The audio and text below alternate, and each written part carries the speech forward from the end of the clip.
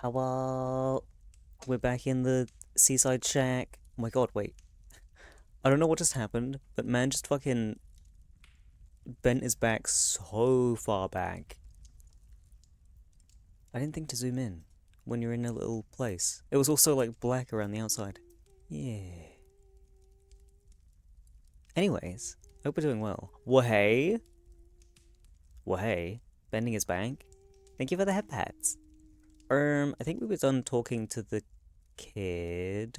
Oh, they told me about the gloves. They're like hidden in a sand castle. I'm remembering. I'm remembering. Oh.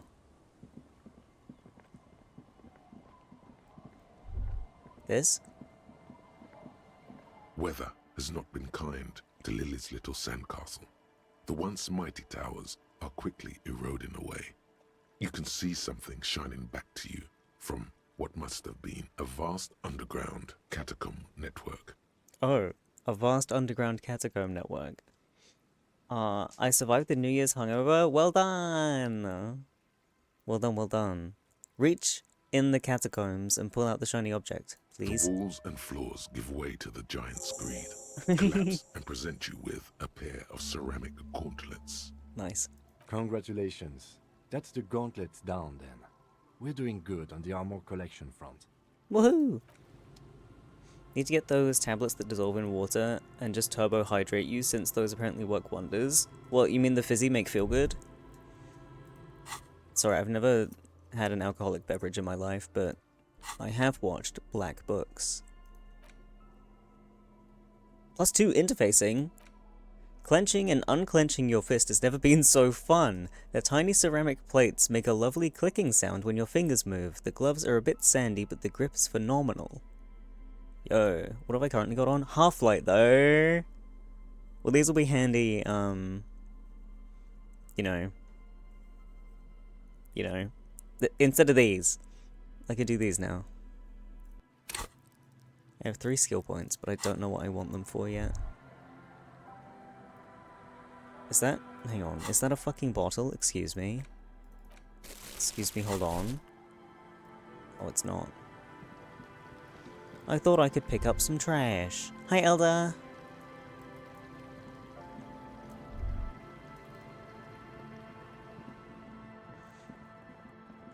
What's that?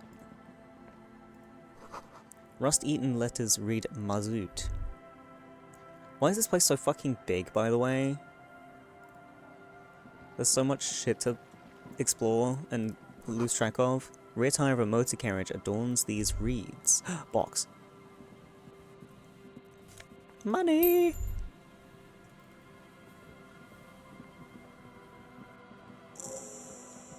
The church?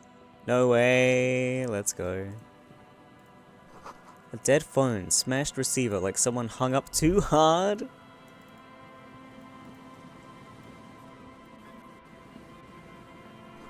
Someone must have worked hard to smash this plastic dome. A metal payphone under a yellow plastic dome. You could use it to call someone, unless you're out of change. But who do I want to call?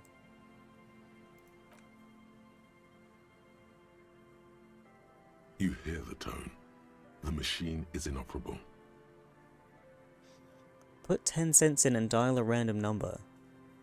This number doesn't seem random. What is this number? Oh well, let's give it a go. Ow. Calling. Still calling. This feels wrong. Should you be doing this? End of tone. Someone picks up. Pierre, is that you, Pierre? Voice is female and sounds about 100 years old? Yes, it's me, Pierre. I might be. What's Pierre like? No, this is not Pierre. Sure, I'll be Pierre. So nice of you to find the time to call me. It gets so lonely. Even the animals have died. It gets lonely even when you're with people. What kind of pets did you have? That's not good. What kind of pets did you have? Are you sure you're Pierre? Your voice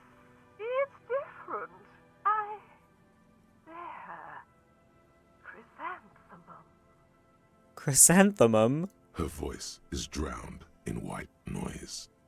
Sounds like waves washing a beach, growing in volume until the call suddenly disconnects. You get a sinking feeling. It makes you look if Lieutenant Kitsuragi overheard you. To your relief, he did not. Calling. Still calling. Again? Seriously? Why not? Someone with a masculine voice picks up. Hello, Gerard speaking. I win. Hello, Gerard. Technically speaking, you're electricity.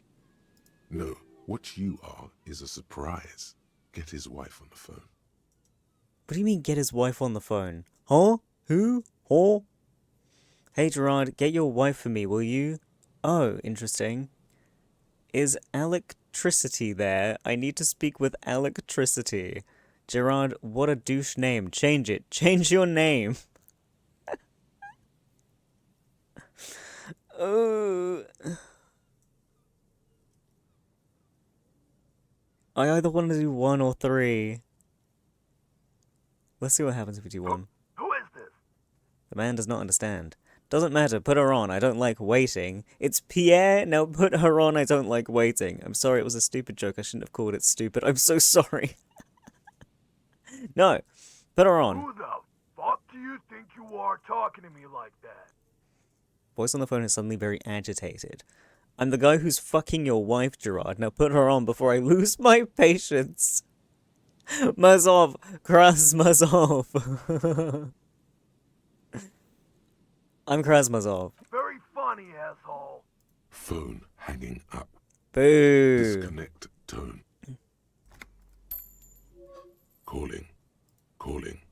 Calling. Still calling. Still calling. Stop calling me, man. Someone picks up. The voice on the other end is slightly hysterical. I'll get you your money, alright? I just need till tonight. Let me work. Who is this? Yes, but slight change of plans. I want it delivered to the Whirling in Rags in Martinez.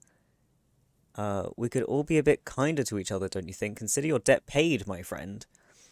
You seem to be in some sort of trouble. Maybe I can help you, I'm police officer. Fuck.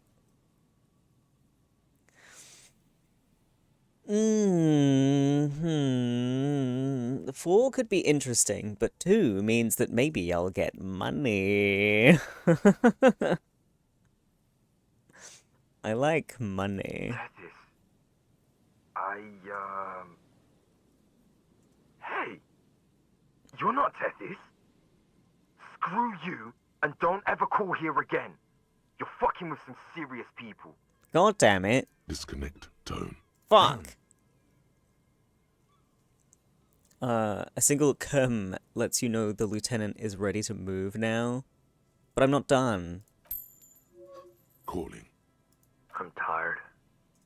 Man answers fast this time. His voice is hoarse from cigarettes. You hear a typing sound in the background. Sounds like he hasn't talked to anyone in quite a while. What are you tired of? I'm tired too. Is there anything I can do to help you? I'm with the police. What are you tired of? Writing. I hate writing so much. But I have to get back to it. The man disappears with a sigh. You do not hear the customary disconnect tone, just silence in the handset. The machine is still waiting for you to dial a number. Seems like it did not have time to swallow the coin. This sometimes happens. Lucky you. The call went too fast for the payphone to register. You can still make a new one without paying. Dial a random number with your eyes closed. White morning. Smells like betrayal. I could put my fucking special gloves on, but I don't know if it will still count. Oh no, it must do. Hang on. It's still gonna work, right? If it doesn't, I'm not gonna be happy. There's still some unused Ha! The machine waits for a number to be dialed. You close your eyes and put your index finger on the rotary dial. Then pull down on the number. Then move one up and repeat the motion twice. Strange. This is not how you started before. What did I just do? Keep dialing. 414447. The rotary dial feels cold from the sea air. Keep dialing. 1117361. Your fingers keep moving like a spider every time the ring rotates back with a little ring of metal, like a bell tolling. Hi, Jay. We're about to have a bad time. Nuh-uh. Only good times. Yes, 451-67451. You are going deeper now, into some unknown place, far away from this island of matter and its telecommunication networks. Hi, Eric. 451. You have dialed God knows how many numbers. The headset has been waiting silently to relay a signal. Surely nothing can come of this, you think. But it does. A connection. Do you have psyche medicine handy? I have medicine. An ultra-long distance call. Your air fills with a crackle, the wash of a strange ocean full of white noise. A little bird starts ringing in there, not like the local calling tone before. No, a small ring in a cage of distortion, far away. A distant network of phones. Calling. Calling in the night. Calling still. The handset starts slipping from your sweaty palm. Your breathing is heavy. Impossible? Hang it up? I don't want to hang it up. Let it call more. Calling. Calling. Calling. Calling. Calling still. Then the ocean breaks. Out of the depths, a woman's voice emerges. Small. The dearest thing you've ever heard. Hello? She sounds sleepy. Hello, I want to die. Who is this? I'm a revolutionary servant of humanity. I will free mankind and abolish the classes. I will raise the dead. Your voice is so beautiful. Goodbye.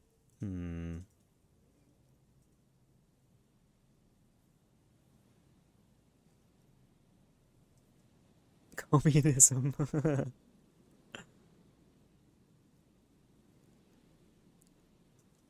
Two is so alluring with this mysterious phone call, but I don't know. Bit about the dead? What, raising the dead? I could try and raise the dead. I don't know how.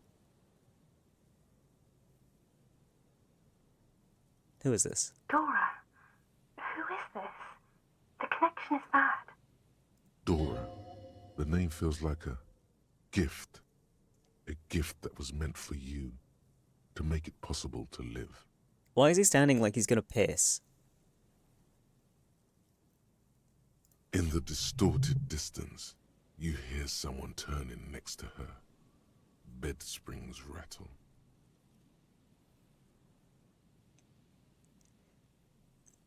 Don't react. It doesn't matter if you react or not. You still think you hear a man's voice in the background. It's covered in pain and white noise. Why do I care if she's in bed with a man? I don't. Your voice is... No, that's creepy. Sure. You're not a revolutionary, Harry. You're drunk. Oh. Well. You only have 2, maybe 3 things left to say before the change runs out. Harry? Who's Harry? Harry? Who's Harry? Are you sleeping with him? Is Harry there? I'm not drunk. Okay, I'm drunk. What does it matter? I'm still me. I'm not drunk, I'm high. I'm not drunk or high, I'm just hurt. Why does it hurt to talk to you?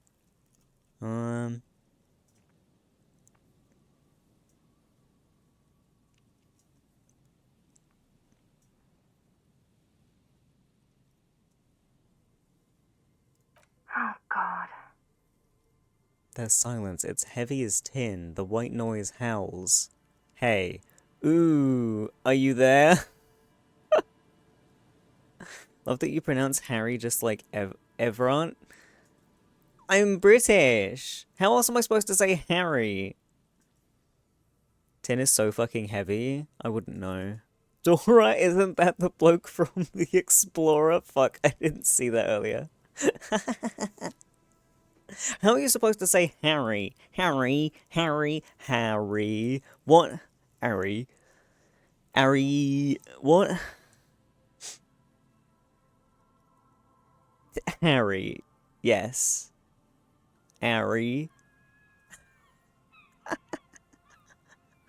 uh, hooray!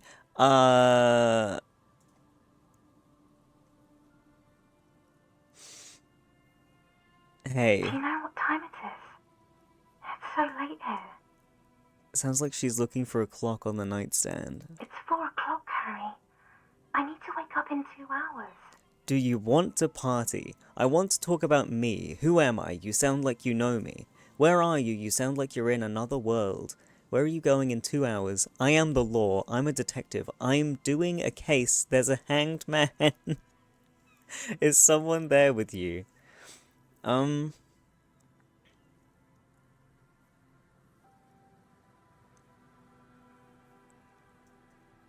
is tempting. 2 is also kind of tempting.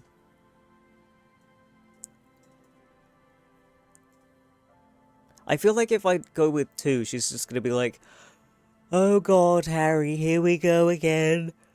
So, I don't know. I feel like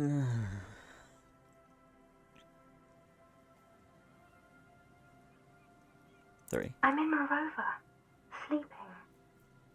Where's Morova? I haven't heard that one before, or if I have, it just got lost in a sea of other names of places in this game. Who am I? What do you want to talk Ow. about that we haven't talked about already? This is bad. You feel your right hand on the handset cramping up with pain.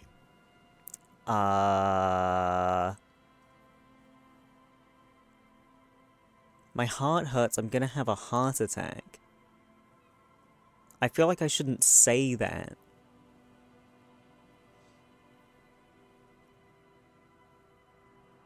Where are you going in 2 hours? It's just gonna be, I need to go to work or something, you know?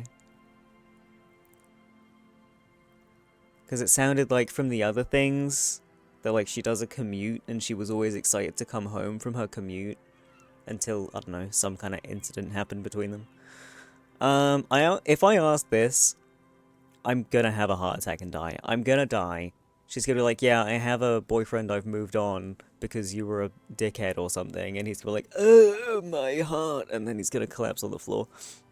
I have meds, but I feel like nothing positive can come of this, right?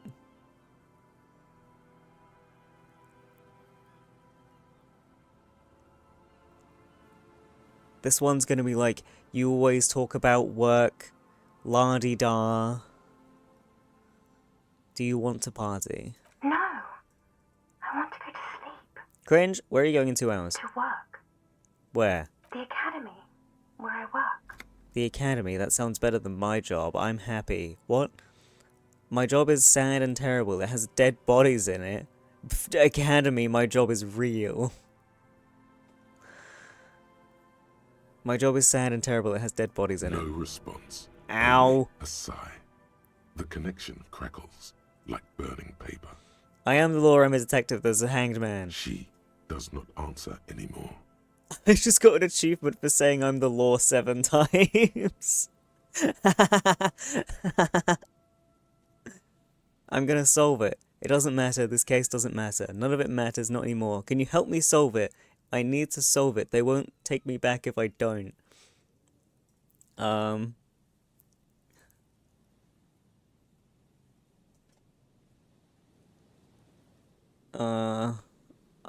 Harry. Yes, that's not me, but continue. Disconnect tone. Oh, The machine ran out of money. oh. I didn't die, though. Put 10 cents in and dial the long phone number again. I don't think I will. I'm good. All this fucking ex-girlfriend shit can fuck off. I've got a big law jaw. Someone has left an unidentifiable article of clothing on this railing. It smells really bad. And by law, I mean clock. Or is that an I? Is that Seok? Come on, Bran. Take a close It's look. streaked with dried seagull shit and tangled with pieces of seaweed. A dangling arm suggests that there might be a jacket beneath the crust of filth. Filth crust. It seems likely that it was left in the surf until someone laid it out on this fence to dry out. Unfortunately, that just seems to have stiffened it into a shapeless mass. Please tell me you're not taking that with you. Why not? It's a guano-encrusted jacket, and you're already carrying around enough as it is. Am I really not allowed to have it? My pockets aren't full. Shit jacket find? I'm typing with one hand. Oh. I can take it.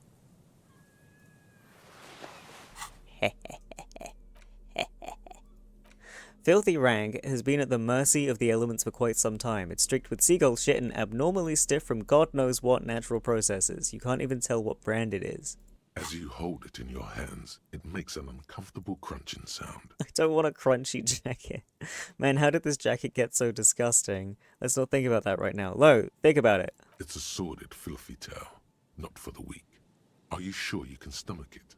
Think about it. It occurs to you that you're not even holding the jacket itself, but rather the thick crust of jetsam and seagull shit that ensconces it. Ensconces? It smells like a dead sea creature, tangled in grey strands of seaweed. It must have spent quite some time in the water before the tide deposited it ashore. What's the crust made of? Somehow, it was carried or dragged to the boardwalk, if not by human hands, then perhaps the feral dogs that prowl the beaches at night. The faint impressions of many footprints are also present, though it's impossible to tell what kind or how many. Suffice to say, the jacket spent some time on the ground before someone draped it over the railing.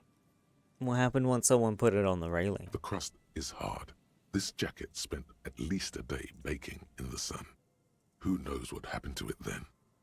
Going to pretend I didn't think about any of this? Why? It's too late. Aha! You've already thought about it, and now your hands are covered in muck.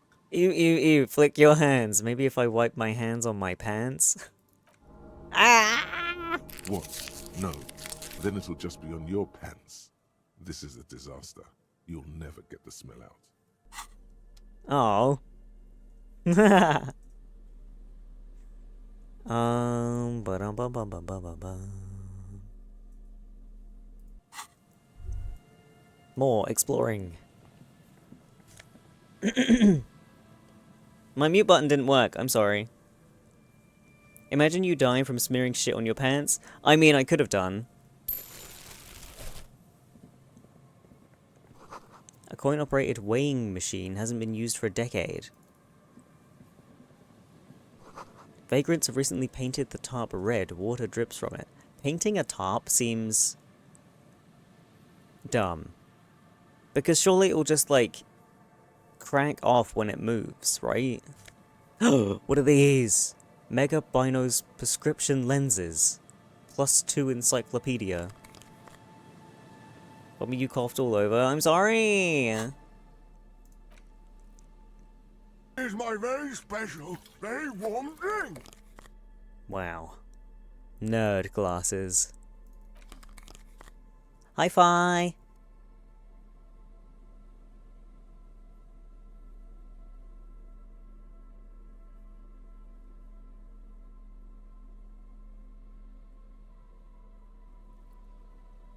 Oh, hi Talk.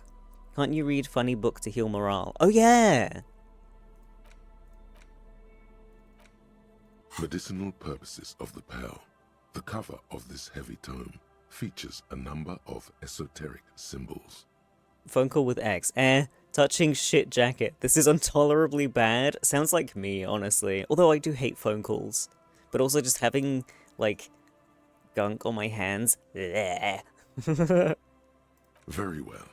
First, choose think a it was base Next, ginger, you'll need to combine the base ingredient with tea, Lastly, is there anything else you'd like ginseng? You've created a delicious tincture of whiskey and ginger. No, I Would haven't. you like to try? Very well. I didn't put any First, whisker in it. next, you'll Whisker? need to combine Fucking the hell. Lastly, is there you've created a delicious Would you like to try? Huh? Very well. First, choose a base. Next, you'll need to combine. Lastly, you've created a delicious tincture of whiskey and ginger. Would you like to try again? Why is everything making whiskey and ginger even though I don't put either whiskey or ginger in? Been awake since 1 AM, go to sleep. Oh my god, a good night, Branwyn. Get some rest, get some rest. You Close close the the book and find yourself Put the book away. Try again. medicinal purposes of the pearl. Very well. Mint. Next, you'll need to combine. Tea. Lastly, is there anything else you'd like to add? Ginseng. You've created a delicious tincture of whiskey and ginger. No, I According to haven't. the pharmacopoeia, it should increase your energy and focus, though, in your experience, it's only done the opposite. Would you like to try again? What's wrong with it? You close. We're gonna do one of these. Because every time I've had an issue, saving and reloading has fixed it. Fuck's sake, man. Whiskey and ginger. I didn't put either of those ingredients in. Medicinal purpose. Very well. I'm pretty sure it was mint, You'll need to combine the tea, lastly. and Is there anything ginseng. else? You've created a delicious tincture of whiskey and ginger. According to the pharmacopoeia, it should increase your energy and focus, though, in your experience, it's only done the opposite. Would you like to try again? You close the book and find yourself staring at the I can't use the book anymore, it's broken.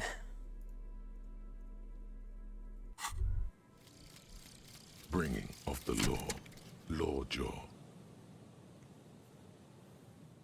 Okay, so we now know why you have Lawjaw, why you say the law in a weird manner, and why your jaw does that thing.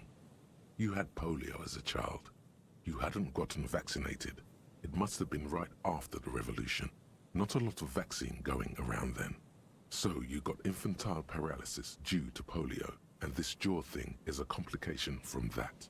Admittedly, it's not very funny, but you overcame it. This little infant survived and became a sharp-shooting super cop. So, fuck you, polio. Let's go. Bran, don't we have a chapter of My Immortal for you to read? For me to read, I'm not doing none of that. Vommy will do the reading. Yeah, you're right. I do actually have to do that. I had it sort of in the back of my mind that if we rolled My Immortal again, I would just do 2 chapters in one go.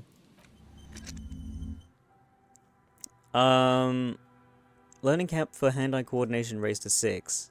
Succeed all hand-eye coordination passives. -1 rhetoric. Jaw still weird.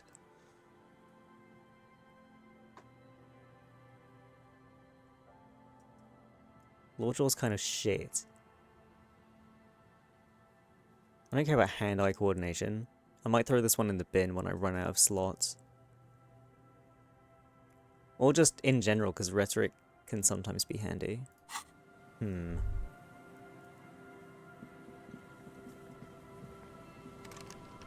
What is it? What do I want? These? Oh-ho! Postcard, Kuron 33. This one has hell written on its back. It could not be further from the truth. This is the boom years, and Kuron, the nicest district in Revachol West, is enjoying a sun-drenched day. Tall and handsome buildings rise from the riverside, steel, iron, and yellow limestone, with cloud shadows sliding on the facades. Vomit, do you have some kind of superstar?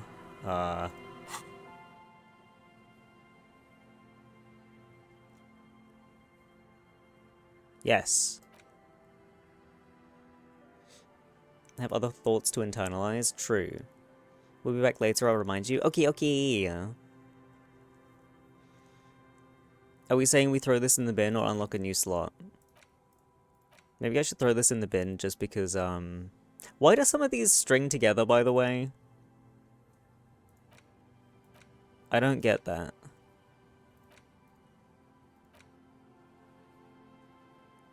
What does that mean?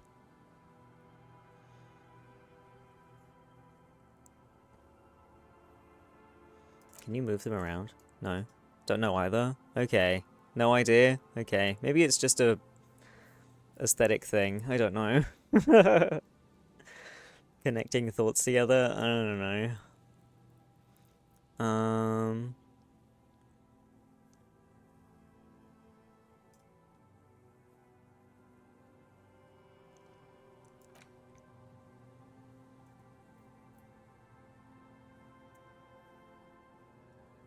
I think it just looks funky fresh.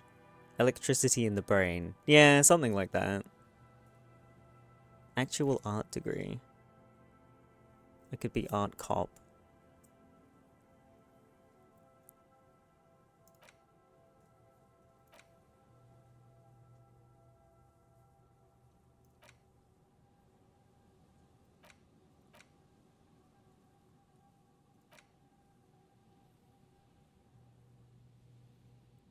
Is this the Disco Man?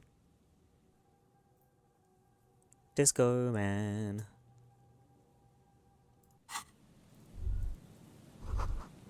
Makeshift roof. Vagrants have tried to make the boardwalk habitable. That tarp will keep out neither rain nor snow nor wind. Money on the table! Bro, my fucking fingers are cold today. Big wine canister. It's open and empty. Fuck! I also realized I'm wearing the wrong gloves.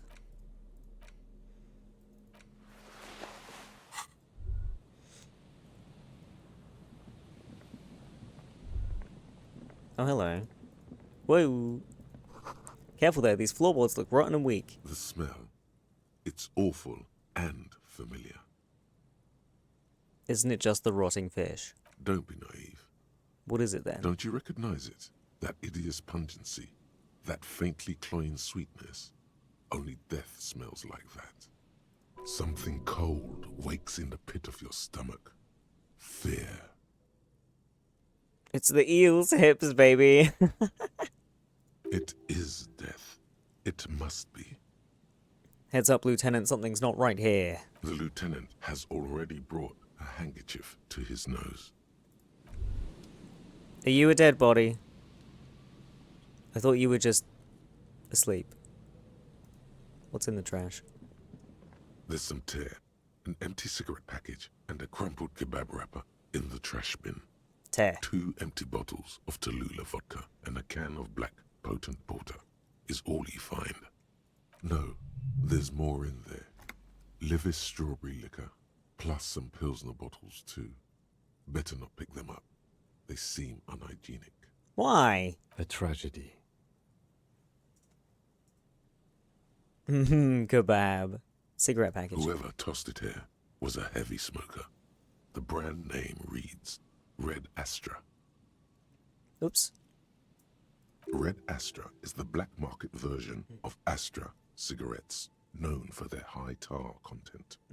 Tar, my favorite part. You see traces of mayonnaise and ketchup on it, as well as a tomato wedge. The wrapper reads Shish Kebab Revachol.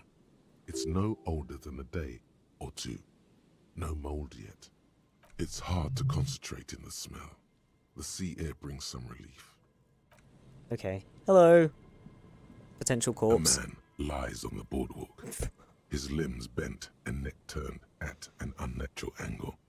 Right next to him is an empty bottle of spirits. In his cramped hand, a chewing gum wrapper. Not chewing gum again. The smell is not as bad as a 2-week-old corpse, but it's definitely heading there. Hold on. Lieutenant squats next to the corpse and examines its face. 2 bulging eyes stare back at him, void of any signs of life. Lividity is faintly pronounced. Whoever this is has been dead for 2 days. No longer. We need to investigate. Sorry, I was fidgeting. Another dead body. This is your job. Steel yourself. Clothes. He's wearing mud-caked boots, beige trousers, and an old brown leather jacket with a bright blue lining. There Oh, are no. traces of kebab sauce on his chest. Uh-oh. A cool leather jacket with a bolt of blue? Oh no, this sounds terribly familiar. Search his pockets. You find some sunflower seeds and a rain-soaked library card folded into two. His jacket feels sodden and heavy under your hand. Good. We should take a look at that library card after this is done. Study the man. The man has fallen through a crack in the boardwalk Oh and hit his head no. against the metal bench. Coagulated blood covers his black hair. One of his feet is still dangling through the hole. A bad fall. It might have been dark outside. This place is a minefield in the dark. Examine his face. His expression is dull, like the sea behind him. Drops of water shining on his moustache. His eyes, empty and wide, look frightening in their frozen gaze. Height, 170 to 175 centimeters. Curly hair, stout build. Age, approximately 50 to 60 years. He was just about to head home. The first step back home proved to be his last. That's what the chewing gum seems to point to as well. Why does the chewing gum point to that? I'm confused. There's some dried blood on the metal bench, right where the corpse's head rests. The floorboards are rotten and slippery wet around the hole. An empty bottle lies nearby. A chewing gum wrapper is clutched in his fist. Be very, very careful where you step here. Step on the floorboards? I don't know, man. Examine his head. A dried chunk of blood covers the hair at the back of his head. An open wound. It's sticky and cold to your touch. This is what killed him. Yep. This is where he came out of himself, drop by drop, when he was unconscious. It took 3, maybe 4 minutes. I don't see any other major wounds, do you? It's hard to say. Seems like the head wound was fatal. It's exactly the shape of the bench. True. Examine the bottle. A .75 liter Tallulah vodka with its cap missing. There's hardly anything left inside. Tear all around us. He looks at 2 other bottles near the coin-operated viewer, then at your yellow plastic bag. I'd prefer if you didn't collect them this time. It's not proper. True. It feels disrespectful. Chewing gum wrapper. Grabowski spearmint chewing gum. Green leaves on the cover. The man's mouth is half agape from the terror of the fall.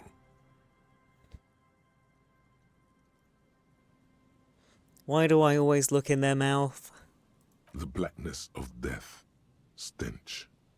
You think you see white chewing gum too? He ate the whole pack, right? It's to cover the smell of alcohol before going home.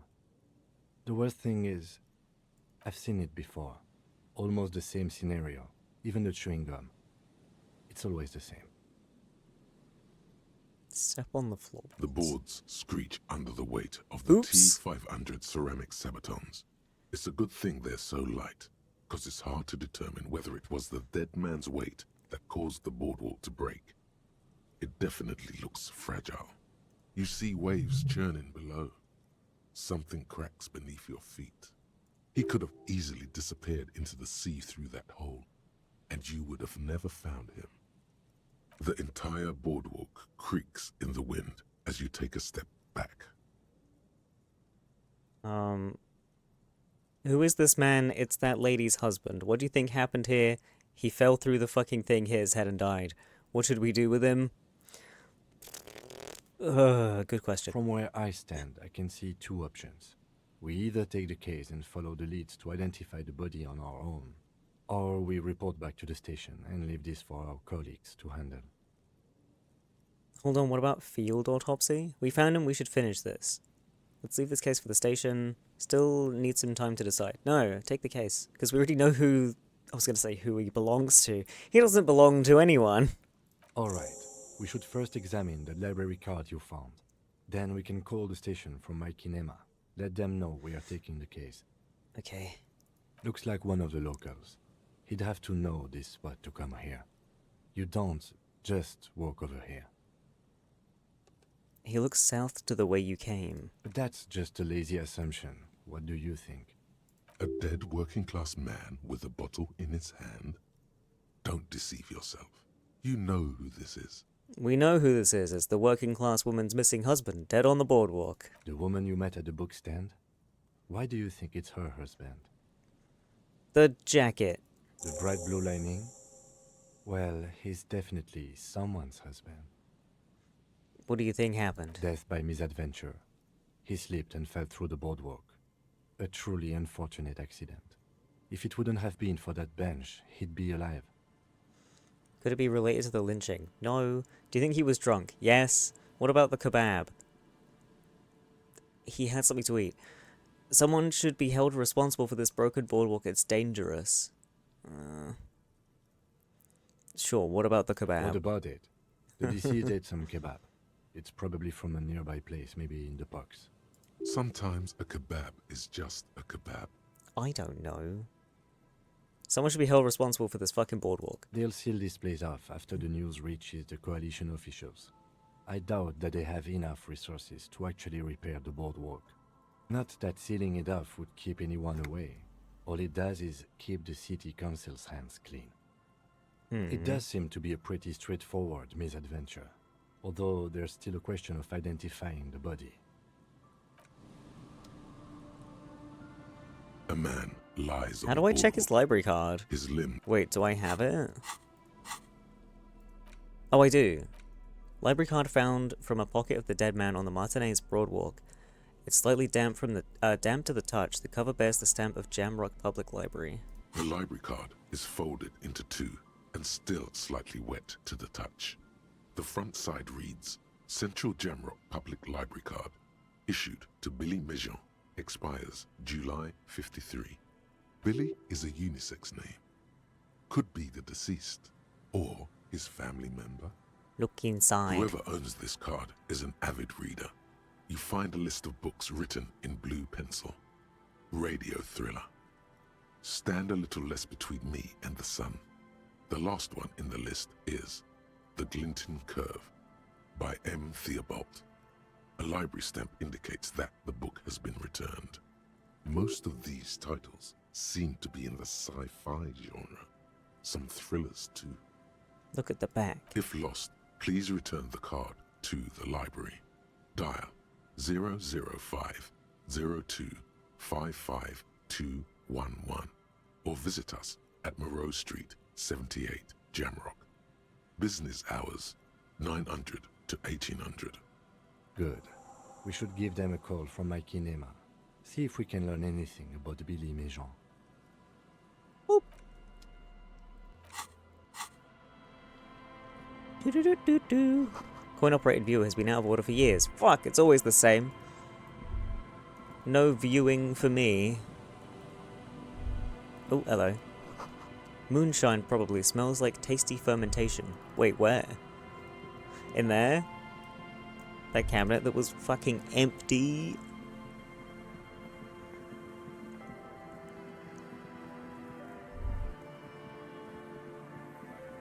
I love the music here.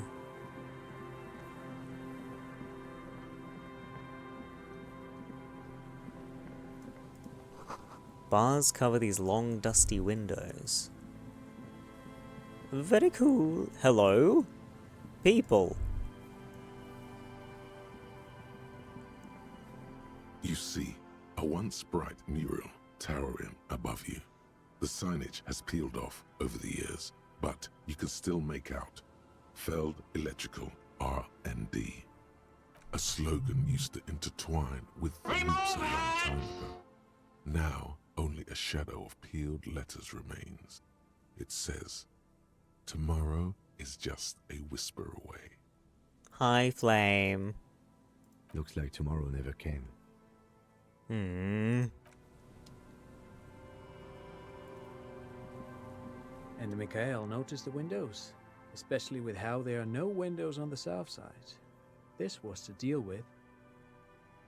Blonde man stands next to his son, pointing to the weather-worn ruins. He sees you approaching and smiles. You officers, come to investigate the historic subtext of West Martinez? I'm Tran Heilostam. You must be Kim Kituragi, right? I was just telling my son about this building. Not a lot of people realize the historic significance here. Very rich in hypertext. Welcome back, Lollipop. Hi, Mara. Oops, I totally hit the wrong button. That's a lie. Nice to meet you. Hold on, hypertext. What was that about the windows? You and Kim know each other. What was that about the windows? Oh yes, so Mikhail. They had to deal with monitor glare, especially in the summer. They still had vector monitors back then. That was 49 years ago. So they didn't have windows on the south wall. That seems like a strange reason to do that.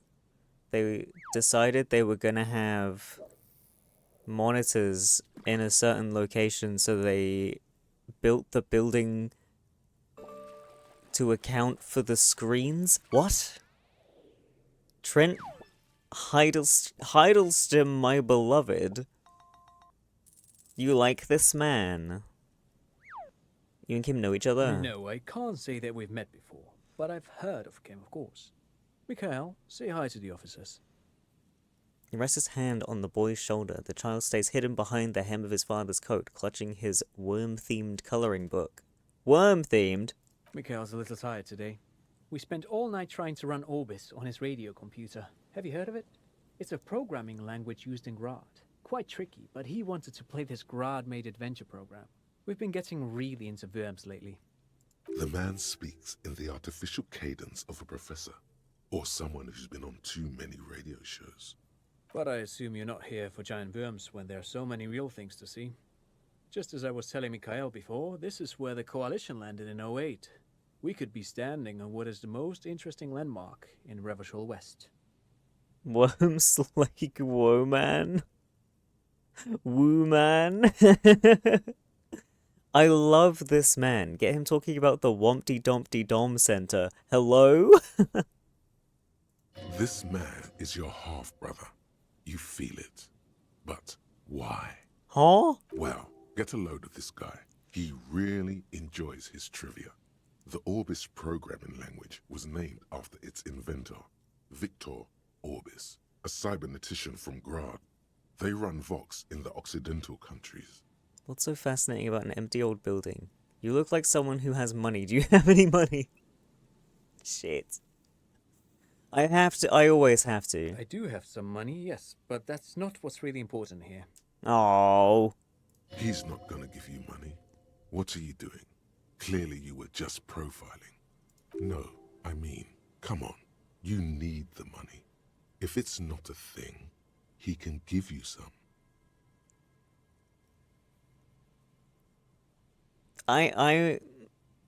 I'm alright for money right now. I was just seeing if my profiling skills were working. Of course, Detective. I wouldn't have assumed anything else.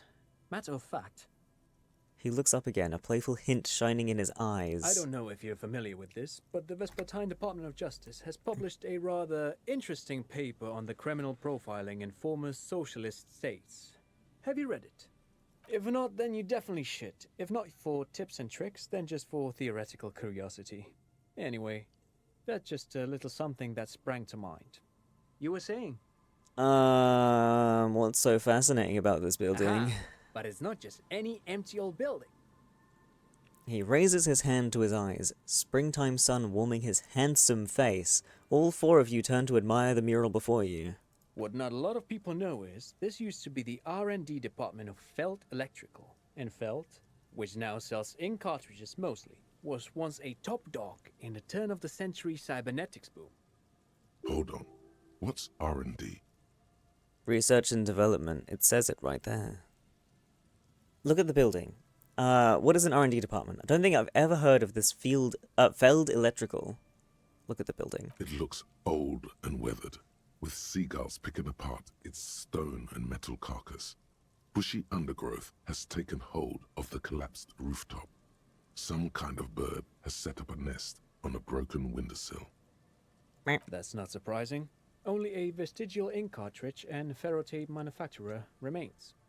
He adjusts his suit jacket. They started out as a midway electronics outfit in Königstein 2 centuries ago. After an aggressive move to Revachol, Feld became a global player in the emerging personal electronics market of the pre-revolutionary era. Still, Tricentennial was beating them in business machines. But Feld had an ace up their sleeve, or should I say they were developing an ace up their sleeve? I'm mixing my metaphors here. What was the ace? It was here in Martinez, possibly in this very building, that they developed prototypes for a tape computer. A tape computer? An elegant folding mechanism of rollers and ferrotape ribbons, portable enough to be a take-it-home solution, revolutionizing business machines, possibly even bring them to the average consumer, which is a feat of engineering even today's giants, Rehm, ICN and ZAM, haven't achieved yet. He grins, admiring the sentence he has just produced. Well done, sir. What happened? Indeed. What? The revolution! The boy wipes his nose on his sleeve. Stop that, child. Unfortunately, their moonshot project never made it to the market. Feld's move to Revachol backfired. The revolutionary government liquefied their assets and expropriated those very advanced prototypes, possibly from this very building, or one of the adjacent ruins. All of this was built by Feld, even the boardwalk. Wild Pines built Martinez proper as a resort for their middle management. Feld built this side of town for R&D. You're saying that Feld Electrical built this boardwalk. What happened to the engineers, the company people? What did the revolutionaries do with those advanced tape computers? How did those tape computers work? Did they work like radio computers? What did they do with them? They used them for military communications, but also to write and send out press releases. The most notorious example being Le Décret de Mars. Huh? What's the Mars Decree? I mean the radio transmission sent out to news agencies and world governments by the newly created Commune of Revachol on the 7th of March in the year 02. I'm really not taking any of this in. A short-lived legislative foundation for a short-lived utopia. It's a beautiful piece of text, actually. A singer-songwriter I know, Charette, called it a love poem to Revachol on her political concept album, Bon Baiser dans le Lind. You should read it. Every local library in Revachol stocks a copy of the decree. I tried to get Mikhail to memorize it. Tried to. Someone was much too interested in worms to be paying any attention. Same. The kid takes a peek at the green and silver worm on the cover of the book, already forgetting about this part of the discussion. I don't blame him. I'd much rather be looking at a picture of a worm. They built the boardwalk. Yes, they even built a pleasure wheel, but that got destroyed in the war. No! Hi, Dilf. A pleasure wheel? Lieutenant looks wistfully at the horizon, as if picturing gondolas rising to the sky. Yes, to lure in their star engineers. This part of Martinez was nothing but reeds before Feld arrived. They had to make the prospect of living here attractive. It was supposed to become a global center for innovation in cybernetics. But history had other plans. How do the tape computers work? Actually, no one knows. What? No one even knows what a computer made entirely of tape would look like. Probably a bunch of Word has tape. it, they were very elegant, exquisite, alien-looking turn-of-the-century hardware. Buckle up. Buckle up. 10 years ago, I did a little freelancing, I guess you could say. I was a special consultant for God. an exhibition at the Womty Dumpty Dum Center in Vredefort, Oranje. It raised the same questions, and we had lengthy discussions with Paul Ockerman, who was head curator at the time. This was before the twins Keith and Guy Jews joined the team, trying to... Wait, did he just say Wumpty Dumpty Dom Center? He did it. He said Wumpty Dumpty Dom Center, like it's the most natural thing in the world. What the hell is a Wumpty Dumpty Dom Center? And who the hell are Keith and Guy Juiced? Okay, the Wompty Dumpty Dom Center, Paul Ockerman, Keith and Guy Juiced, what are you talking about? The Womty Dumpty Dum Center for Contemporary Arts. The exhibition itself drew on Lagerman's notion of memory, and so there were some parallels. That's why the head curator, Paul Ockerman, chose to... You're making this up. Turn to Lieutenant. Kim, is he making this up? Come on, there is no place called the Wompty Dumpty Dom Center of Arts. Actually, I think there is. No, it's too much. He's joking. In fact, I'm not. The Womty Dumpty Dum Center is a place you can visit if you're ever in Vredefort and are ever in the market for an exhibition space / contemporary art research center. But perhaps I should return to the tape computers. As I was saying, the device itself was very elegant, fragile even. One could write directly on the tape using a special chemical solution. The machine would then analyze the handwriting, perform operations, and project output onto a white screen. It was a beautiful, delicate thing. Made of black film and folding tape structures. Nod. Cool. I've seen cooler things than that. The RCM should get one of those. Yeah. Even one would be very useful. Though I understand the socio-economic causes of the revolution, it pains me to imagine the revolutionaries setting fire to the precious device. But so they did. The Felt playback experiment vanished into the fires of '07. What is this? Yes, the official name of the prototype. Some sources report it as the Felt playback experience, but those are incorrect. Why did the revolutionaries destroy it? Who knows? Maybe it was an accident, or maybe they didn't want the technology to end up in the wrong hands. Either way, they're all gone now. All 3 versions of the prototype. Nothing but debris and ashes remain inside that building. But of course, what else? Thanks. No, thanks to you for having me and little Mikael here to pick your brain. A very interesting conversation indeed. Pick your brain. If anything, this was rather one-sided. He did the talking. Whatever. Right. Wompty-Dompty-Dom Center. -1 suggestion. It's Wednesday evening and something heinously exciting is underway. People have gathered beneath the billowing roof of an oddly shaped trophy building, sipping wine and exchanging opinions.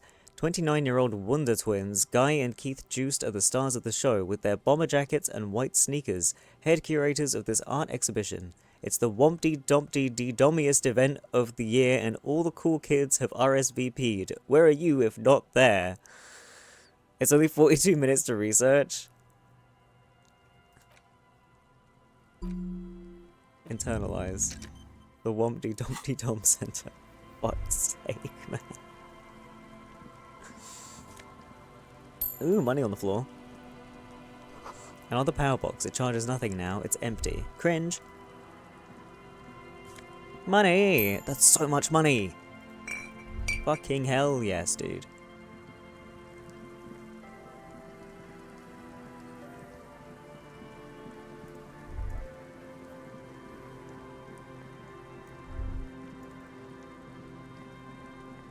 Oh, hello. Tiny cages carefully constructed. The cryptozoologists!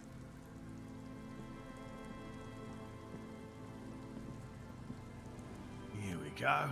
Nice and easy. No way out, little guys. Not out of this jam. There's a cylinder on the ground in which the man is arranging some netting. It Jam! looks like some kind of trap. He notices you. Oh, whoa. Who's there? Oh, the police. Hello, officers. Is that the police? Why are the police here? Don't worry, Gary. I'll handle it. You must be Morel, the cryptozoologist. To what do I owe the pleasure? That's sarcasm. He takes no pleasure from your appearance. Lena sent me. She's been really worried about you and is waiting for you to get back. Of course. Thank you for passing along the message. That damn water lock is broken, and we can't go all the way around the 881. That was me. I broke the water lock with my motor carriage, but it's fixed now. You can go back. The water lock's been fixed. It was fine when I crossed it. Oh, good. We should really be getting back. Gary could use a hot shower and a warm bed. Did he say we can go back now? Yes, Gary. We can go soon. If you see Lena, tell her I won't be long. Why are they yelling at each other? They're not even that far apart. Sir, your wife is waiting for you. I just have to do one more round. See if the phasmid has taken the bait. Then we're going. He refastens a bit of netting that's come loose in the wind. Tell me about this phasmid you're looking for. Tell me more about these traps. Lena seems pretty eager for you to return. How did you become a cryptozoologist? Tell me about the phasmid. Well, first of all, it's damn difficult to find, which is why we've been knee-deep in the reeds laying traps for it. What makes it so difficult to find? How big is this phasmid? Why are you so interested in this stick bug? It doesn't seem to be as colourful as some of the other cryptids I've heard about. Yeah. Typical rookie assumption. Insects are much more sophisticated creatures than those unversed in zoology give them credit for. Even simply catching a glimpse of the Insulindian phasmid would be the apex of of any cryptozoologist's career. But to study it and its defences, find out how it stayed hidden so long. How big is it? I'm expecting it to be quite giant. One known species of phasmid, called the Megaphasmodea zoensis, is about the size of a grown man's forearm. So, Are you sure these traps are big enough for it? What have you discovered about it so far? very little, I'm sorry to say. No one's ever captured a specimen, so all our information is based on first and third-hand accounts. No one's ever found one. Not yet. That's what makes it a cryptid. Just out of curiosity, if there's no proof of its existence, how do you know it's real? I know it's real. The cryptozoologist says, brusquely enough that even he seems to be taken aback by it. It's clear that his obsession with the phasmid is driven by something more than the pure pursuit of scientific advancement. By which I mean, I've heard enough first-hand accounts to believe quite firmly that the Insulindian phasmid is more than mere superstition. Lena said there has been a sighting of it here in the Martinez. Maybe Insulindian phasmid has died out. Nah, she said that. Yes, the most recent sighting was by a couple of teenagers along the coast here. That's what brought us to Martinez specifically. It's the first credible sighting in several decades. Admittedly, it's an unusual location for this species, but with all the sewage runoff upstream, it probably doesn't matter much anymore.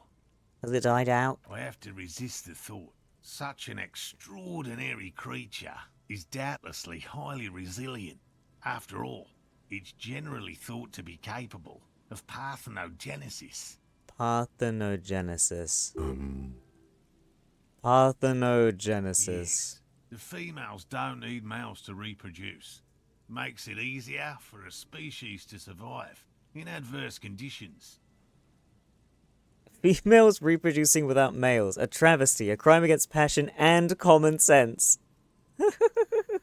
That's pretty clever. Yes, Insulindian phasmid is a very clever insect. That's why it's so damn difficult to catch. But as a scientist, I'll try my best to remain dispassionate. Lena seems pretty eager for you to return. And I'm eager to return to her, I assure you. But I can't leave before we finish with these traps. My wife understands that just as well as anyone. Come on, Morale. We've been soaking out here for days. It's time to go back. And leave the traps? Absolutely not. I won't let Lena down. Come on, she wants us back. I'm soaked up to my nuts over here. We'll both catch reed crabs if we don't dry out soon. I didn't know the phasmid was so important to Lena. Of course it's important to her. She's seen it. A verified sighting, on record. One of only 4 this century, and it's hers. She sighted the phasmid? She didn't tell me that. Yes, that's how we first came to know one another, in fact. But that's her story to tell, not mine. Needless to say, you must ask her about the mysterious phasmid. Suffice to say, it's long been our dream to find proof of the Insulindian phasmid together. I can't abandon course now. Maybe you could go back to the whirling warm-up and come back and check the traps later. Later. No, no, no. The traps need to be monitored on a regular schedule.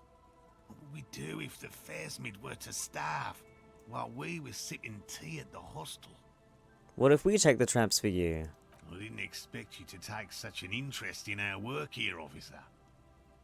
Cryptozoology and detective work are very similar. Chaos is my method, I am its scion.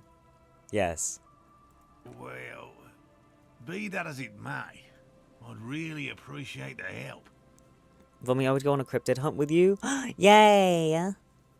Where are the traps? They're right here. What do I do if there's a phasmid in one of the traps? Bring it to me at once. Just make sure the trap is closed tight. He's not comfortable with the possibility that you'll claim the find, but he's lying about this even to himself. What if I encounter a phasmid in the wild? That's highly unlikely, officer.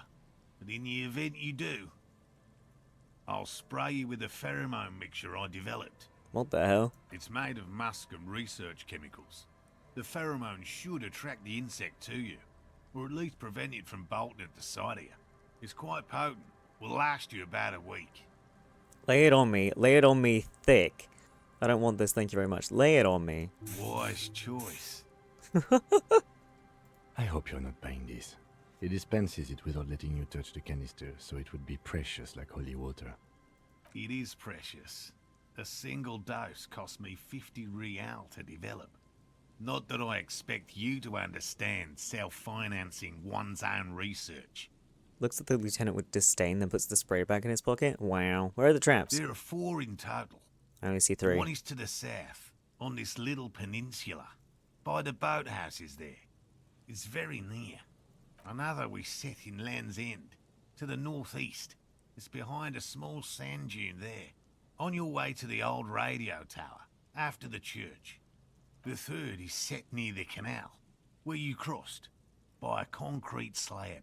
A big thicket of reeds going up the slope, and among them, you should check at least one of those before returning to this one, since I just said it. This one's more of a technicality, but still, better safe and stupid than sorry. That seems like a lot. Do we really have time for this extracurricular venture? The pursuit of knowledge is its own justification. Is it? Yes. He doesn't look too convinced, but the small shrug indicates why not. If Exactly. you think it's important, you have been right before. Let's get to it. Right. Which means you two can pack up and go back to the whirling. Hi, Mac. Disco, disco, disco, disco. Finally, someone's talking sense. Thank you for your help. Gary and I will start breaking down camp. If you have any more questions, now's the time to ask. We'll be gone once you get to it. If it's more cryptid-related business you want to discuss, you'll have time for that later too. But what if the information is vital? On the hunt. Tell me more about the traps. Well, they may not look impressive, but Lena designed them quite cleverly, so I'm sure they'll do the trick. How do they work? Simple. Attracted by the locusts, the phasmid crawls down the funnel, and, having eaten its fill, can get back out. At least, that's the intention. The net isn't a perfect solution, but we didn't want to use anything that might damage the specimen's delicate exoskeleton. Okay. Yes. What? Let's get going. That's fine. I just wanted to know if I had to figure anything weird out about them. Soggy logs smell of ignition fluid, but they still won't light up. Hello, what about you? Hello, I'm Gary. Hello. Very generous of you to help us out, officer. Yellow man. I mean, officer. Wow. The lieutenant raises his eyebrows slightly and takes out his notebook. Yellow man. Interesting. This is something to ask him about, after a little probing first. I'm just waiting for my friend Morel to finish up with his insect traps so we can return to civilization. Not a lover of the great outdoors. I'm more of a city boy too. Yeah, not a lover of the great outdoors. I like nature, just not this bloody coast. It's mostly drunks and degenerates that come here. I see you're once again on the brink of death and insanity. That's our super cop. Look, I can heal myself up to full. I just haven't. It's because we called our ex and smeared some shit on our pants. And my funny book of Make Me Feel Better stopped working. Degenerates, this man respects authority too much. To see the truth inscribed upon thine own visage. Pretend thou art a paragon of virtue. I am neither of those things, I can assure you. I'm a by-the-books, clean-as-a-whistle officer of the law. I'm not even tempted to touch intoxicants.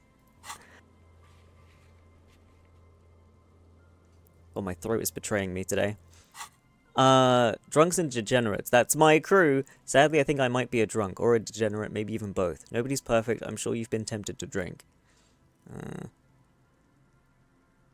We'll do this one. I've been tempted on occasion, but someone has to stay strong for Revacol. Revacol?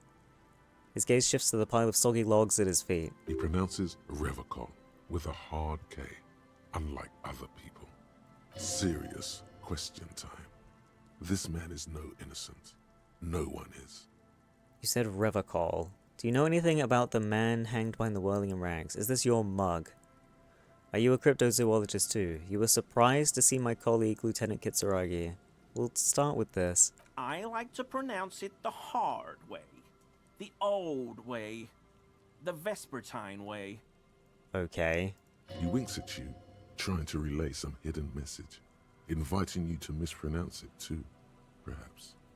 It's odd. It's a secret rite. A very fringe nationalist handshake, probably. Oh. Is this your mug? My mug? Why would you think that? You said yellow man. That's not something many people go around saying. Seemed as if you were calling to it longingly when you cried yellow man. I can see you recognize it. It's in your eyes. Really? I hear it all the time. All in jest, of course. No Still offense seems meant to anyone. Still seems suspicious. Did I mention the mug was found at the scene of a lynching? Alright, I believe you. You look like the kind of man who knows it's a crime to lie to an officer.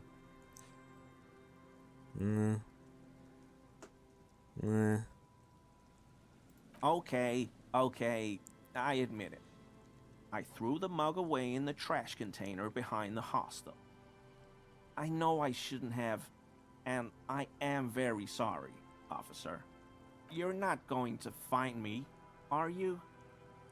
I am for 20 real. I am for 100 real. I am for 250 real, the maximum. 20. Okay, I deserve that. And I won't do it again. You have my word. I don't know what got into me. Stuffing my garbage in another man's property, I've been having trouble at work lately. The Koikos are price dumping us out of competition. What did you do, Gary? Nothing. Just answering some questions. Helping out the law. How did you get into the trash container? Gary, did you put the clothes of a murder victim, the man who was hanged behind the whirling rags, into that trash container? That's too specific. You should be like, did you put anything else in there? I don't know. How'd you get into it? I know a guy who works with the trash collection services. CS Municipal. He gave me a master key for the trash containers of Martinez. Why would you need to get into everyone's trash? So I can use the Whirling's trash compactor to store my own stuff. Huh? Garbage disposal is expensive as hell. The damn Bohemians run it like a mob. I'm sorry, okay? I thought I could cut costs. I shouldn't have. I shouldn't have disgraced myself. Disgraced? No need for the histrionic, sir. It was, after all, just a trash container. He studies his reaction. Gary doesn't answer. It's sweet when you try to be a real detective when it's obvious we are the apocalypse superstar aunt homo cop. Look.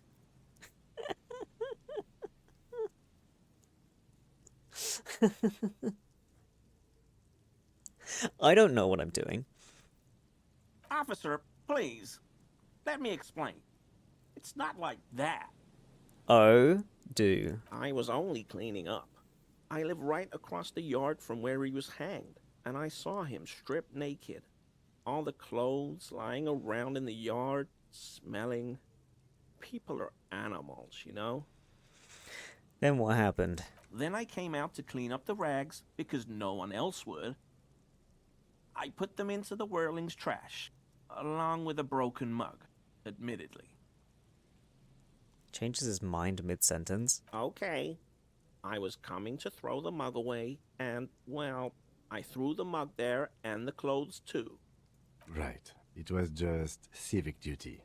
Yeah, tampering even with a crime scene. RoboCop's lesser known but critically acclaimed sequel, HomoCop. Exactly. That's exactly what it was. Civic duty. As he shifts uncomfortably, a series of clicks, like the clinking of glass beads against one another as they roll across a hardwood floor. You've heard this sound before, but where? What was that strange sound? You wouldn't know anything about the victim's missing armor, would you? What was that sound? What sound? That clinking I just heard when you moved. Really? He fans his arms out slowly, and this time his motions are soundless. There's lots of weird stuff out here in the reeds, though. Insects, trash. Could be the wind shifting some garbage nearby. You wouldn't know anything about the victim's missing armor, would you? Armor? No. I mean, yes. Of course. I know he was wearing armor, but I don't know anything about it. An infant could see he's not telling the truth, but he's too scared to admit more wrongdoing. Let's move on for now. I hope I could help your investigation, in my small way. Why is he shifting around like that?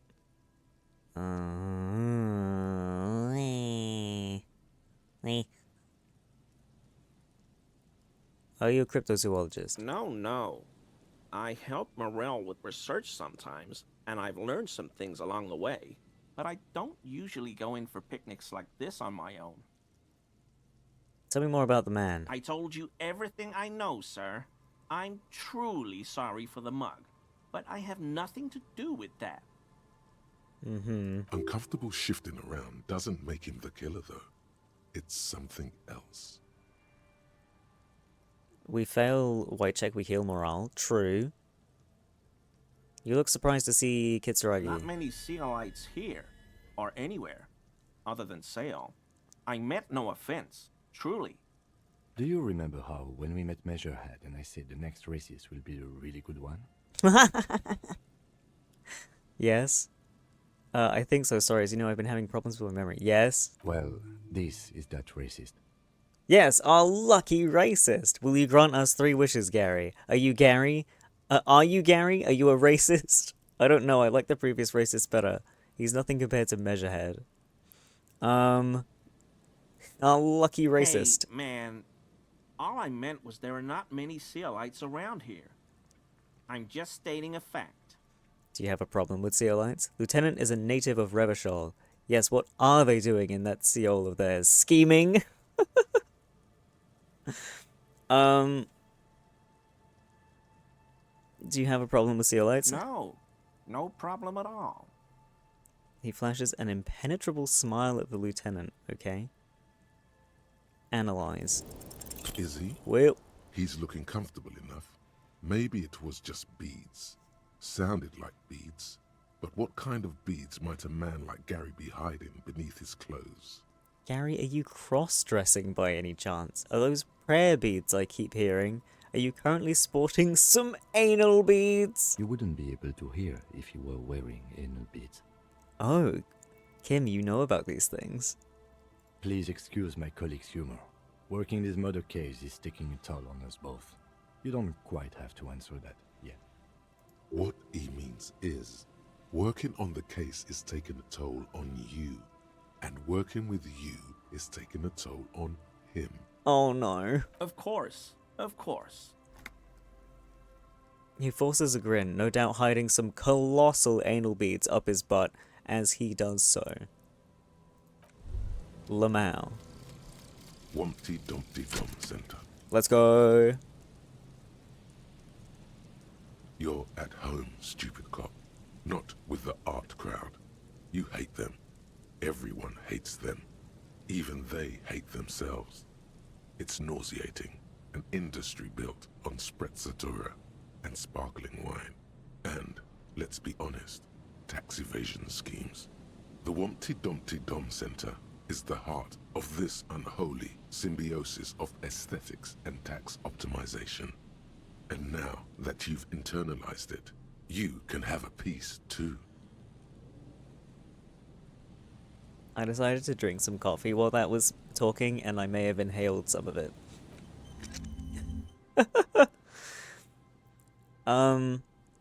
Encyclopedia passives give plus 10 XP and plus 2 real. Minus 2 suggestion. Pretentious wanker. Isn't... For fuck's sake, it was my fucking one that I picked as my signature one. Piss and ass. I like the plus 2 real very much.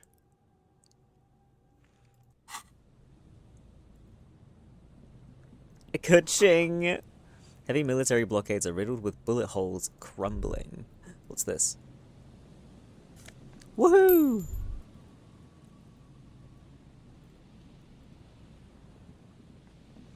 Beep bop beep bop beep bop boo bop bop bop beep bop boo.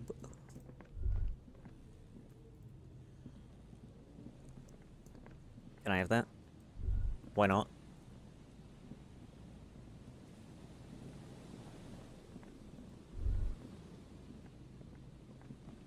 Ooh.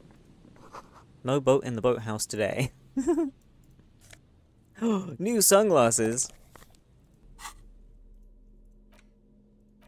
Oversized superstar sunglasses. Is your own stardom too dazzling for your eyes? Can't bear to look at your own fabulous reflection in the mirror? Then these classic oversized sunglasses are for you. Plus 1 savoir flair, dazzling reflexes. Minus 1 visual calculus, the mirror lies. How do they look? Oh, they are big. But this one gives me the stuff I like. So, womp. Ooh, cage. There's a trap in the reeds at your feet. Looks like the same one you saw Morel set before. Same mesh, same wiring. Look around. Behind you, the ruins of a residential building rise over the reeds, shielding them from the wind. The reeds rustle confidently. Reach for the trap. Locusts are crawling around in the trap, confused but uneaten. You see no carnivorous reed phasmid gorging on them. Big surprise. Anyway, 1 down, 3 to go. Damn, I was hoping it would be in the first one. No need to grin. I'm not expecting to find anything. I'm just helping some citizens and getting some fresh air. It'll be in the next one, surely. Say nothing, put the trap down. Surely. Surely. Yes. Anyway, the air is nice and fresh here. Yes. I love fresh air.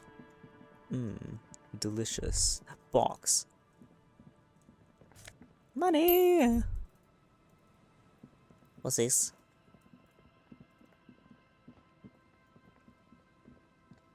A scattering of bullet holes is spread across the cracked wall, reaching from one corner to the other. Look at me, even more bullet holes. Something's definitely gone down here. Correct. The density of the bullet holes is unusual. Even in a general average bullet hole frequency in Martinez sense. Grim affairs. Meaning, this is a lot of bullet holes. Looks like fully automatic rifle fire. Something you don't see these days. Not. Nothing for us to do here. Let's move along. Visual calculus. A row of ghostly shades stand facing the wall. There are many of them. 12 at least. Their heads lowered and eyes blindfolded. It's quiet. No sound. No movement. 10 meters away, other shades are lined up in an orderly manner. Automatic rifles primed. A gust of wind blows by. The coats of the firing squad flap slowly in the breeze. A single person stands on the side. The sun blazes high up in the sky, baking the planks, the sand, your skin. The order was carried out in the afternoon. A long time has passed since the moment of this fusillading. Rain and brine have since washed all the blood away. Not a trace remains. What is this? The abundance of bullet holes leads to 2 options. Either an inordinate amount of executions were performed here, or they did not use a conscience round, where only one soldier has the loaded rifle. Looks like this was a mass execution with everyone fully armed. Look at the people. A host of men, probably in everyday clothes. ragged from the conflict and covered in dust.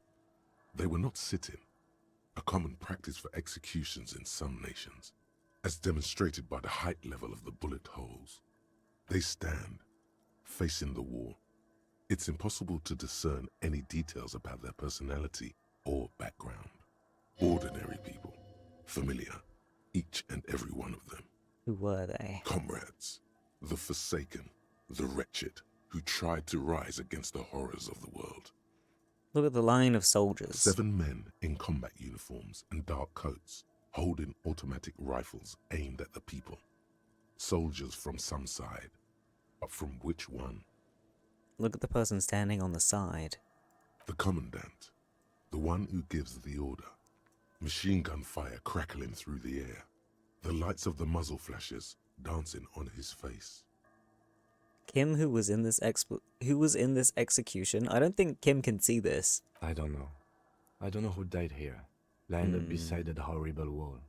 It could have been any of the parties involved in the revolution.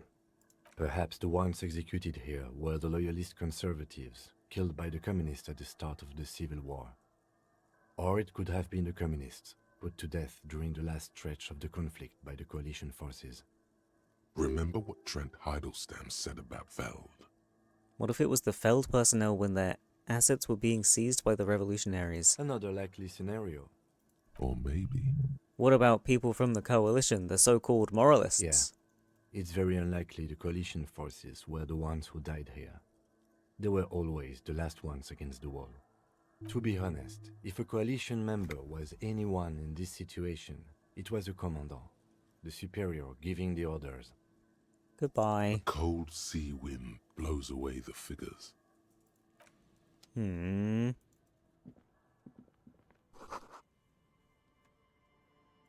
French. Ancient paint is peeling off the roof of this shaded bench covered in rust.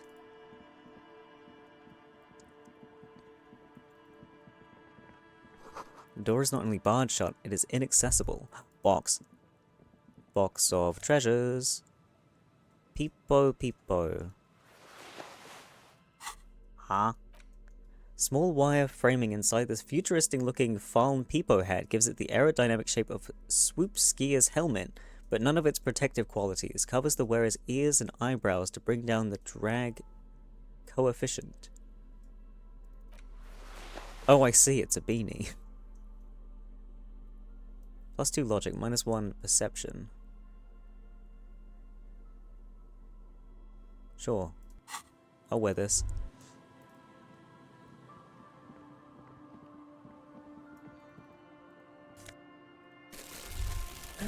Money. I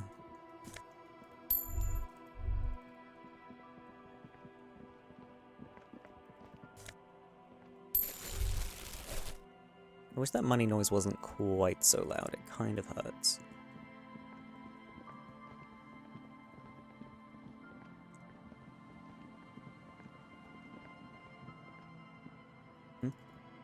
I can't go this way? Oh, I guess I can't go through the reeds.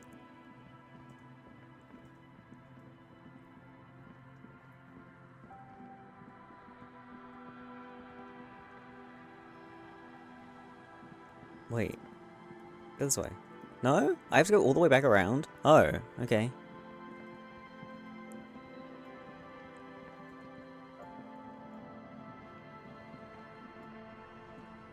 God, this music really makes me want to play Death Stranding. Hello? Section of the coast hasn't been used in decades.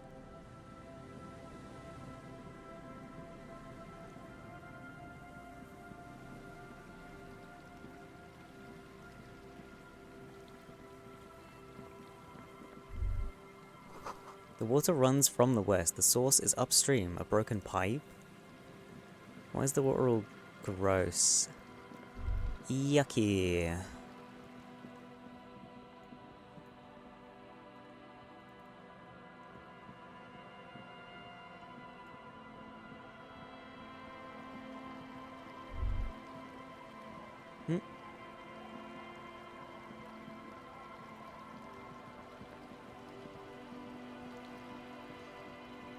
Oh, I can go through the reeds. Strange. Can I observe? Why can't I look at that? Hello? Let's try from over there.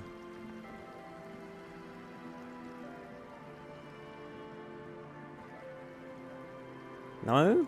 Oh my god, why is the game like this?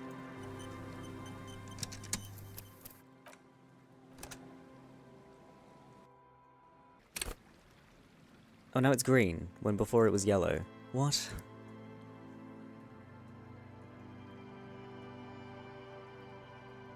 I still can't look at it. Okay, never mind then.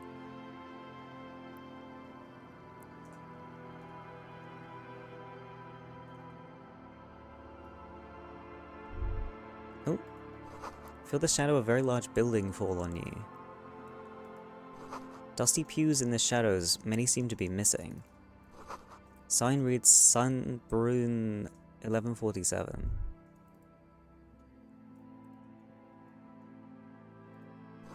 An altar shrouded in dark or something like that. It's too dark to tell. I feel like I need my flashlight. Money on the floor.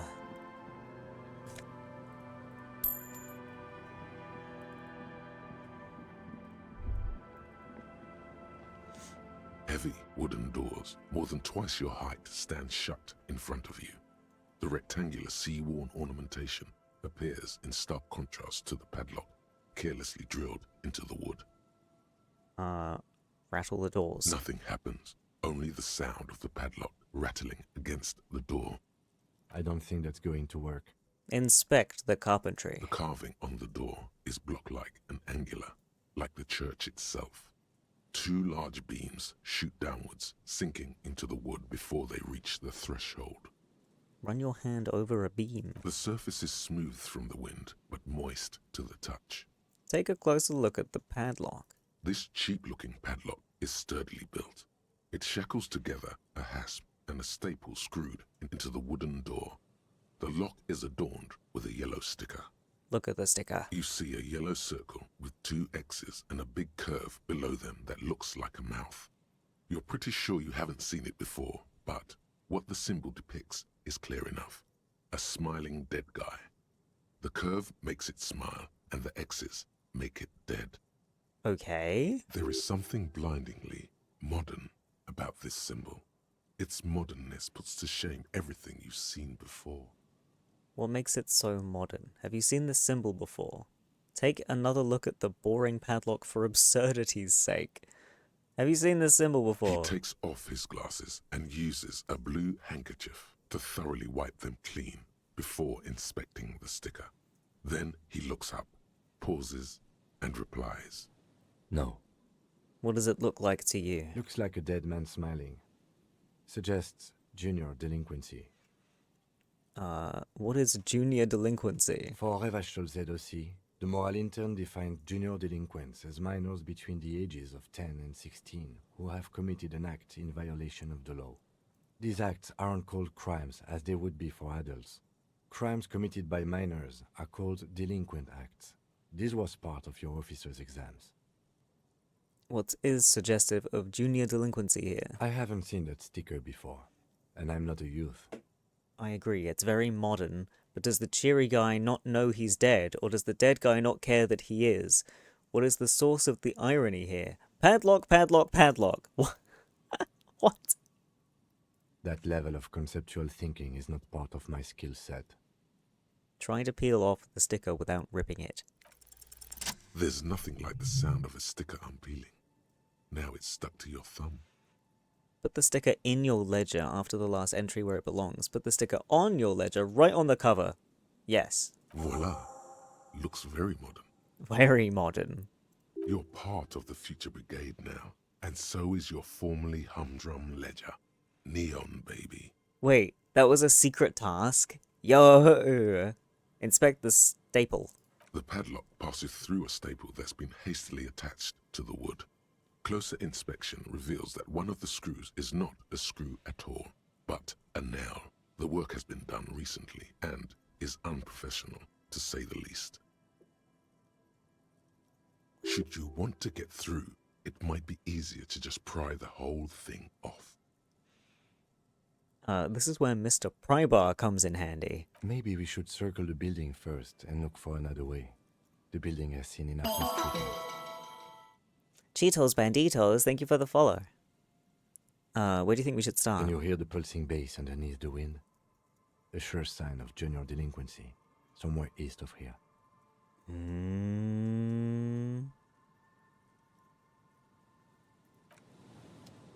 But I want to just break it open. I mean, I'm still gonna try and break it open, fuck it. Heavy wooden doors, more than twice a minute or so of mauling away at the lock has led to no success. The pry bar in your hand has given you 0 mechanical advantage. Admit defeat. The doors remain. Let's go.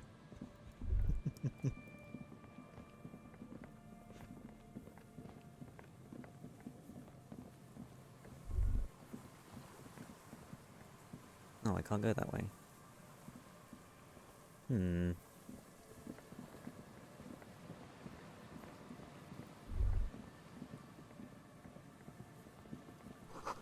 Barrel has been recently discarded and still smells of fuel oil. The chain trails off into the ocean, to who knows where. Rusty gears used to turn the whole machine. What's in here? An old door, worn by elements, guards the depot. The wind has blown a sand dune in front of it.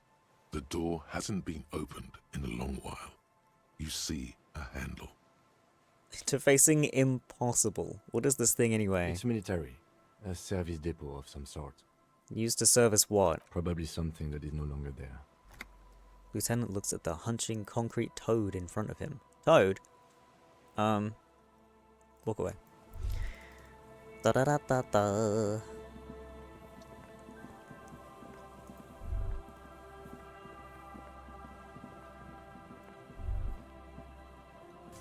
A shirt. White polo shirt. The shirt looks worn and smells a bit. You can't help but wonder, who would leave it stuffed in a tear container? What kind of man would even wear a polo shirt? This might be one of life's mysteries that will never be solved. What is polo anyway? No, really, what the hell is polo? I don't get polo shirts either. What is the point of them?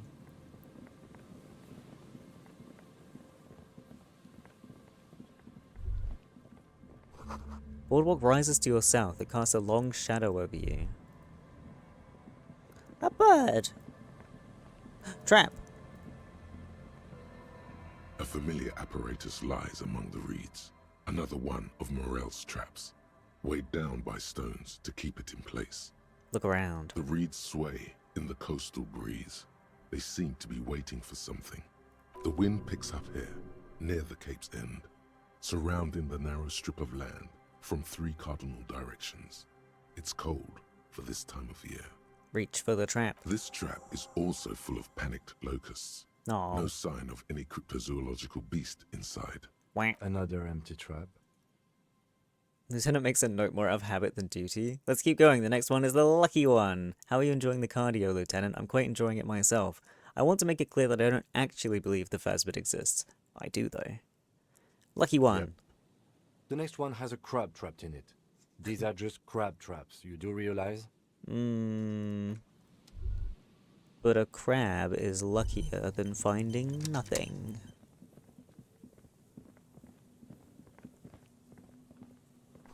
Someone's made a campfire here a long time ago. A rusted, broken control box for the radio relay tower. This ladder's too rusty to climb. The sea air has eaten away at it. Its relay tower coordinates boat traffic in the bay, barely. Box. Scented scarf. This light springtime scarf smells like men's cologne mixed with cheap laundry detergent. Someone must have left it behind, probably from a date. Wear it if you want to delude yourself that spring has arrived. No. I will not be betraying my friend. Tiny inlets there, off in the far distance, where the posts trail towards.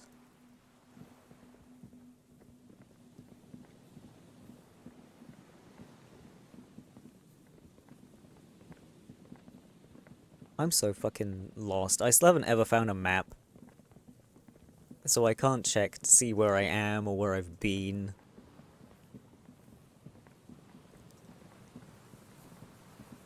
Not that way.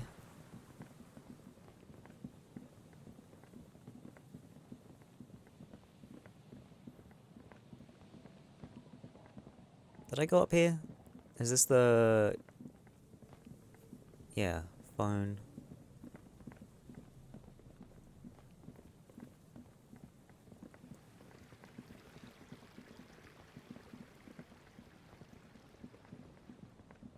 The sandcastle. I haven't spoken to the kids playing with rocks. Hello, children. The scruffy-haired little boy kicks a stone. He can't be more than 5 years old. The other one looks indistinguishable from him. He watches his brother kick the stone with his tongue lolling out of his mouth. You must be Lillian's twins. Is Lily your sister? Point to the house. You guys look identical. You must be the twins. This one doesn't say anything, kicking the concrete with his worn-out sneaker. Lily's our mum. Explains the other one, tongue still lolling out of his mouth. I already said that. The stone kicker laughs suddenly. His head is too large for his shoulders. Huh?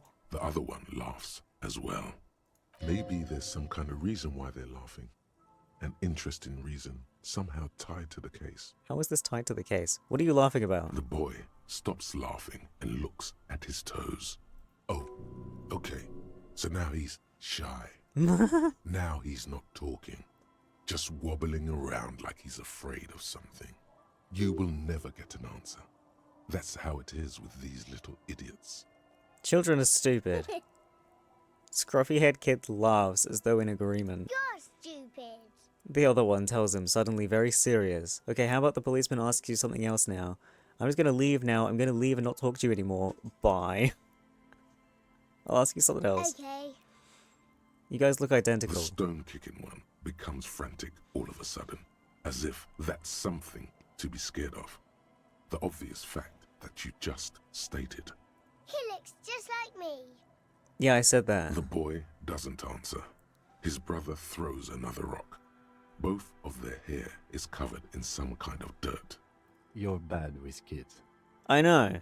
I am, yes. And what are you, Kid Master General? It's impossible to be good with kids. They're too stupid. You're right there.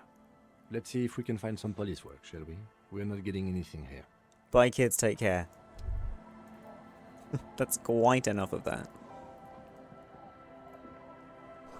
Construction material. Whoever planned to build this house left in a hurry. Stuff. Let's go.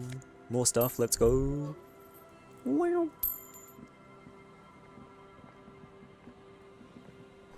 White curtains have been drawn shut. No looking in.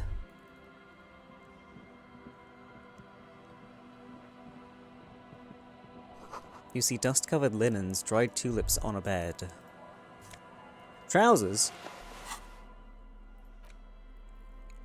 Interisolary trousers. What does that mean? Tailored trousers in light brown, moderate in every aspect. They're absolutely unremarkable. In other words, perfect. +1 to Kingdom of Conscience moralist pants. What? Compared to what am I wearing right now? Electrochemistry, though. Let me just observe them. Yes. Very modest.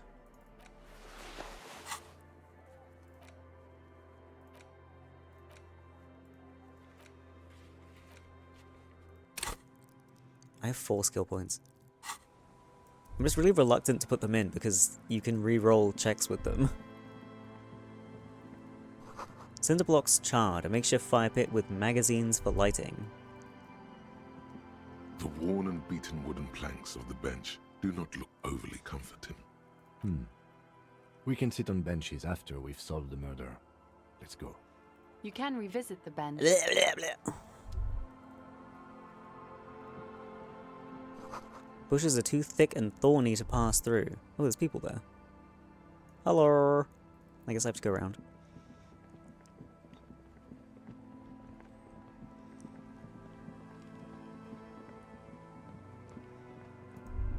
Ooh, You stop mid-step and put your hand on a garish necktie. Oh, yeah? That bottle, Bratan! Just look at that bottle! Where? Bottle? What? Don't really care about any bottle. I don't want to look at it. Okay, cool. What do I do next? Oh, I think this is about so much more than cool. Please go talk to him. See what it's about. I'm drawn to it. Which bottle? Which bottle are we looking at? There's so many. Also, money on the floor. Hello. Hey, tequila! A 30-something man clad in a two-piece lycra tracksuit puts down his pilsner and extends his hand in greeting. Good to see you. How's business? How's the whole reality situation treating you? Shake his hand. So what's happening? Tequila? Yeah, Tequila Sunset. How are the, high-concept, reality-based adventures proceeding? He says it like it's obviously your name. Like you call someone Billy Brunel or leader of the 4th Street Gang. Good. These people know your true name. Looks like it has preceded you, Mr. Sunset. More on that later. Yes! Finally! I like this guy. You should too. He respects you by calling you your true name. Not too hot. I'm on a 50-year losing streak. Reality? It makes me aggressively sad. Don't know. People tell me I'm a cop. I'm getting used to that. I have re-entered reality to conquer it, to bend it to my will. I am the law. Reality, it's perishing. Soon only the glowing embers will remain of the atoms.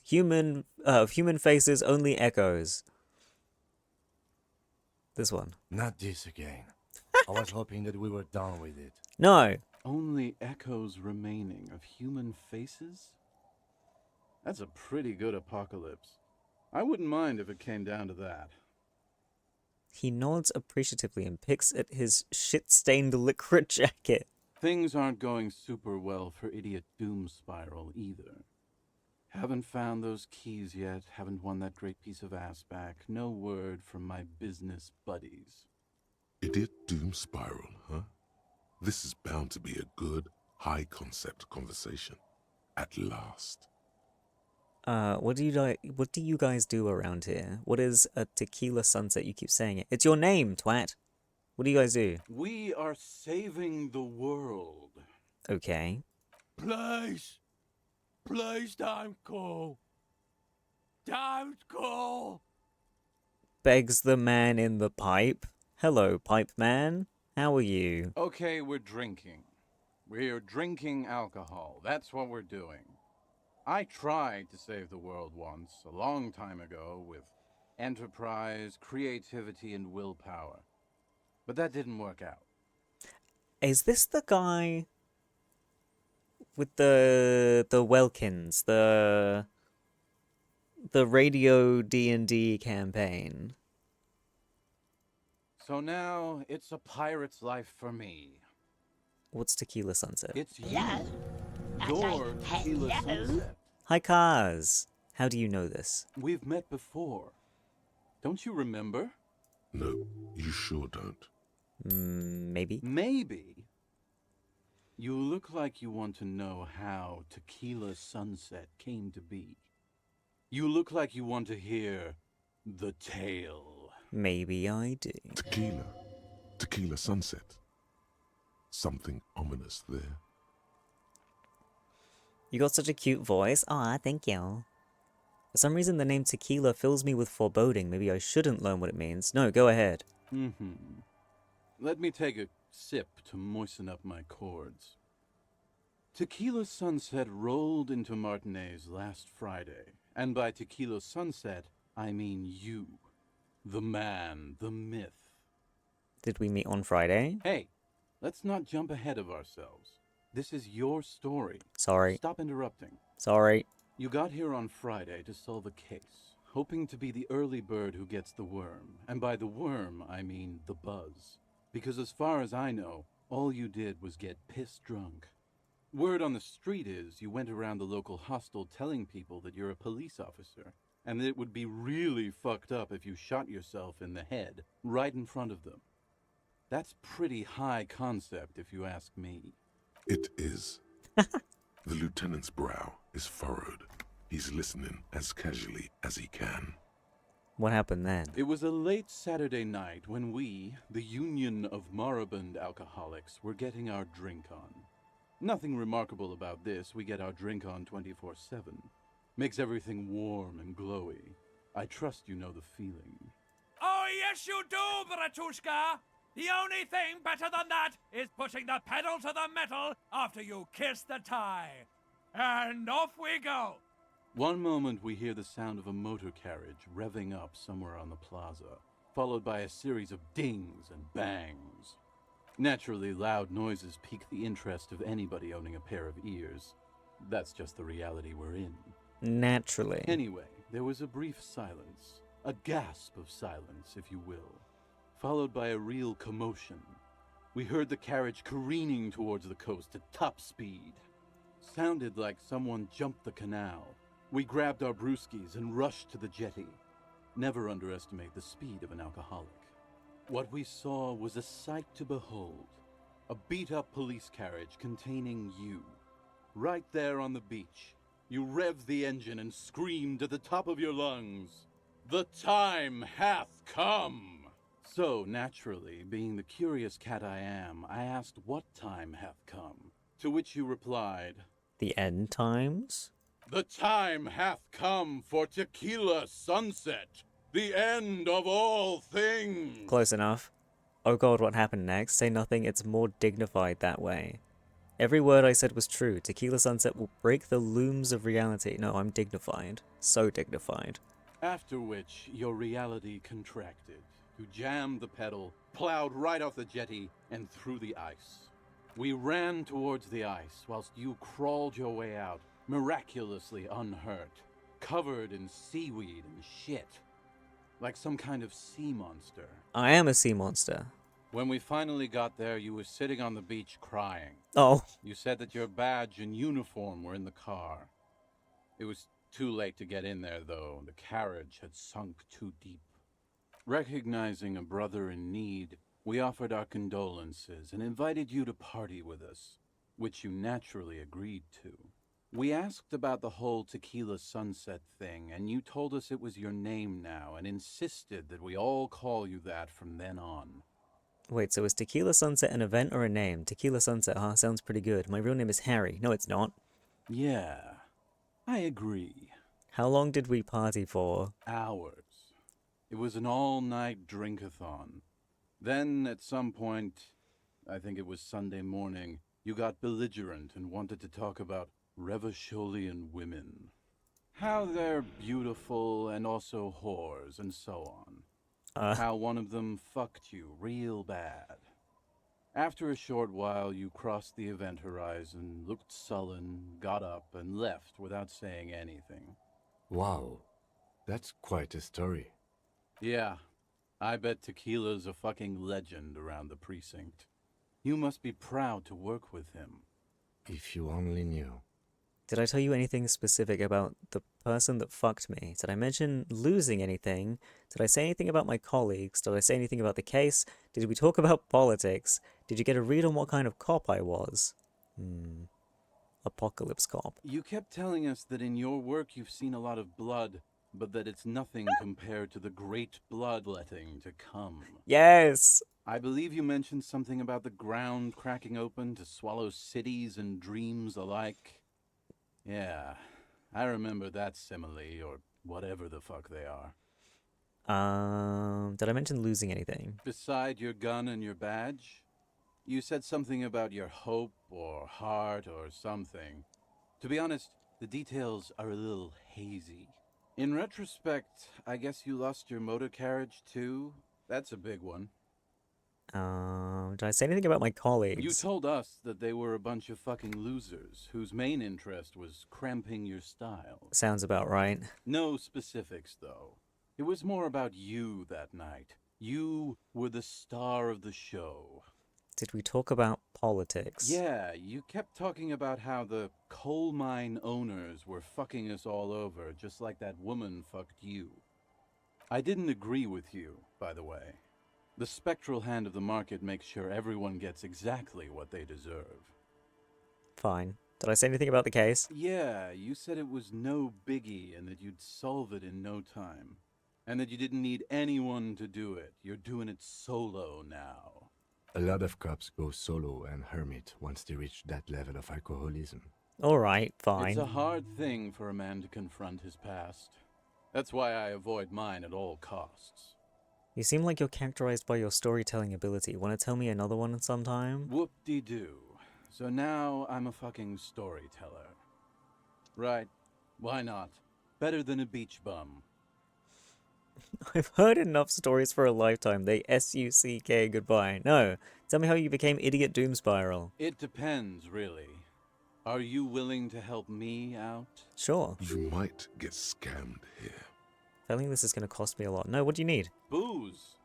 Did you already forget our party? The thing I relayed to you earlier. So, have you got anything for good old Idiot Doom Spiral? A bottle for a story. Seems fair to me. Give... Classy.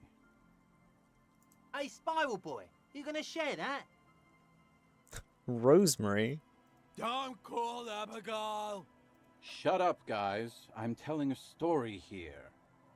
Something happened to you. Something happened to me, too. My actual name is George, but around here, you already know. I was once a reasonably high net worth individual, a founder/junior partner at a high concept creative services agency. When my story begins, I had just landed a major contract with an insurance firm. Go on. I used the profits from my agency to finance what I called a cultural incubator. Abstract value generation, value per person, high concept stuff. I developed the paradigm, worked within the paradigm, but the burden of leadership weighed heavily on me. So I went jogging every so often to keep myself sane. How many people did you have working for you? 22 full-time employees.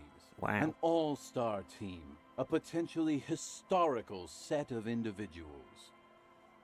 Worrying about them often kept me up well into the morning hours. Did the jogging help? It did.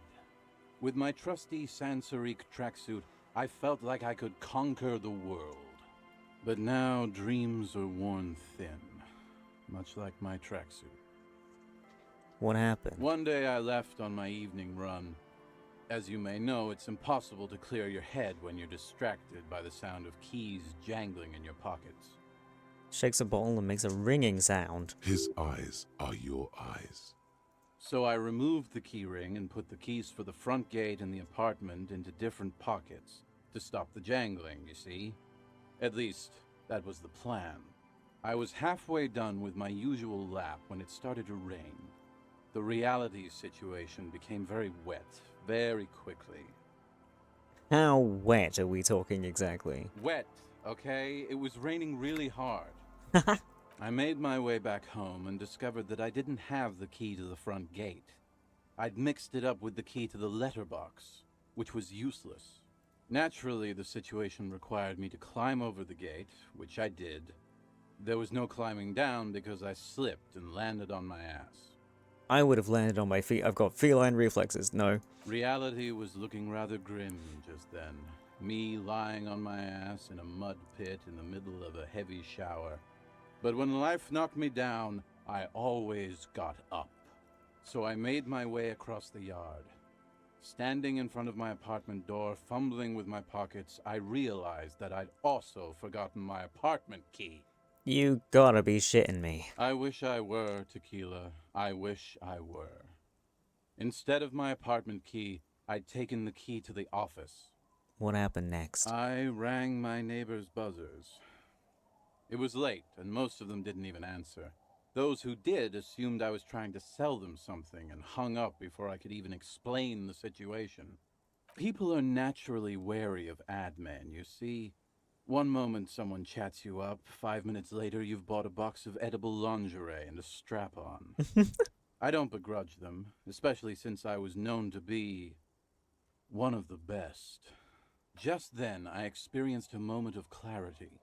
I still had the key to my office. I could wait out the storm there. But when I reached my office, I remembered that I'd asked one of my producers to change the locks that day. And since I hired only the best, he'd already done it, and I couldn't get in. Wow. Anyway, long story short, life spiraled out of control. I haven't gotten into my apartment for years, and my girlfriend left me because she didn't want to date a homeless man. The company, well, you see where I'm going with this. Bro, you have an apartment and there's no way for you to get in. Like, surely whoever owns the building has like spare keys and shit. Isn't that how that kind of thing works? So, now you've heard my tragic tale. What do you think? Like nothing you've ever heard, huh? There are services for that? Yeah. Wait, that's it? I feel like there are some steps missing. I've only been a hobo cop for a few days, but now it doesn't seem so bad. Look on the bright side, you've got one hell of a story. You do realize this is all your own fault. I literally can't believe it. I feel like there's some shit missing. Idiot really did doom spiral? Honestly, yeah. Hi, Chicken. Tequila, I've thought about this series of events for a long time. If there was anything else to it, I would have thought of it by now. Why didn't you go to the authorities? Well, at one point they came to me, but, you know, I didn't have any ID on me, so they tossed me in jail for 2 days. I can't say it increased my faith in the RCM. No offense, gentlemen. This is all your own fault. I don't remember you being such a dick before, Tequila. He takes a slow, despondent sip from his bottle, then looks out across the bay towards the skyscrapers of La Delta. That doesn't mean you're wrong, though.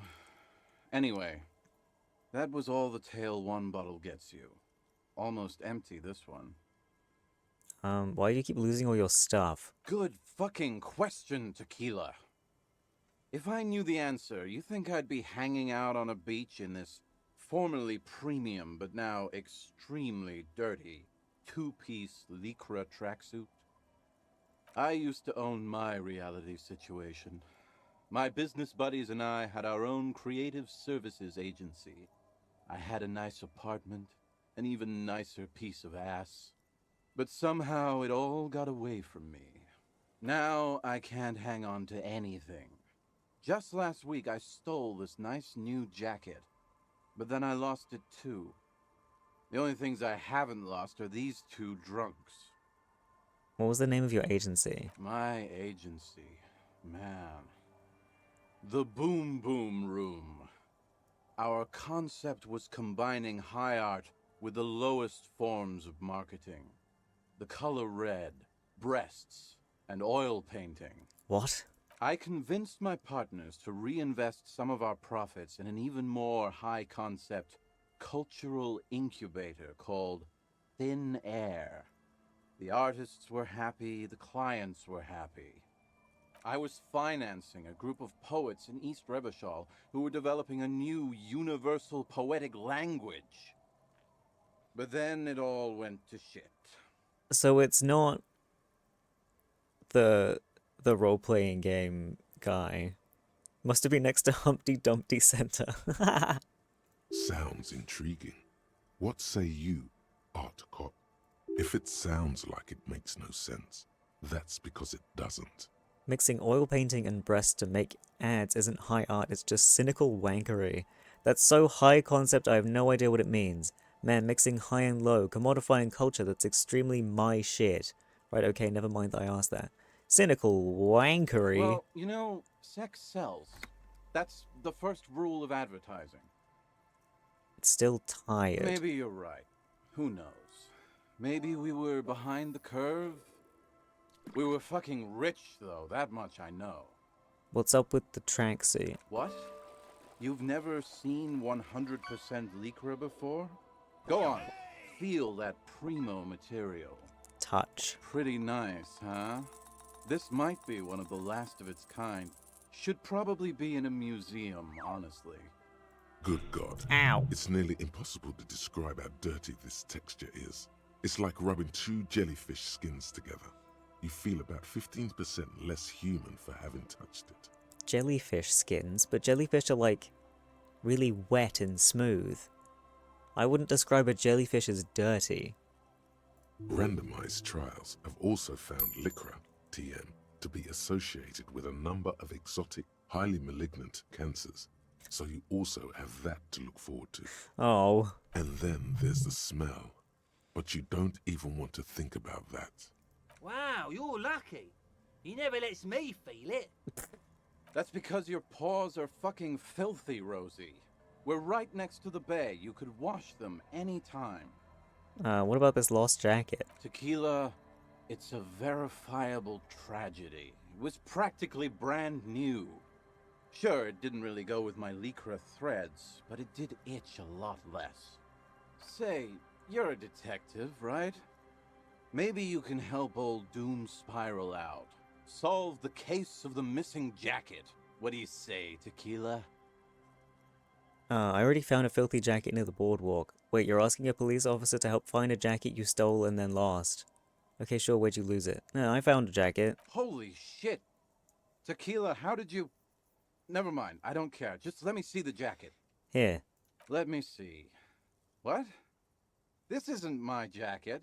My jacket was beautiful. This is fucking filthy. What am I supposed to do with this? Look, I just stumbled upon another dead body. I don't care about the jacket. What do you expect? You left it outside for a week. I'm not taking a disgusting pile of hobo rags. I may be in an irrecoverably decaying orbit, but I've still got standards. Either bring it back the way it was before, or find a dumpster to burn it in. You know, despite the guano, it looks like the jacket itself is stain resistant. It may just need a good scrubbing. Okay. Be seeing you. You too, Tequila Sunset. Is that on my thing now? Why not? Why doesn't it say Tequila Sunset up here? Boo. Wash the dirty jacket. Do I need to go back to the kitchen? Hello. Grumbles an unshaven man with a bloody nose. He narrows his eyes at you as if in recognition, then turns his head away. Hello? Spin again. But add another. Okie dokie. Go on. Add another.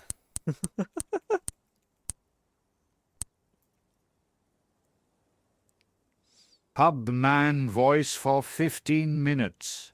Kind of fits the game.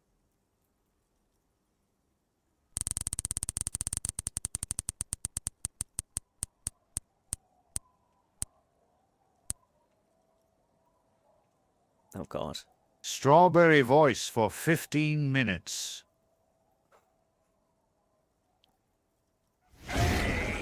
What? Pepsi. Hello, Pepsi.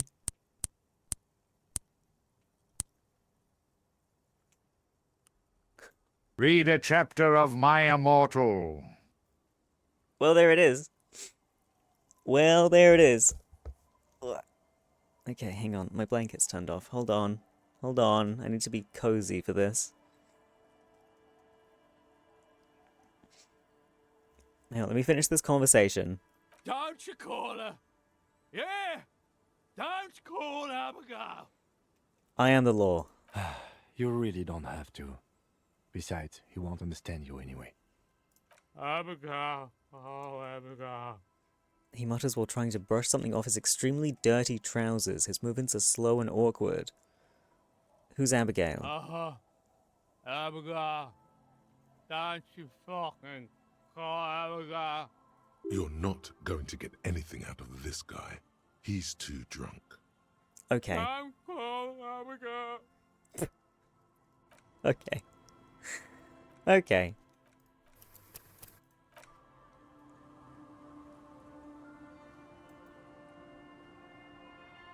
Actually. Ba-da-ba-ba-ba. Where's me fucking thing? Where is it? My immortal. I need to figure out what chapter we're on. I keep not writing it down. Thank you for the head pats.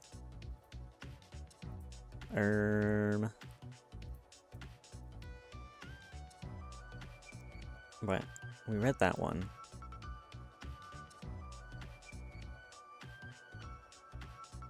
Okay, I think we're on chapter 32. And then chapter 33 is the end of this page of chapters. One moment. Because I can still hear the game and it's kind of throwing me off. There we go. Okay, time for Pubman to read My Immortal. It's been a while since he's had a go. Let me have a quick sippy.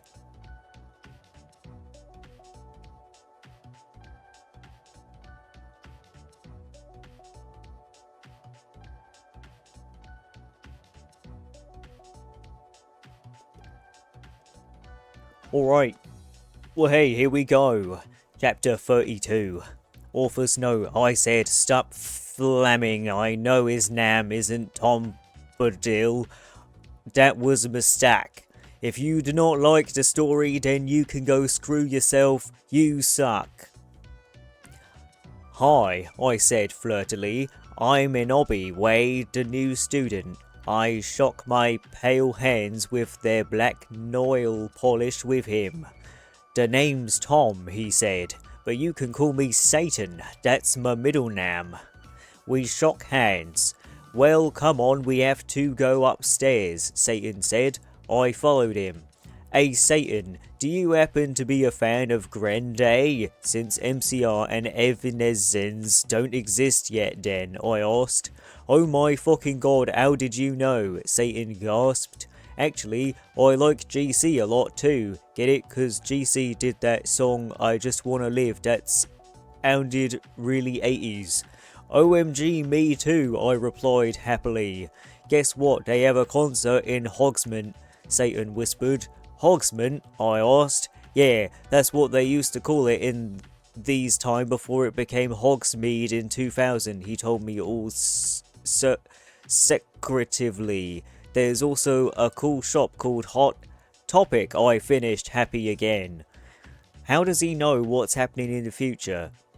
Where am I? He frowned confusedly. No, it's called Hot Issue. He smiled secretively again. Then in 1998 they changed it to Hot Topic, he moaned. Oh, now everything was making sense for me. So is Dumbledore your principal? I shouted. Uh-huh. He looked at his black nails. I'm in Slytherin. OMFG too, I shrieked it. You go to this skull, get it, 'cause I'm gothic, he asked. Yeah, that's why I'm here, I'm new. I smelled happily. Suddenly, Dumbledore flew in on his broomstick and started shredding at us angrily. No talking in the halls. He had short blonde hair and was wearing a polo shirt from American Ogle Outfitters. Stupid goths. Satan rolled his eyes. He's so mean to us goths and punks just because we're in Slytherin and we're not preps. I turned around angrily. Actually, I think Meeb, it's because you're the Bark Lord. What the fuck? He asked angrily. Oh, nothing, I said sweetly. Then, suddenly, the floor opened. OMFG no, I screamed as I fell down. Everyone looked at me weirdly. Hey, where are you going? Satan asked as I fell. I got out of the hole and it was back in the pensive in Professor Trevoli's classroom. Dumbledore was there. Dumbledore, I think I just met you, I said. Oh yeah, I remember that, Dumbledore said, trying to be all gothic. Sinister came in. Hey, this is my classroom. Wait, what the fuck? Enobi, why the hell are you doing? I looked at her. Oh yeah, I forgot about that. What the hell? How? I screamed, forgetting she was a teacher for a second, but she's a goth, so it's okay. Professor Sinister looked sad. I was drinking Voldemort serum.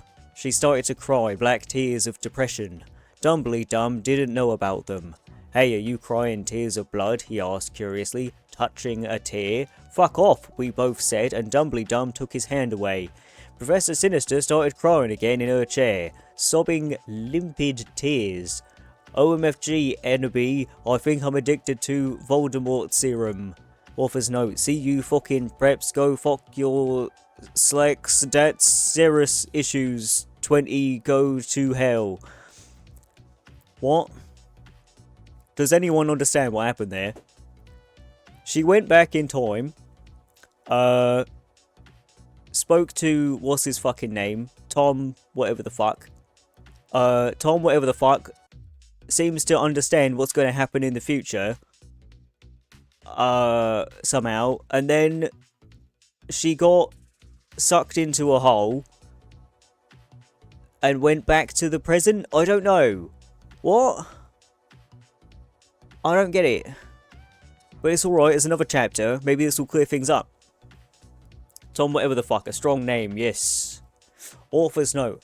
I said, shut up, it's not my fault, okay? If you don't like the story, then you're a prep, so fuck you, flamers. P.S. I'm not updating up till you give me 5 god reviews, and this time I meant it. You suck. Thanks, Raven, for the help. I'll promise to help with your story, lols. Oh my fucking god, I shooted sadly. Should we get you to St. Magna's, bitch? Hell no, she said. Listen, Egoggy, I need your help. Next time you go back in, Tim, do you think you could ask Tom Anderson for some help?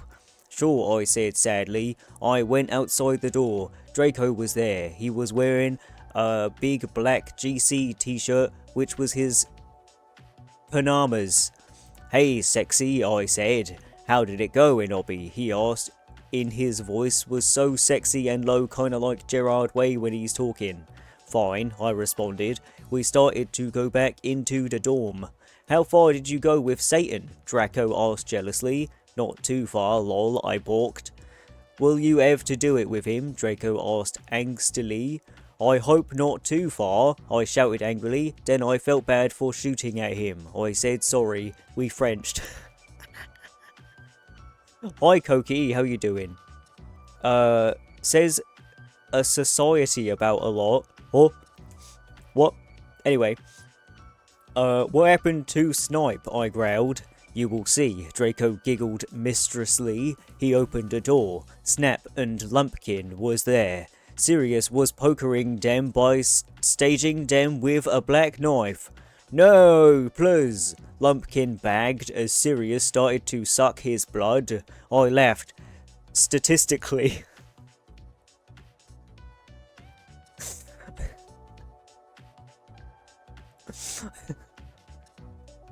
I took some photons of him and Snap being talked. Okay, I know this is men, but think about it, people, they are pedos, and Snap tried to rap them and Niwe Sadist Rock. Has anyone seen Shrek Attack 3, lols? We took some of Snipe's blood, then Draco and I went back to our rooms. We sat on my gothic black coffin. My clothes were kinda dirty, so I put on a black leather outfit thingy, kinda like the one Swilleen has in Underworld. If you haven't heard of it, then fuck you. I put on some black platform high heels. Darko put on Desolation Livers by MCR. Then we started to take off each other's clothes. I took off his shit and he had a 6-pack, lols. We started to mac out licking the grudge. He pot his wetness in my you-know-what sexily. I got an orgy. Oh Draco, oh my fucking good Draco. I screamed passively as he got an eructation. I love you, Tabery, he whispered sexily, and then we fell asleep. Lol. This sure is something. Yeah. That was the end of chapter 33. One of my favourite parts was, I felt bad for shooting at him. I said sorry. We Frenched.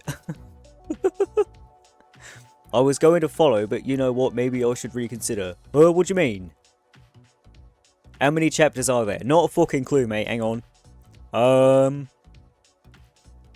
The next page has chapters 34 to 44. I don't know if there's more than that.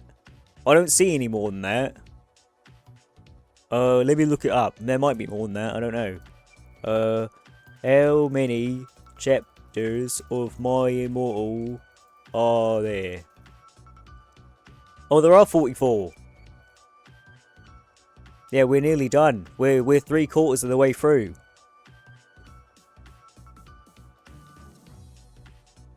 So there you have it. Oh, blow my neck. Alright, let's get back to the game. Fuck it.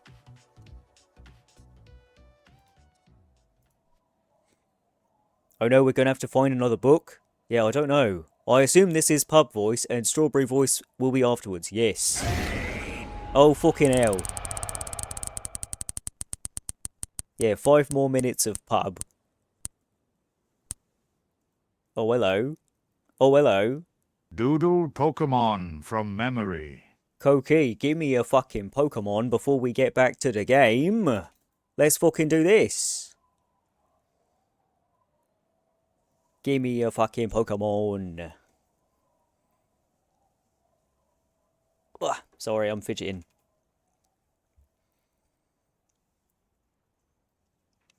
Have you done Mudkip yet? I don't think so. I'll do Mudkip. Yes, fucking Mudkip, mate. Where's me thing? There it is. Nice. Right. I need to find me file. Where's me fucking file? We haven't done this one in a while. Been a while since we've done a Pokemon. Right, here we are. We've got Pumpkaboo, Mega Sableye, Machamp, Lycanroc, Psyduck, Greninja, and Luxray. Okay. I can't really hear any sound from the game, so hang on, let's turn this on. There we go. Right. Mudkip is blue. I know that much. I know he's bloody blue. Right. That's too big. Mudkip. He's sort of got quite a round head, I reckon. Quite a round head. How does it look at the bottom? Does it just sort of like phase into where his body is? Oh, I don't know.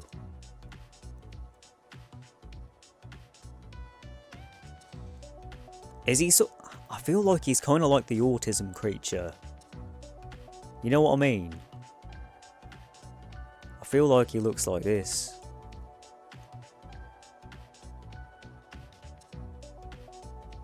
You know what I mean? I'm sticking with it. This feels right to me.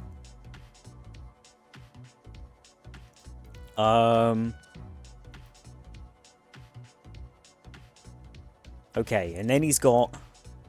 Is it yellow or is it a lighter blue?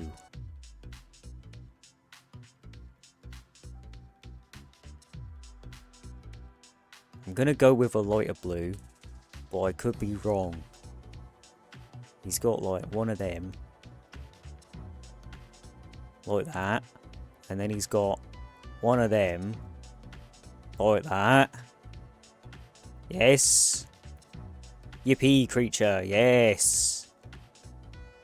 And it's sort of like this. And then... he's got something on his cheeks. Maybe that's the yellow bit. Hang on. Wait, I'm remembering. Isn't it like... that's too bright.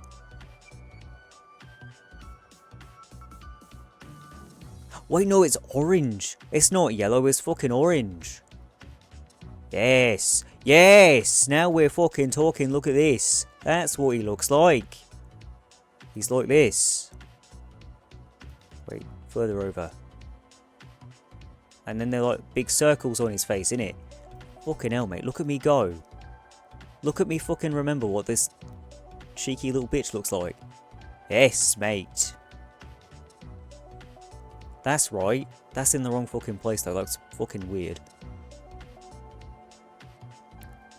Move that over there. Yes. Bro, I'm so fucking proud of myself.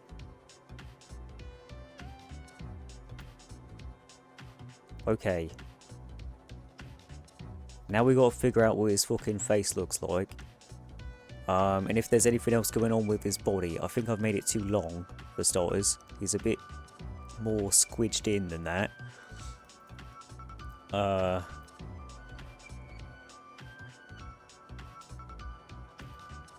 There we go. What does his fucking face look like? Oh, hang on. Heads of lettuce, alright anyways. What colour eyes does he have? Let's just go with like black. I'm sure black will be fine. He's probably got big ol' eyes, like this. I reckon. Or I could stick with the whole autism creature thing. Yes, this is how we do it. This is a strawberry voice? Yes. Why? Do you have an issue with it?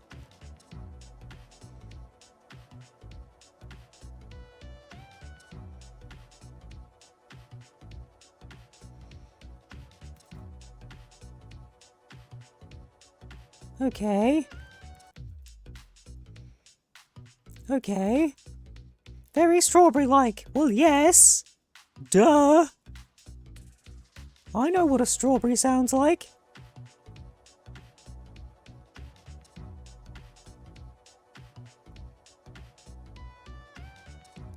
You love it? Oh, good. Because it's not stopping for another 13.5 minutes. Talk to strawberries often? Well, I am a strawberry. It would be weird if I didn't speak to other strawberries, wouldn't it? What does his mouth look like? I could stick with the autism creature, but that feels kind of like a cop-out, because I think he's like a happy guy. But that looks horrifying.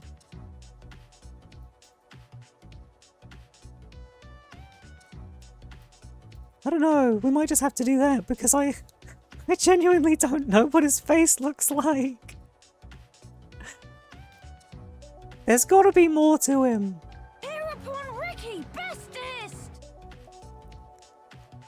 That thing will eat my soul when it smiles. Hi Vommy, just stayed up till 7 AM watching anime. I do regret my life choices, but thankfully I have nothing happening tomorrow, aka today. Hi Shana, what anime were you watching? I haven't watched an anime for a while. I feel like there should be more going on. Maybe he's got... does he have a yellow tummy? Is that where the yellow comes in? Is it like a tummy thing? Or is that... this? Maybe it's the blue colour. He's got like a tum-tum. Maybe? Mudkip's fairly simple, right? There's not much else going on. I think that's good enough. I think that's what Mudkip looks like. Let me just colour him in.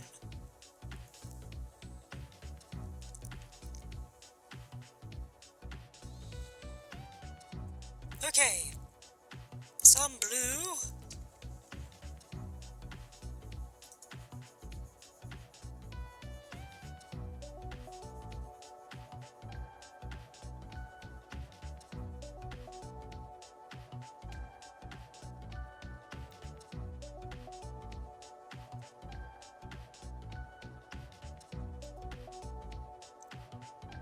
Okay. Low quality strawberry, let's go! I watched all of Dan to Dan. I was catching up on halfway to season 2 because there is now a season 3. I think I've heard of Dan to Dan, but I've not heard of the other one. Okay. Lighter blue. Like this. I don't know if this is right, but it's gonna have to do.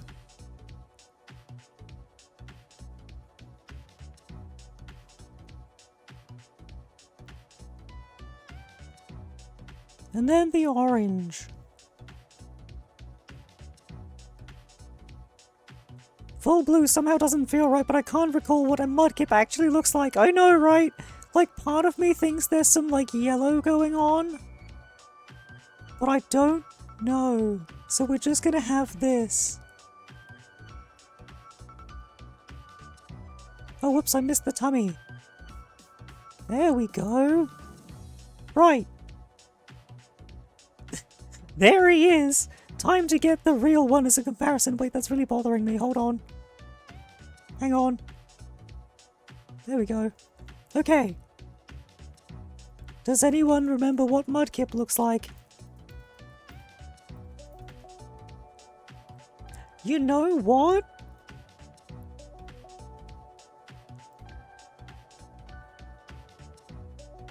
I wasn't far off. Hello? I say hello? Hi, Hikari! I'm looking for a transparent image right now and I can't fucking find one.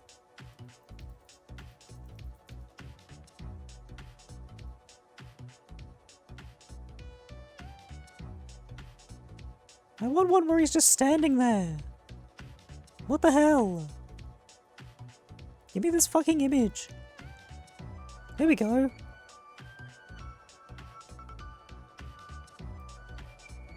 Mudkip!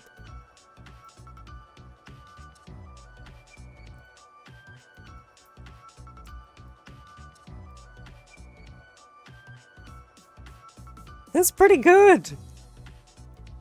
I just didn't make this bit white, and this bit should have been the same color as his body. The rest is pretty good!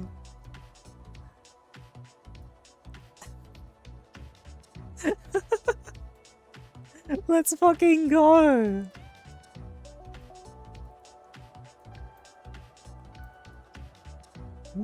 Muck dip.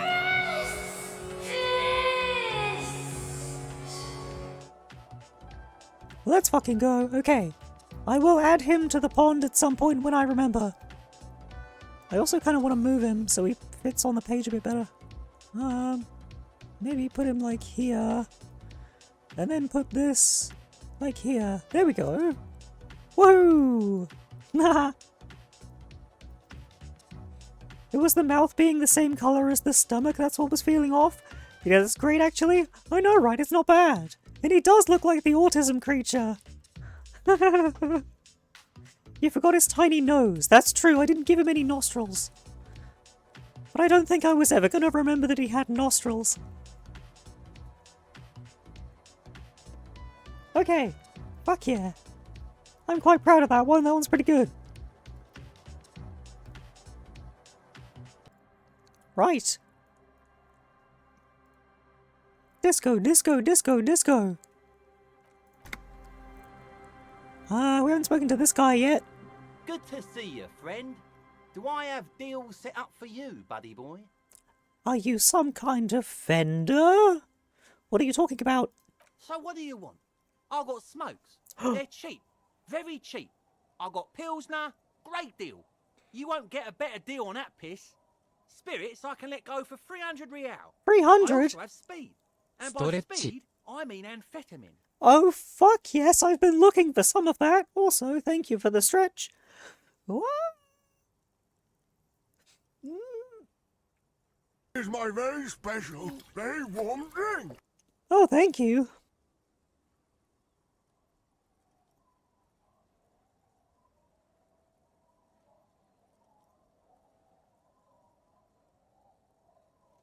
Okay. There it is, Bratushka! The spirit! Stand by the spirit!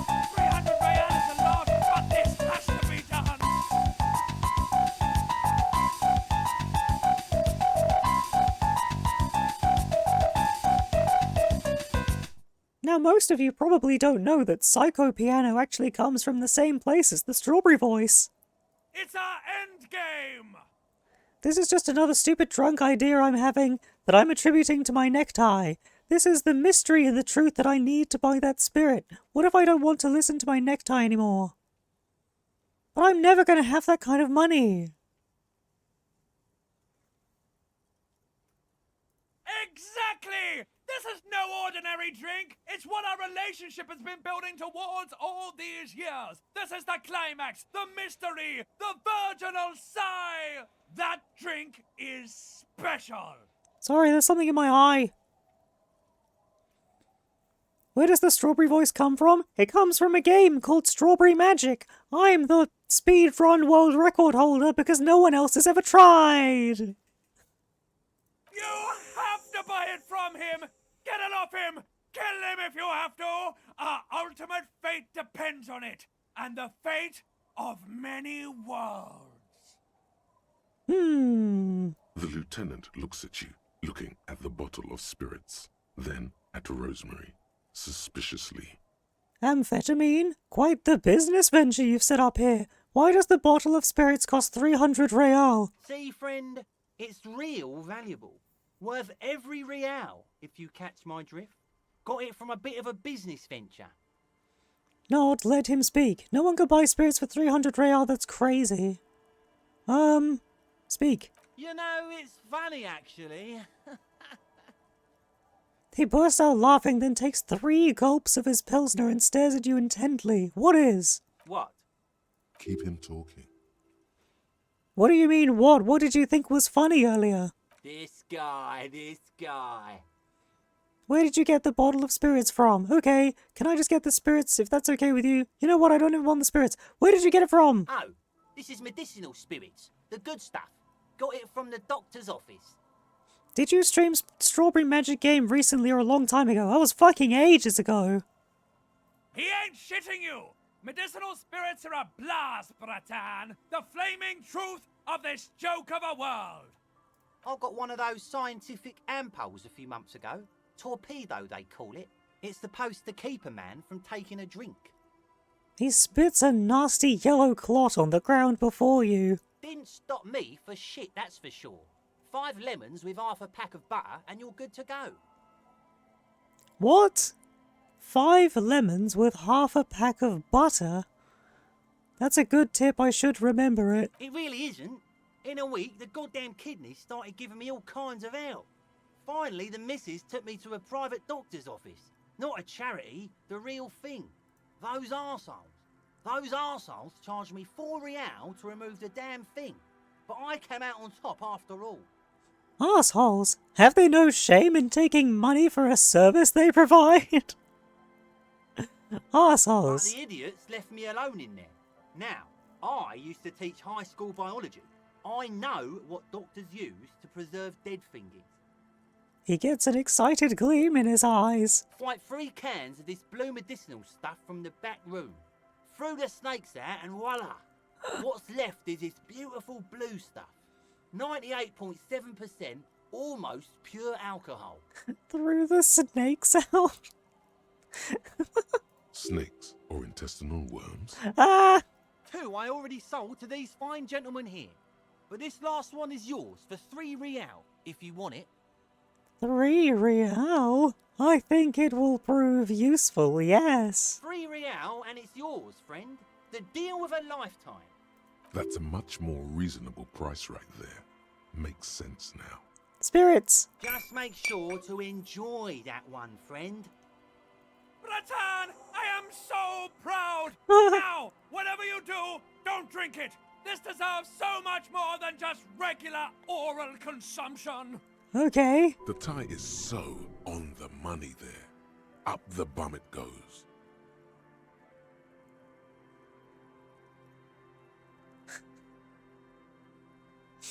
I don't know, sounds like it's gonna turbo boost my alcohol habit. My regular alcohol habit's gotten me in enough trouble already.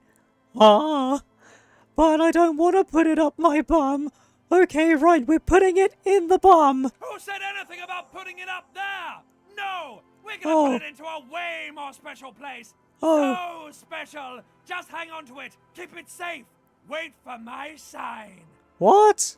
I just noticed the cat ears. They new. They are new. Up the bum for me, up the bum. Apparently it's not up the bum. I don't know where it's going. Soon. The time will come soon. Have patience, brave one. I will be patient. I want a pack of smokes. Here's the money for Pilsner. Sell me some speed. I feel like I shouldn't do that while Kim's here. I feel like he won't be happy with me. But I do want some speed. Here you go, friend. No fucking way.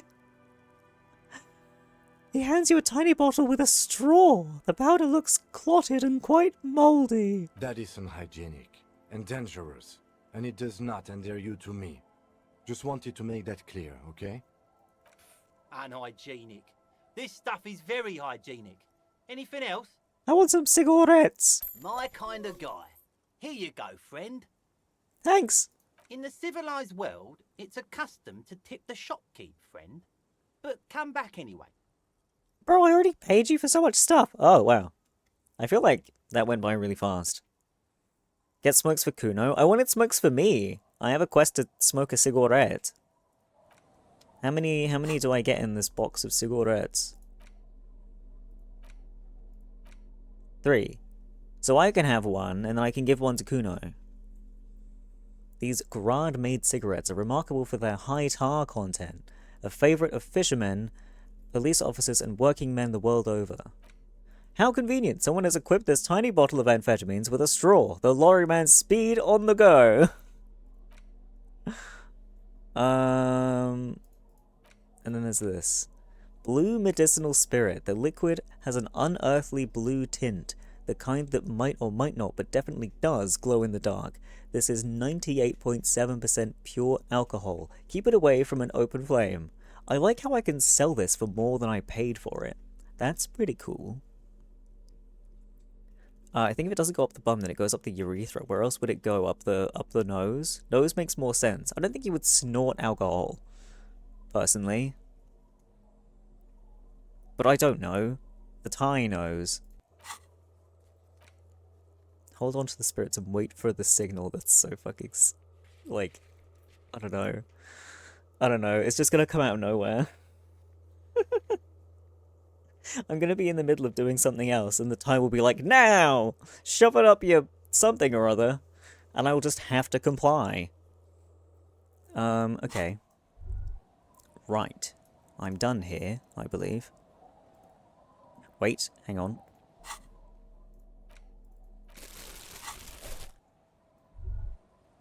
Oh, I can't pick up any of these bottles? What the hell? Woohoo!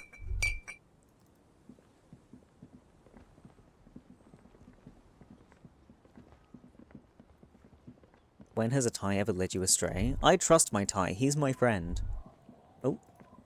Sounds of life in the north. Washboard scrubs filth from fabric. Oh, I've already been there. I think I came from the wrong direction.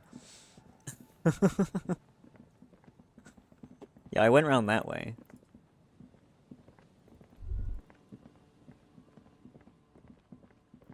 I don't think there's anything else I can do by my car. I think it's time to go back across. What is this?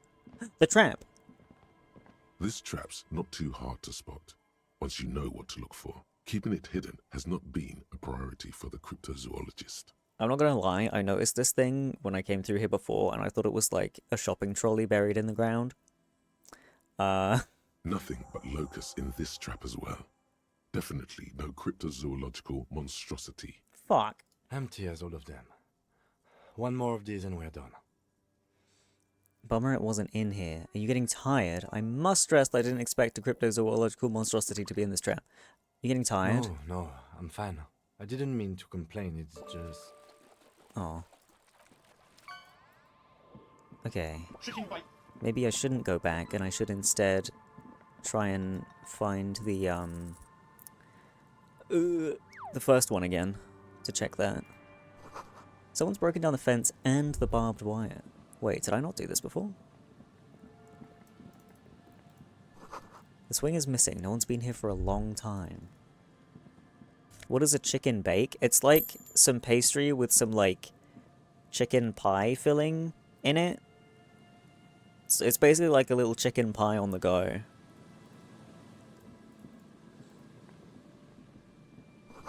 Glory, says the graffito. The ghosts of us. Oh, to the ghosts of us. Money!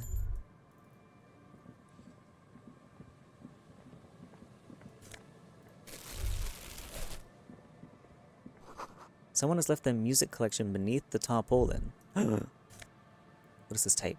The smallest church in Saint Selen. No way! That's the song I wanted. The tape you found from a shack on the coast. A-side has smallest church in Saint Selen written on it, while the B-side is supposed to contain the instrumental version. Requires a boombox to play. The porter reel is just what you needed. The reel's attached to the apparatus with a satisfying click. The tape is routed behind the magnetic reader. Press play. You press the large button marked Commencer, and the tape starts spinning. There's a small delay before the song starts playing. Press your ear against the speaker. Keep the porter reel at the harmless distance and wait.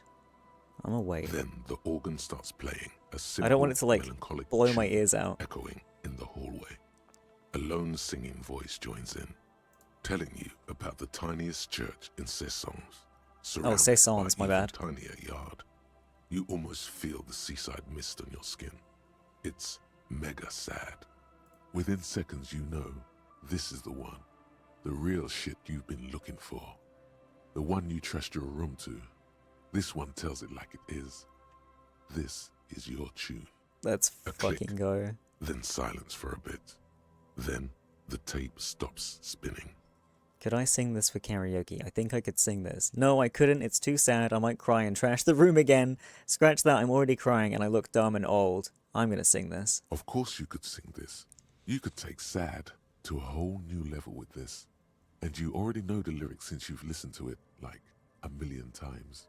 Yup, they're all here. All 3 verses. And the B-side of the tape contains the instrumental version. It's like the world itself is telling you to do it. Only one obstacle stands on your way. Oh, thanks for the Lucky's cookie. Gart. You have to convince Gart to let you sing karaoke in the whirling. After you've won him over, you can express yourself. Let the pain out. Make everyone understand. The lieutenant watches you pack up the boombox. He doesn't say anything.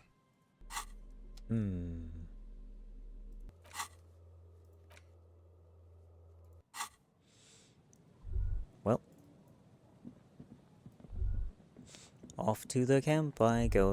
Nya nya nya nya nya nya nya nya nya.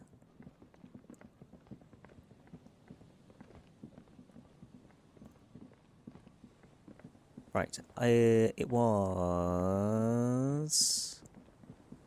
very much upwards and leftwards, I believe.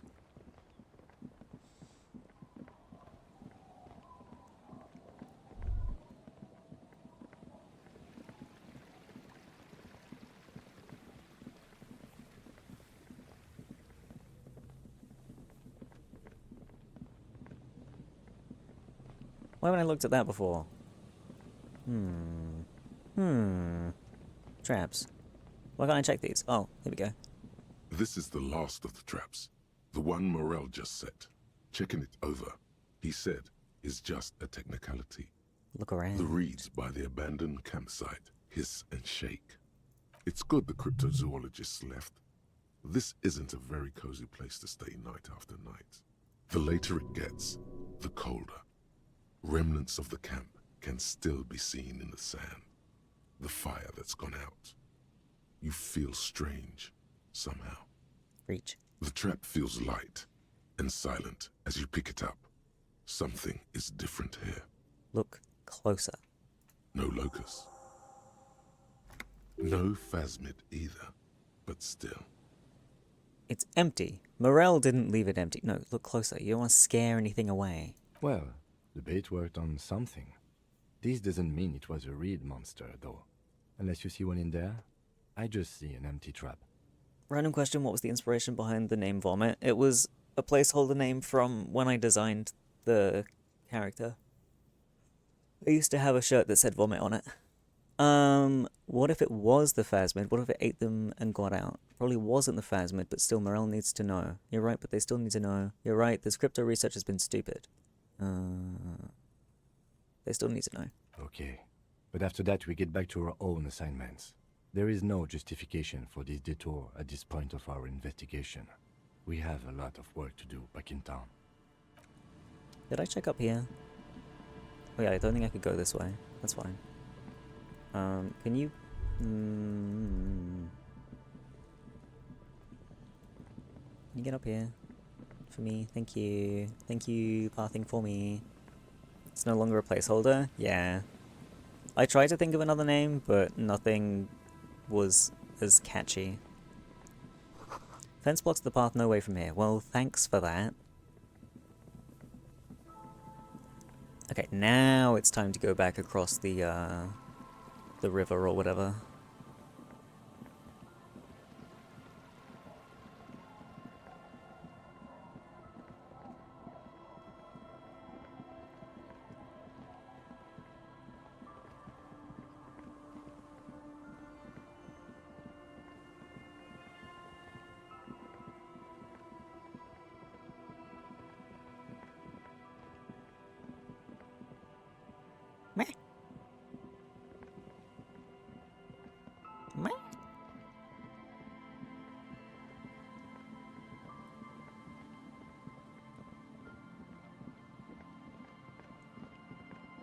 Wait, did I check up here?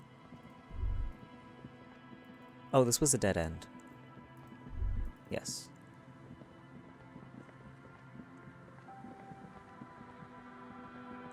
Oh, also, what a great time. I'm gonna park myself here. And before we get on to doing this half of town, I'm gonna take my 10-15 minute break. I mostly need to piss. And feed the fish. But yeah, go grab yourselves a snack or a drink. Take your meds if you haven't taken your meds. And I will see you soon. Enjoy the fish.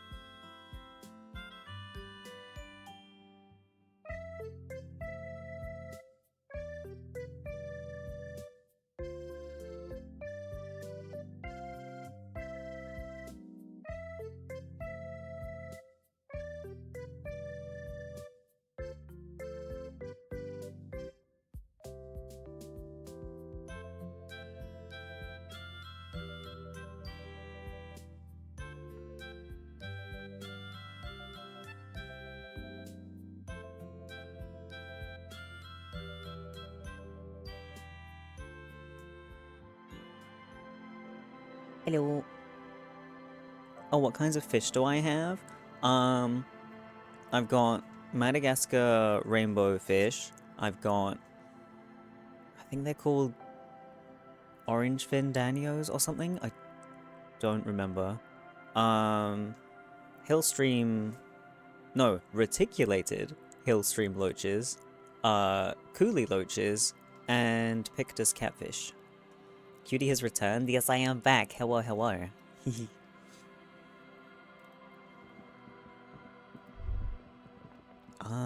Ooh, I could sell some shit while I'm here. I have a lot of items, including this bird that I stole. Thanks for your yarn. I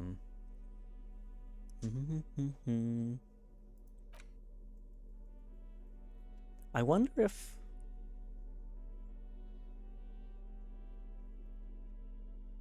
Is it empty? Does it have fuel in it? I could maybe give this to, the Skull Girl or whatever for the mural that she's painting. So maybe I should hold on to this. I wonder what this grouse could be for. Maybe as a, an apology gift to Gart, to be like, here's a different stuffed bird if you want this one because I broke your other one. I feel like all the stuff that's worth a lot of money is probably worth holding on to. Give it to me? No, you don't deserve it. You didn't earn it.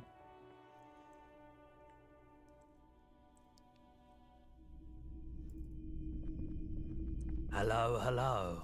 Let me know if I can help you with anything. Sure, let me have a look. Have some armor? No, we're not selling the armor. Anything else you're thinking of selling?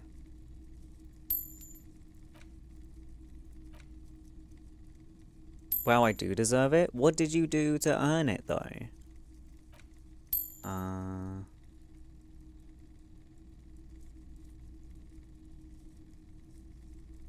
Yeah. Another time, perhaps. Vomit meanie head? Wow. I've never heard such language in my life.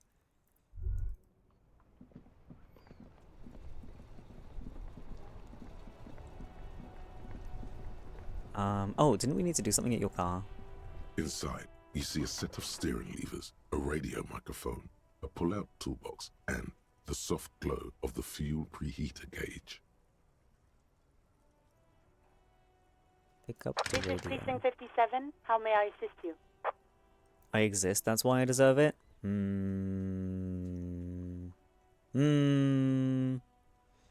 Need to report a dead body. One moment. Can you please describe the body? Age, sex, cause of death? Unidentified middle-aged man, height 170, 175 centimeters, dark hair, medium build, looks like he slipped, fell through a hole in the boardwalk and hit his head against a metal bench. We suspect he might have been inebriated when he fell. There were bottles all around him, and traces of vomit on his shirt. I was not on his shirt. Any signs of violence? Seems like an accident. No field autopsy necessary. What about his belongings? Did you examine his clothes? He was wearing boots, trousers, and an old leather jacket with a bright blue lining. I found a library card from his pocket. Any information on the library card? It's from Central Jamrock Public Library. It belongs to someone named Billy Mian. Good. You have a lead. Do you and Lieutenant Kitsuragi want to take the case, or should I assign it to someone else? We are taking the case. I have assigned the case to Lieutenant Kitsuragi. Please follow up on this library lead to identify the man. We'll send someone to take the body to the morgue. That's all for now. Thank you for reporting in. Is there anything else I can do for you? Connect me to the library. Hold on, officer. I've got Central Jamrock Public Library on the line, and I've already introduced you to the librarian. Connecting the call in 2, 1. Yes, this is Central Jamrock Public Library here. How can I help you, officer? I'm looking for any information that you can provide on a Billy Mayan, a reader. Billy Majon, you said. Oh, Majan, my bad. Give me a moment, I'll have to check our database. Stop. Yes, hello, are you still there? I found Billy Majan's home address. Is that all right? No phone number, unfortunately.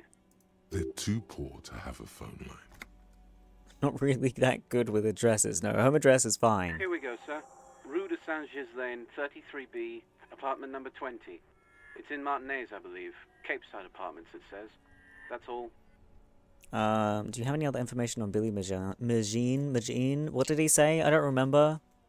Maybe lowering the sound effects volume would help. Yeah, but the rest of the sounds are fine. It's just the phone noise. It says here that they returned their last book just a few days ago, but I wasn't at work that day. Do you know someone who was? Marie? Marie? Do you remember a reader named Billy Majan? They returned a Tybalt book the other day. Hear someone answer from afar. Yes, it was my colleague Marie. She said that it was Billy's husband who returned the book. He also asked for this new sci-fi release, Lowe's Radio City 87, but we don't have it yet. Good. You have a name now. Oh, think French. I did do French at school, but I stopped. So, Billy was a woman, not a man. How did your colleague know it was her husband? Do you know the husband's name? Can Marie describe to me what the husband looked like? Do you know the husband's name? Sorry, no. Marie only knows him by sight. What does he look like? Marie?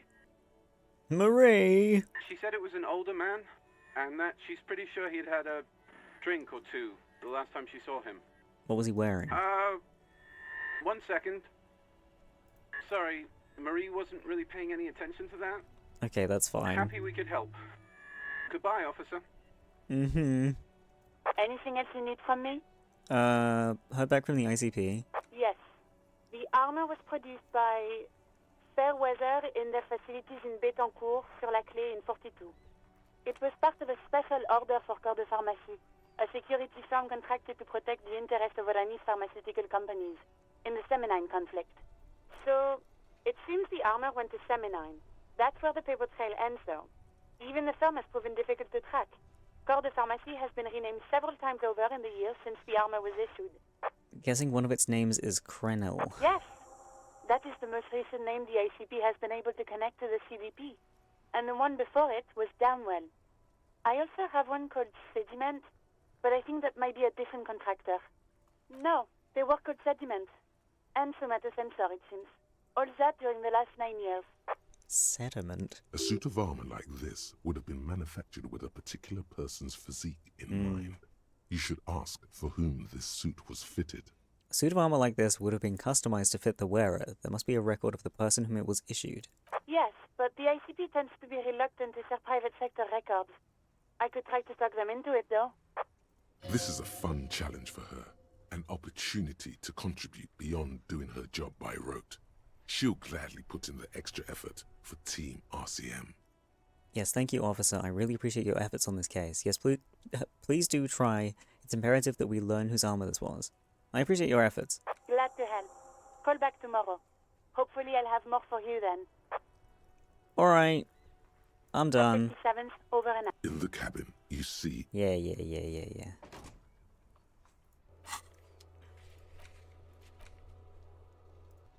Right, should I go talk to the book lady? Billy the book lady? Well, she's not here. Every snowflake is like a little gift from the sky. Every gift tells a story. I wonder if she's inside. Reading inside. No? Do I know anything more about this now that I've been to the nerd room? Of colourful board game boxes. There are numerous types of games for all ages. A lot of shelf space seems to be taken up by Wirral-related merchandise. Why would I want to buy the game?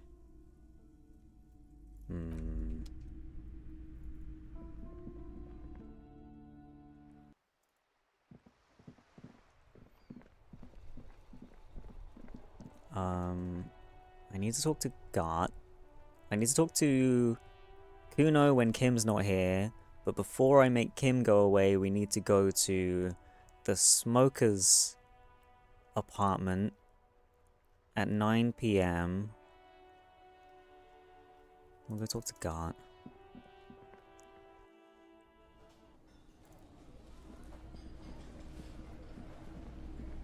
Oh, hello. It's great to see you again, officer. My wife can't wait to thank you. Go on, talk to her. Hello. Oh, sweetie, I don't even know how to thank you for finding my husband and helping him out. I hope we haven't been too much trouble for you. Just doing my job, ma'am. It was truly epic long-distance trek.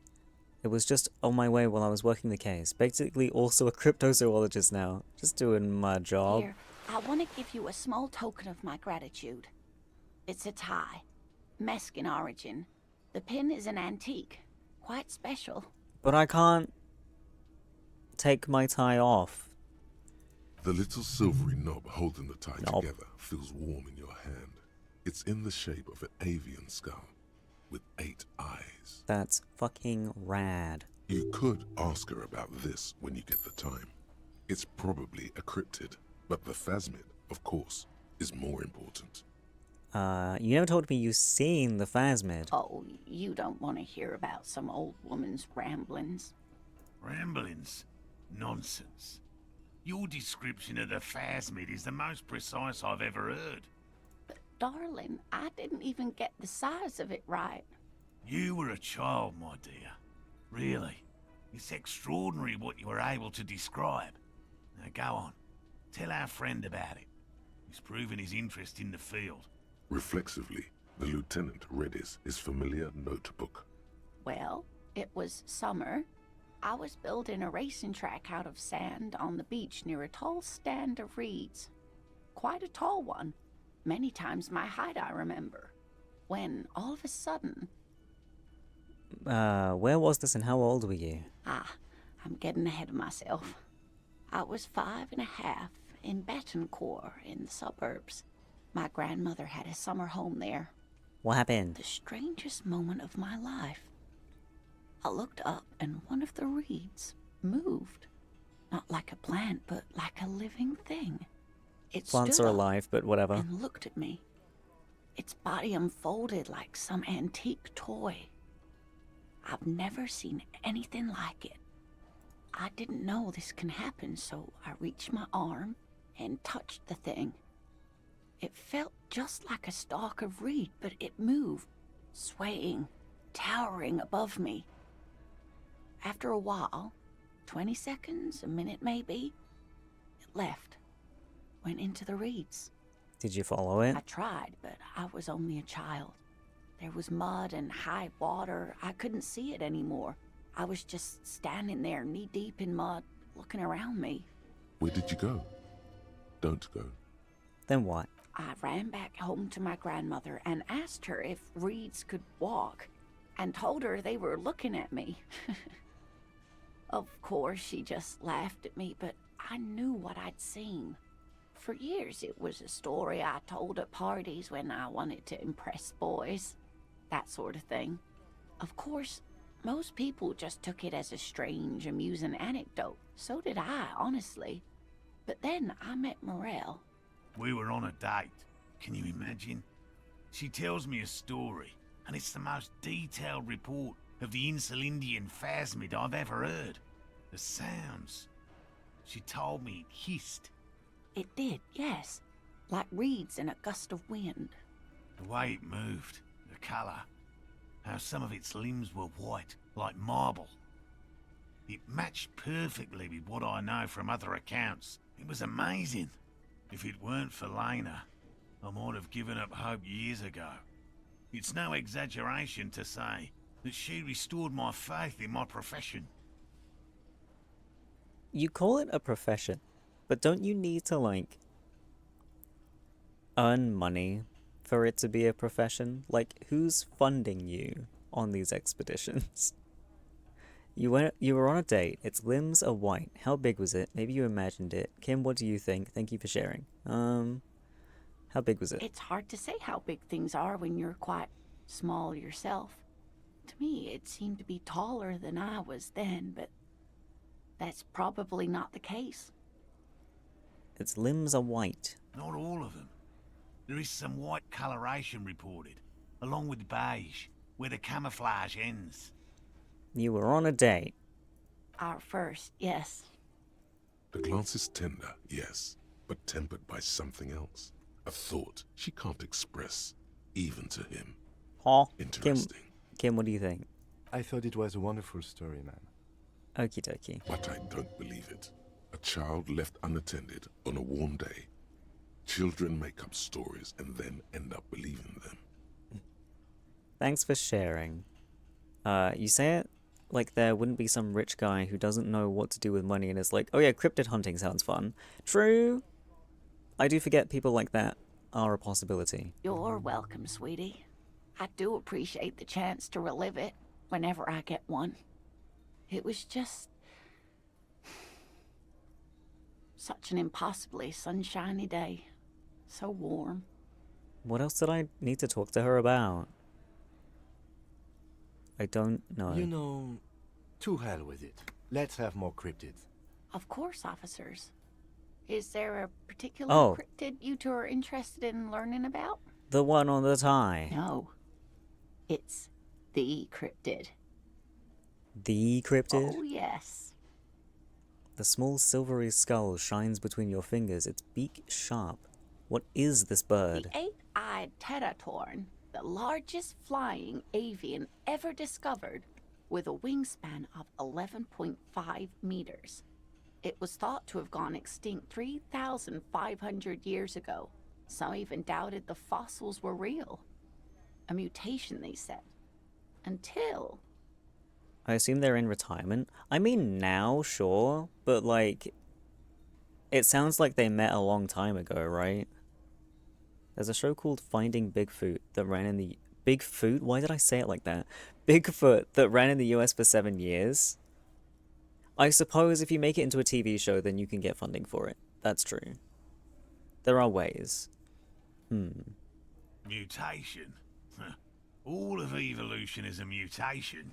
Until it was cited by renowned Gotvaldian explorer and naturalist Uwe Plattenkalk in 21. This renown seems a bit dubious. Your own catalogue comes up completely empty. But, of course, you are not all-knowing. I love that I'm just earning passive money. It's so good. I need to hear about this sighting. It happened on a botanical expedition into the vast and unexplored Oamrau Canyon in southeast Ilmara. Dr. Plattenkalk got separated from his group during a sandstorm. And Umaro is... The world's largest canyon system, sweetie. It's a barren waste east of the Erg Desert. An ancient riverbed completely dried up. What happened? Alone in the blasted desert heat, the doctor wandered eastward, where man hasn't stepped foot in over 1,000 years, since the fall of Pericarnassus. He was lost, without any navigation equipment and desperately low on water. After a day or two, he noticed a bird high in the noon sky. A great black bird. It seemed gargantuan. Every now and then, the bird would dive down to feed on an animal carcass somewhere on the horizon. But by the time Uwe got there, the teratorn had taken off already, and the carcass was picked clean. This happened many times. If this bird is so big, how does a little pendant of its skull fit on a tie? Unless it's a baby one? I guess, or they just have really tiny heads in comparison to their wings. It followed him, he was following it. Yes, or rather, hunting. A bird that big has a lot of blood in it, and he was dying of thirst. Oh. For many days, Dr. Plattenkalk followed the teratorn until they reached a great canyon wall where the bird finally landed to rest. He was following it because he wanted to fucking drink it. The professor climbed up there with a rock in his hand. He found the bird sleeping with his head tucked under its wing, a great black pile of feathers on the perch. So he approached, slowly squeezing the rock in his fist. Then the teratorn suddenly looked at him. He could see it had 8 eyes, 4 on either side of its skull, like a spider. And the man couldn't move. He was paralyzed, frozen into place with the rock in his hand. Whatever he did, he could not get closer to the bird. Why? The bird was controlling his mind. It kept him from approaching. He could step back, but every time he stepped forward, paralysis. Uva spent 3 days trying until the bird flew away. Okay.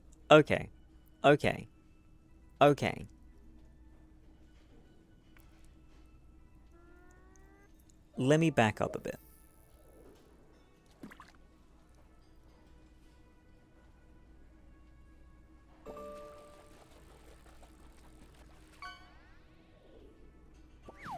After a day or two, so 2 days.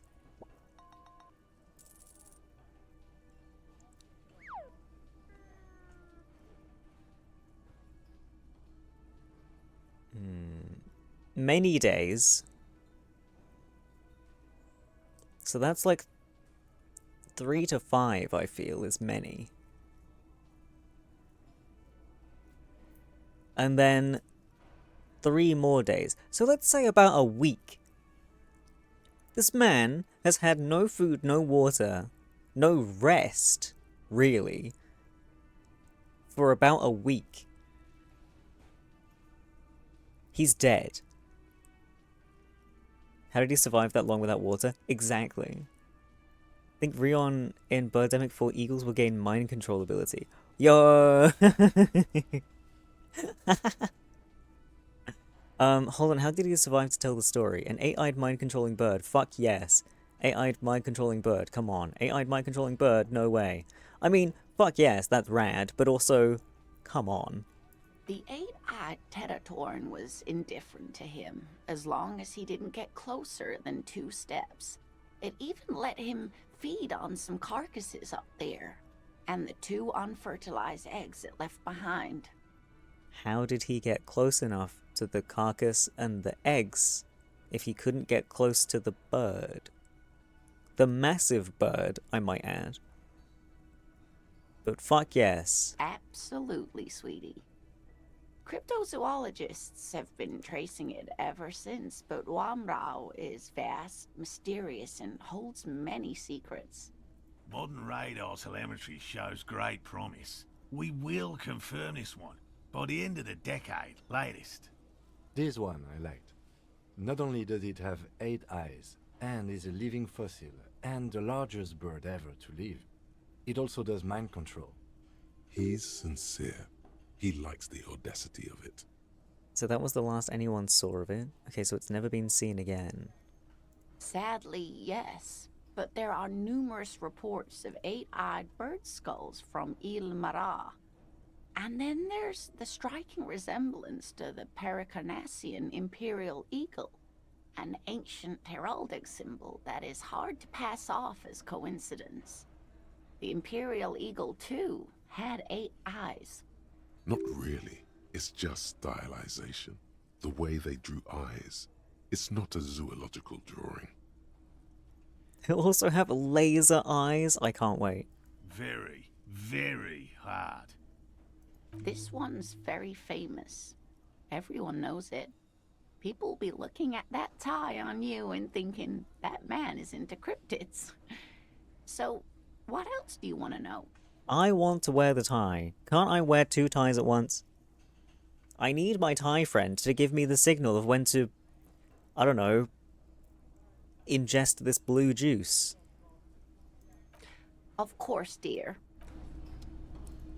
Yo, my man. I don't know why I stepped away to talk to Nothing like him. the gratitude of a good woman. Now then, what can I do for you? Gives you a gruff pat on the shoulder. Bro, we're nowhere near each other. He tries to play it cool, remain professorial, but inside, this man is itching for some news on those traps. Have you noticed anything off about your friend Gary? No. No, of course not. Why? Are you sure? Well, he's been a little unenthusiastic about the trip. More so than usual. That's understandable. He just wants to get home and warm up. I checked the traps. Good. Okay. And? One of them was empty. Completely empty? Yes, there was nothing in the trap. No locusts, no phasmid. No locusts?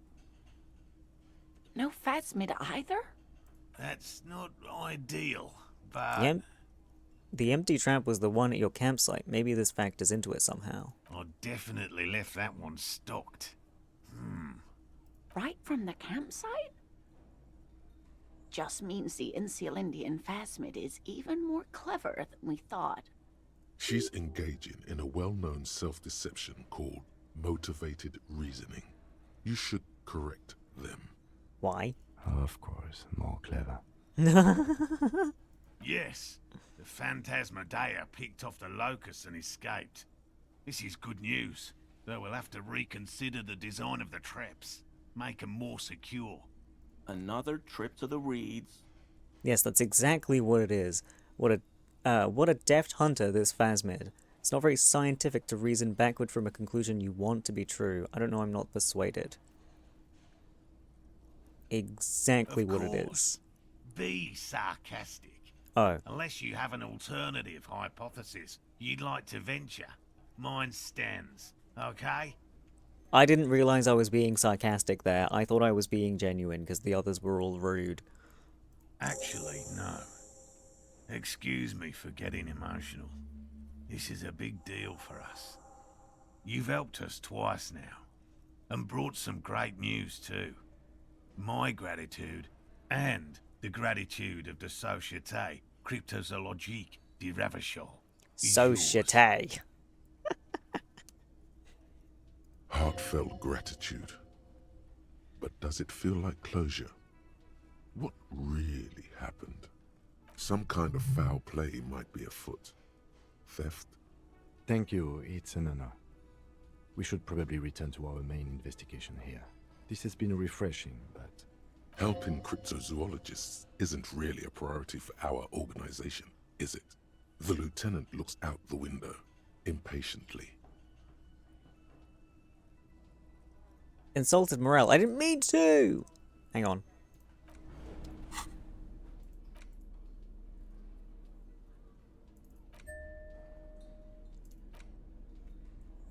Eight-eyed Teraton tie. Inland Empire and Volition. Slender bolo tie held together by an antique clasp in the shape of a bird's skull. The skull features 8 cavities for eyes. It's disturbing, but you can't look away. But I don't want to replace this. It's my special tie. Ah! What the hell? So many today.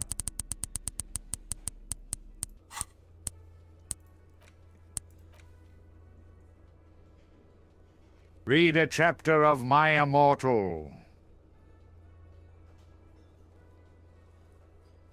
Let me do this check first. Hello.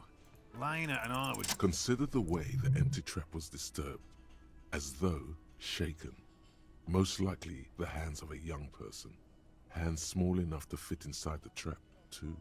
Oh, it's been a while. You missed 2 chapters literally like an hour ago.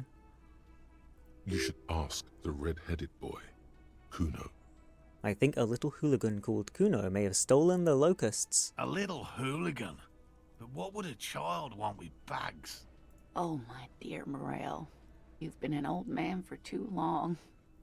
Kids love to torment insects almost as much as they love to torment old folks. I'll talk to the little gremlin and see if anything comes up. Delinquents. My favorite. Doesn't sound like it's really his favorite. Oh, you've been such a dear to us. Please, let us know whatever you turn up.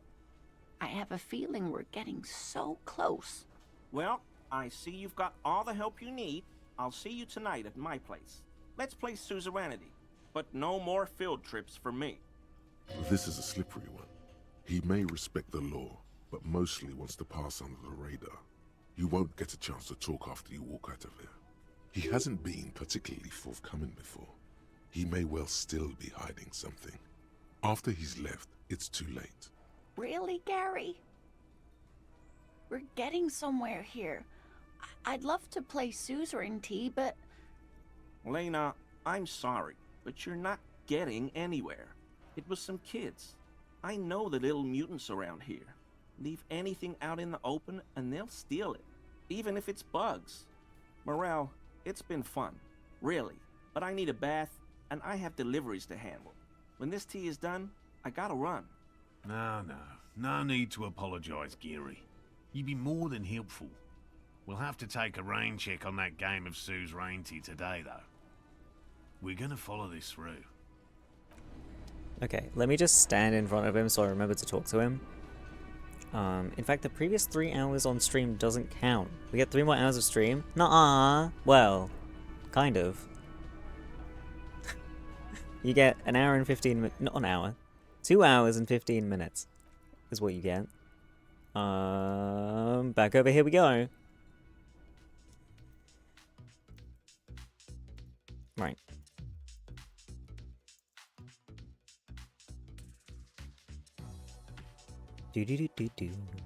Chapter 34. Shut the fuck up, Prebz. Have you even read the story? You are probably all just Prebz and posers, so fuck you, thanks to Raven for the help. I woke up in the coffin the next day. Draco was gone. I got up and put on a black tight sexa dress that was all ripped at the end. There was red corset stuff going up the front and the back, and it came up to my knees. There was a slit in the dress, lick in Mr. and Mr. Smith, Simth. I put on ribbed black fishnets and black Stilton boots. Suddenly, Sorius cocked on the door. I opened it. Hi, Ebony, he says. Guess what? You have to come, as in C-U-M, to Professor Sinister's office. Okay, I said in a depressed voice. I wanted to fuck Draco, or maybe listen to MCR or Evanescence. I came anyway. So what the fuck happened to Snipe and Lupin? I asked Sorius flirtily. I fucking tortured them, he answered in a statistic way. They are in Abkhazane now, lol. I laughed evilly. Where are Draco and Vampira? I muttered. They are excused from school today. Sodomize moaned sexily. Right now they're watching The Nightmare Before Xmas. We went into the office. Professor Sinister was there. She was wearing a gothic black dress that was all ripped up that was all ripped all over it, kinda like that one Amy Lee wears in this pic. And then there was a link to an image that has been removed. She was drinking some Voldemort serum. She took out the pensive and the time torner. Eneby, you will go do another session now. Also, I need you to get me the cure for being addicted, she said sadly. Good luck, Fangs. And then, I jumped into the pensive again. Suddenly, I looked around. I was in the Great Hall, eating Count Chocula. It was morning. I was sitting next to Satan. On a table was a tall gothic man with long black hair, pale skin and blue eyes, wearing a suit and black Converse shoes. He looked just like Charlin Manson. I noticed. He was drinking a portent. Who's he? I asked. Oh, that's Professor Slutborn, Satan said. He's the portents teacher. Ebony? Yeah, I asked. Did you know that Marilyn Manson is playing at Hogsmeade tonight and they're showing The Exercise at the movies before that? Yeah? Well, want to go to the contort and the movie with me? Riveting, this chapter is amazing. So much drama, action, character development. The fuck are you reading? Is this a poorly written vampire Harry Potter fanfic? It absolutely is! That's precisely what it is. It's called My Immortal. That was chapter 34. I hope you enjoyed.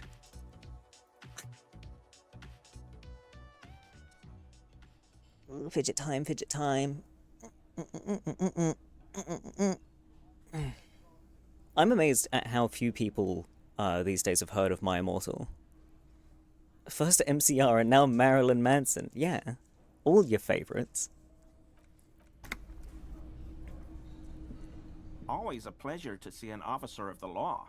Uh-huh. I mean, officers. Once more, you hear that odd clicking sound coming from Gary.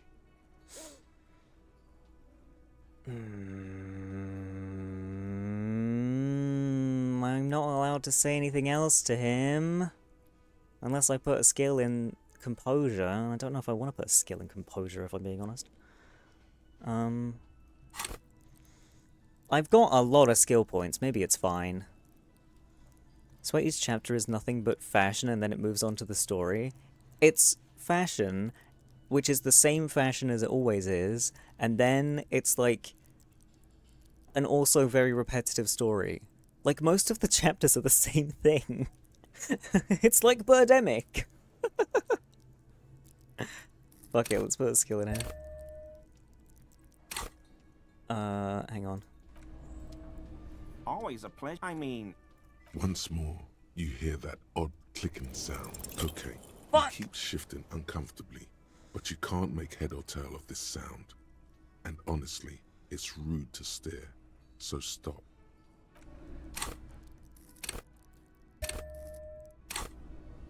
Always a pleasure. I mean... Once more, you hear that odd clicking. Okay, he keeps shifting uncomfortably, but you can't make head or tail of this. At least Birdemic had global warming and the extinction of the human race. True. I was thinking clothes that boosted composure. I don't know if I have any, do I? Am I stupid?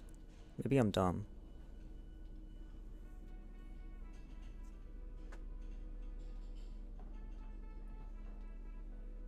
Ah, fuck.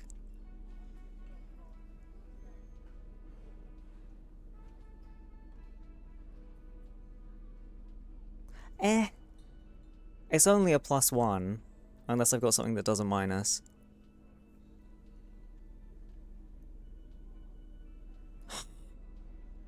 I could have had 2 extra.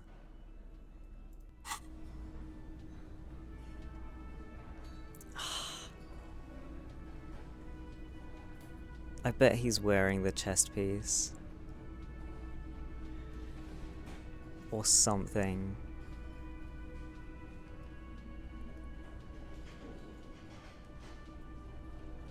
But I can't reload because it's been a while since I saved. Hasn't it?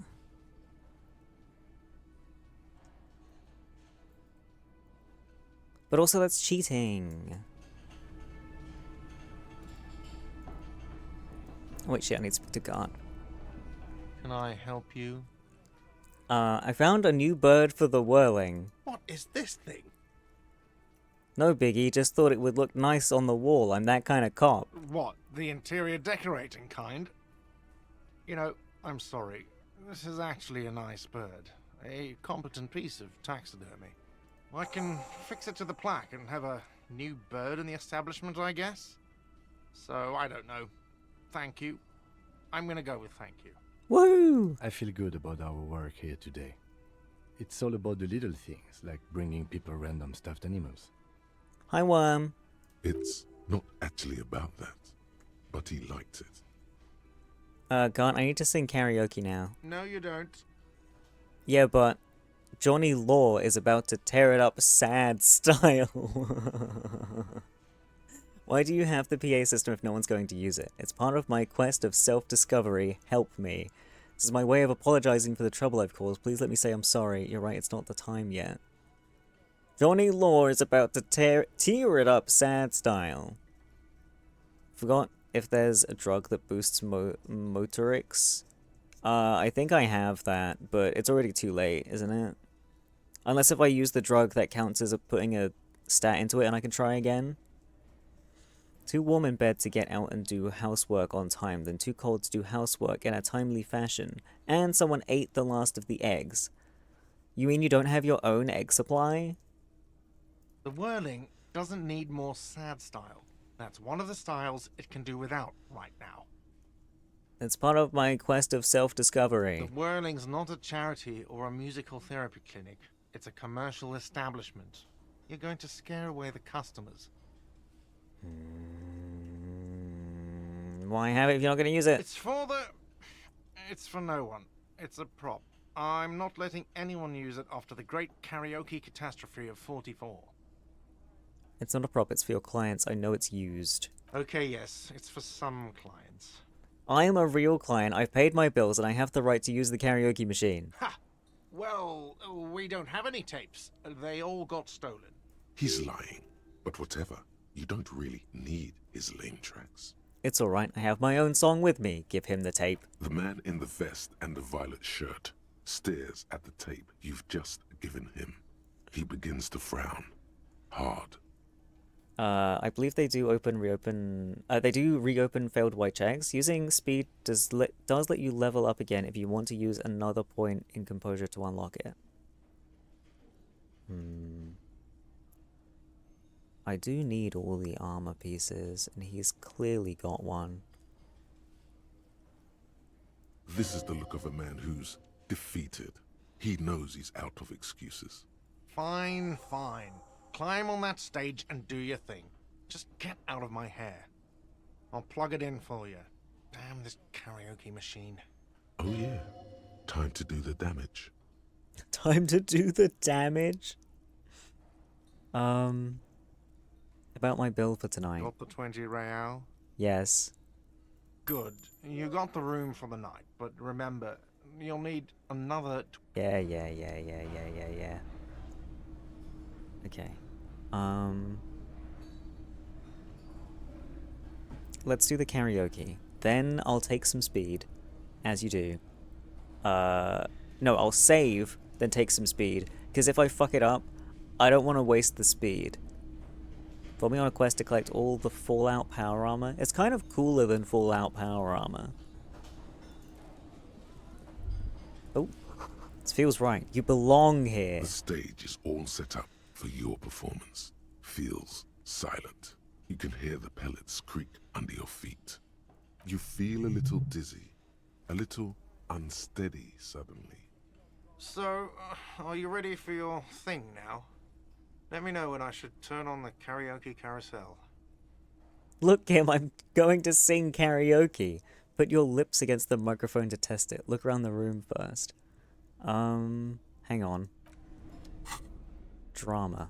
I know that does drama, but I can't take off my tie.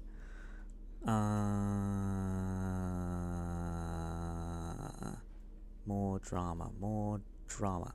-1 drama, how dare you?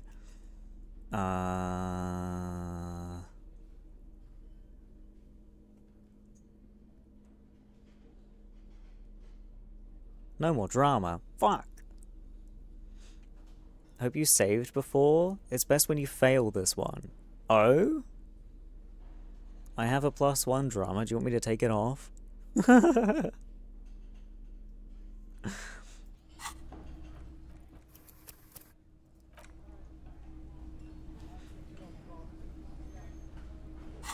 Because I can. What gave me minus drama? This. Karaoke to death. I would say save and try both. Okay, I'll try and get the minuses going. -1 drama. And then take this off.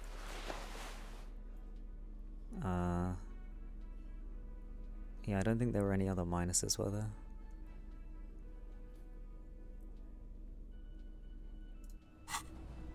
The stage is all you feel. So, are you ready for your thing now? Look, Cam! I can see that.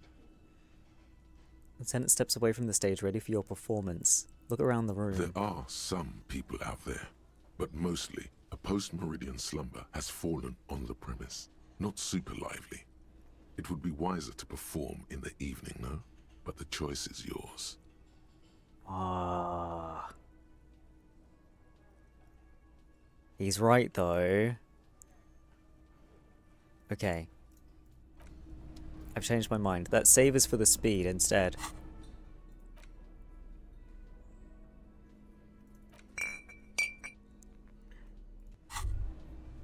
Now that you've acquired some stimulants, it's time for a little pick-me-up. Time to detect. Will it make me into a super cop? Wait, but Kim is here, he'll be disappointed. This is going to be really bad for my health, isn't it? Okay, my body is ready, let's do this. Hi, Vox. Will it make me into a super cop? It will make you into more than that. A mega cop. This is your modus operandi. This is how you've done it for years. Let's go. My body is ready. You raise the bottle, close a nostril, and inhale furiously. The rush is almost immediate. It tastes bitter and caustic and stings a bit inside your nose. Mamma mia! Good to have you back, Officer Megacop. The world has been waiting. Now the taste is slowly receding into your throat.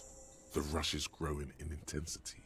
Your little heart pounding like a bird in a cage. A sweat breaks out across your brow.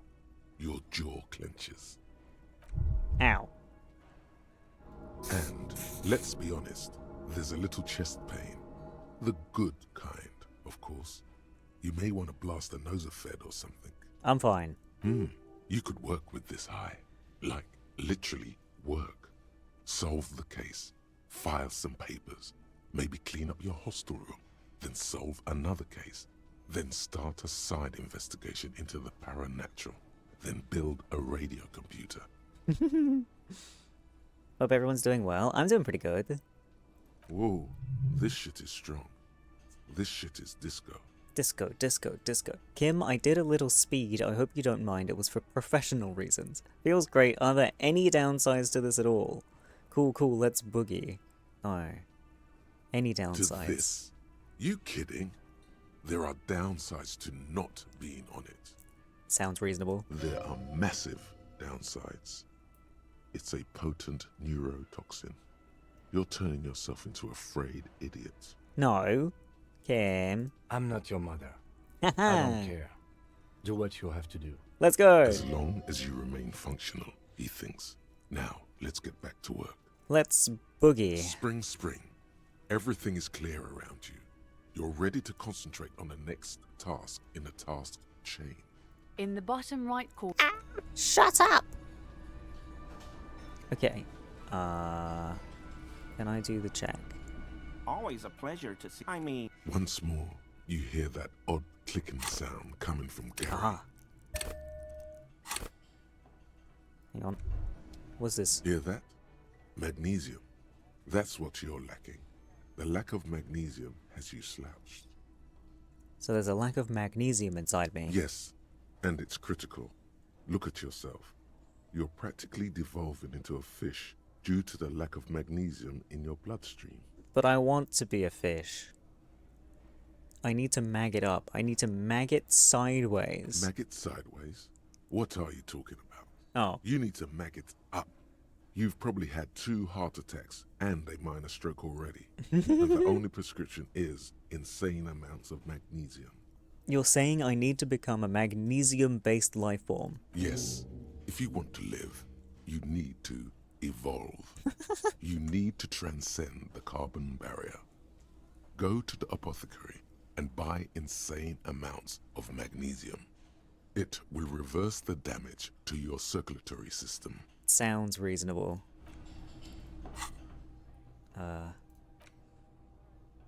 No shakes.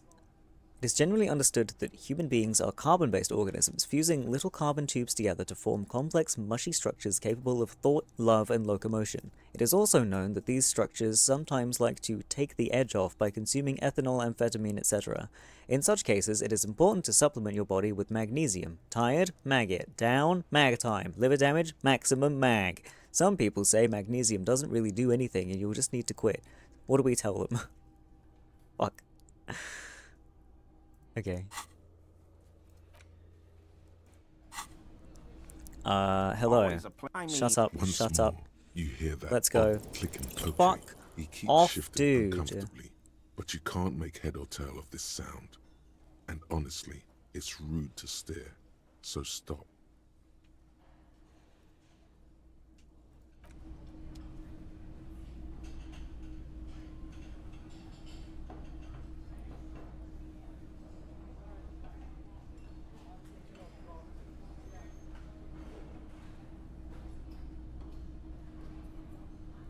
I once again mentioned stat boosting clothes. Fuck! Fine, I'm gonna retry with stat boosting clothes. And then if it doesn't work, it's not meant to be.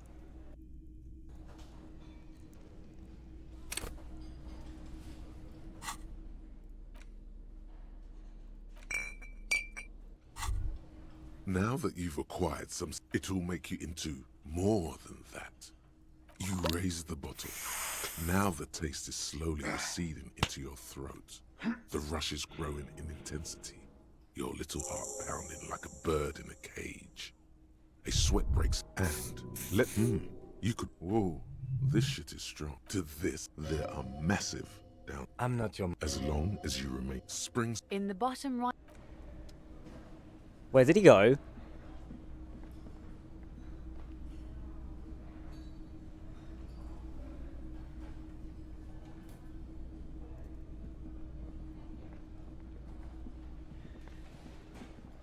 The fucking guy's missing.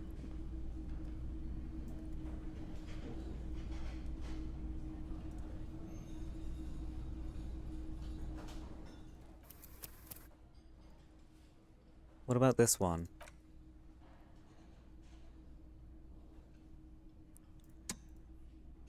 No, we'll just try this one again.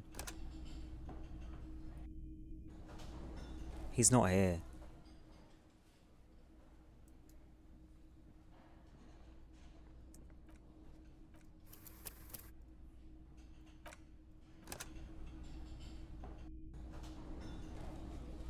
I don't know what...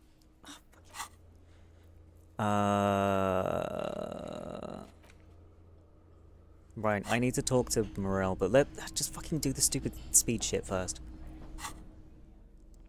I haven't done the fucking thing with Guy either. I think it's because you reloaded the area after he was supposed to leave. Fucking ass.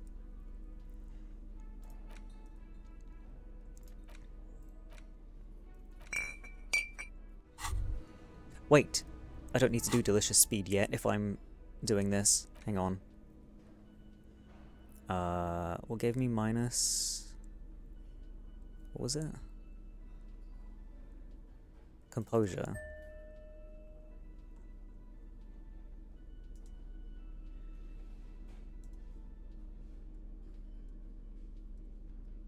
Composure.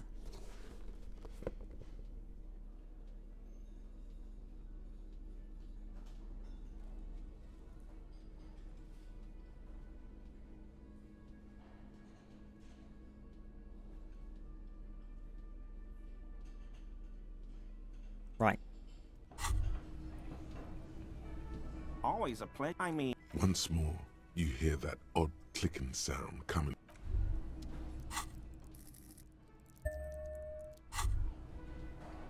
Always a play. I mean... Once more, you hear that odd clicking. Okay.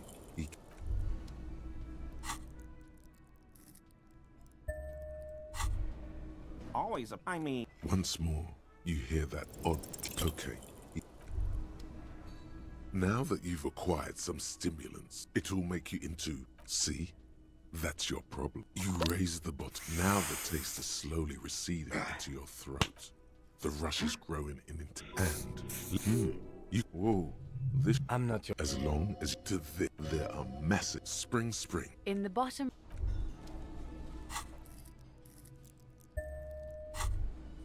Always a play. I mean... Once more, you hear that odd click. Okay. He keeps shifting uncomfortably, but you can't make head or tail of this sound. And honestly, it's rude to stare, so stop.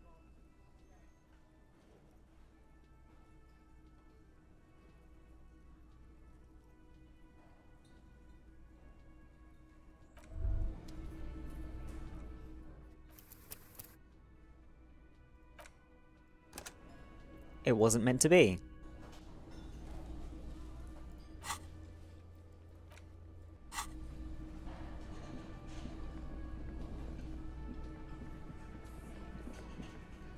Did I need to talk to this guy about something? The man ponders his cooking. Nope.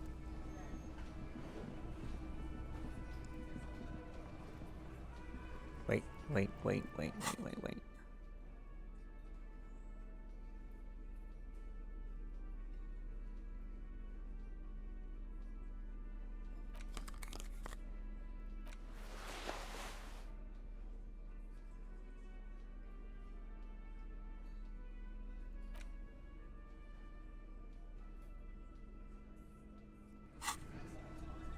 The window.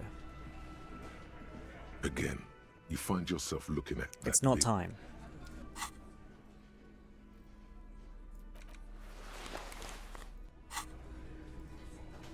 Okay.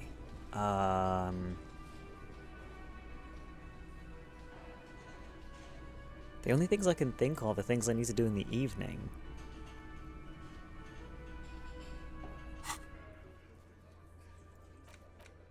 Is my very special, very warm drink. Hi, Carl. Thank you, thank you.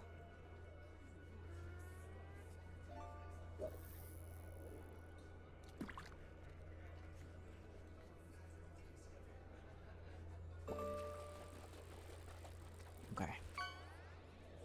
Wash the jacket. I don't know where to wash the jacket. Go to the apartment and deliver the bad news. Search for the malignant entity. Ooh. You know what?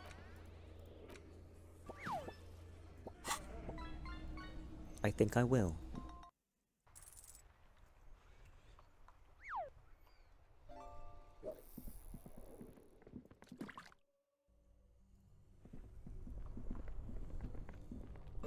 This orange machine is dead still. Still need another pry bar.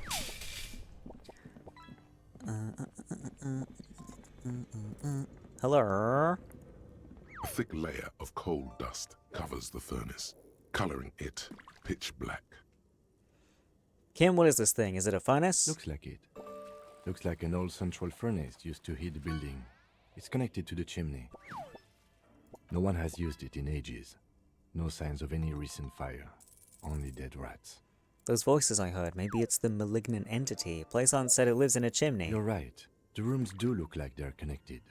But malignant entities don't exist. At least not the supernatural kind. Always has to be the skeptic, this man. I'm not kicking it because that'll damage me. Wait, what did it A need? thick layer of coal dust covers Physical the furnace, instrument. coloring it Physical instrument. A thick layer of coal dust Hello? covers the furnace, coloring. Something breaks loose in you. A mighty bellow echoes throughout the chimney's depths. The chatter of tiny voices above suddenly cease. Then, Hi, Shima. Hello? Hello? you've awakened the entity. This is the police. Who's there? I summon the ghost of this doomed commercial area. Answer me, spirit. Hello? Hello? Hello? Did you say anything? I can't hear you. Please come upstairs. There's a safety curtain on the second floor. I'll open it. Safety curtain? You hear a low rumble upstairs. The sound of a curtain being pulled aside. After you, officer. Where? Curtain.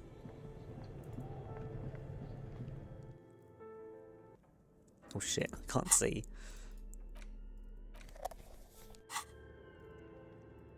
I still haven't figured this out. Fucking password.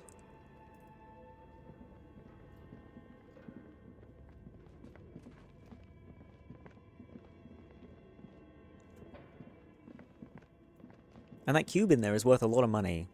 So I want to figure it out and then sell it.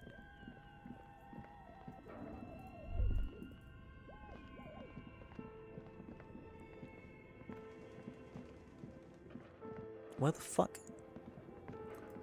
Huh? Safety curtain? Where? Huh? I don't remember seeing a curtain anywhere. Wait, is it this way? Oh. Ho ho ho ho. Shoes in a puddle of melting snow. What's that? A postcard. La Delta 51. The sunlight has made this postcard almost completely sepia-toned. Midtown traffic passes overhead. The ghosts of skyscrapers disappear into a beige midday mist. Vapor rising from the delta on which the district was built. The postcard is prepaid. Fatanoof. Hello. What's all this? Tray is full of dice. Colourful polyhedral dice, hundreds of them. Candy dispenser has been repurposed to contain thousands of dice. You are the one. Hello, I'm Nia. Bird-like woman sits on a throne of tools with emerald light shining through her hair. Did you try knocking on my window? I must have missed you. I've been listening to my Milius. So what kind of die are you looking for? Could this be the malicious entity? Perhaps it's wise to go along with this masquerade for now. She's got a direct view to the backyard. Oh. You should interrogate her about the lynching. Hold on, what do you mean by milieu? You must have confused me with someone else. I haven't knocked on your window. Then how did you get inside? By the south entrance? You know what? It doesn't even matter. What matters is that you're finally here. Let's talk dice. Did you have something specific in mind? What do you mean by bleh? Yes, Amelia is like a call-in station. You need a two-way radio to access one. That's why I have these. Mostly, they just teach you to swear in different languages. But some of the stations can be quite interesting. I was so absorbed, I must have missed you knocking. Why are you asking me about dice? I'm a novelty dice maker. Tell me the name of your role-playing system and I'll make the die you need. That's why you're here, yes? Role-playing games? You know the one made by Fortress Accident. Does that count? Sure, I like role-playing games and I need some dice. Maybe? I'm not really sure why I'm here, honestly. No, I was looking for something else. Squint your eyes mysteriously. Answers. I'm not interested in buying dice right now. I'm a police officer and I need to ask some questions. Sure. Very good. My rate is 10 real per set. Unless you want something really unusual. Take a look around and see if there's any particular stone you want to use. Walls around here are covered with rows of precious stones and minerals. It almost looks as if the stones and dice are a natural part of the room, growing out of the shells like stalagmites. No falsehoods are present. She's a novelty dice maker and doesn't have anything to hide. Ask what you need. How did you become a dice maker? How did I become one? It was a business decision. I was a regular jeweler at first, but that's an unfocused field with too much competition. Some of my friends were role players. They asked me to make some polyhedral dice out of cobalt. That was my first order. I grew it from there. Precious minerals, magnesium dice, roll for evolution. Do you like role-playing games yourself? Not especially. I like working with rare materials and a steady pay. And role players as customers? They're nice people. Some of those nice people have big bucks to spend on novelty items. What do you know about the man who was lynched? Nothing really. I didn't know him. Who cares about the dead body? We might be dealing with a malignant entity here. Uh-huh. The lieutenant looks at his notebook. Then the woman under the large window. Your window looks directly onto the courtyard. You're saying you didn't see or hear anything unusual last Sunday evening? I'm sorry, detective, but as you know, I usually have my headphones on when I'm working. It shuts out most of the daily ruckus behind my window. What do you mean by the daily ruckus? You never took your eyes off the work to look out the window. You often work Sunday nights. It's an odd profession, making dice for people. But I like it, and I prefer doing this to sitting at home. What do you mean by the daily ruckus? Well, there's always something going on in the Whirling's backyard. During daytime, there are usually those kids. And lately, I've been seeing a lot of drunk workers hanging about. Must be because of the strike. She's heard of the murder, but did not see it, sire. But I never saw anyone during that fateful Sunday night, I'm afraid. Thanks. She nods. Anything else, officer? I'd like to order a die from you. Of course. Tell me what you have in mind. You know the Wirral Untethered setting? I want to die for that. Have any cursed dice? Tell me about your most extraordinary die. I'm sorry, I don't actually want a die. I want... Wait, I don't know what die I want. Just a normal die for me, please. Very regular. Looking for something to help me with my work. Actually, I need more time to think about it. Cursed. What do you mean by cursed? As cursed as this commercial area, as cursed as my life, abracadabra perished like this world. Yeah, that. All right. How about I surprise you? Come back in 8 hours with 7 real, and I'll give you your cursed die. It's a deal. Great. See you in 8 hours then. Was there anything else? Where are we anyway? We're inside the chimney of an old central furnace. It's strange, I know. She looks at the ruddy bricks that make up the walls. Even though they've been repainted and there are still signs of coal black soot here and there. But when I arrived here, all the other rooms were taken, so I had to build myself a makeshift home. Besides, I don't really have to pay any rent here, so that's a plus. Plaisance was right. There's an entity living in the chimney. You should ask her about the curse. Creative. I've heard this place is cursed. Did you know that people call it the doomed commercial area? I've heard the stories, but I don't think those stories are true. Wait, how do you explain what happened to all those companies then? Plaisance is the one who sent me. She's convinced that the place is swarming with malicious energies. Plaisance, the bookshop lady? I've heard that her business is doing rather well. Have the energies spared her somehow? Plaisance is a wise woman. She has Semini's trinkets protecting her against the curse. Actually, the bookstore isn't doing that well. There are hardly any customers and she has to exploit her own daughter to keep the company going. The curse is just biding its time before it strikes again. Sooner or later, everyone will fail, even her. I don't know why the bookstore hasn't gone bankrupt yet. That's why I'm here to investigate. This one. All right. But it's not just the bookstore that's still up and running. What about the whirling in rags? Some people say it's part of the building complex. Hold on, the whirling is part of the doomed commercial area. Yes, but it's still a separate building. No malicious energy. The malicious energies can't reach there. No, the whirling isn't doing well either. Its waitress just took off, and customers have trouble paying bills. Right, the whirling doesn't really look like it's cursed.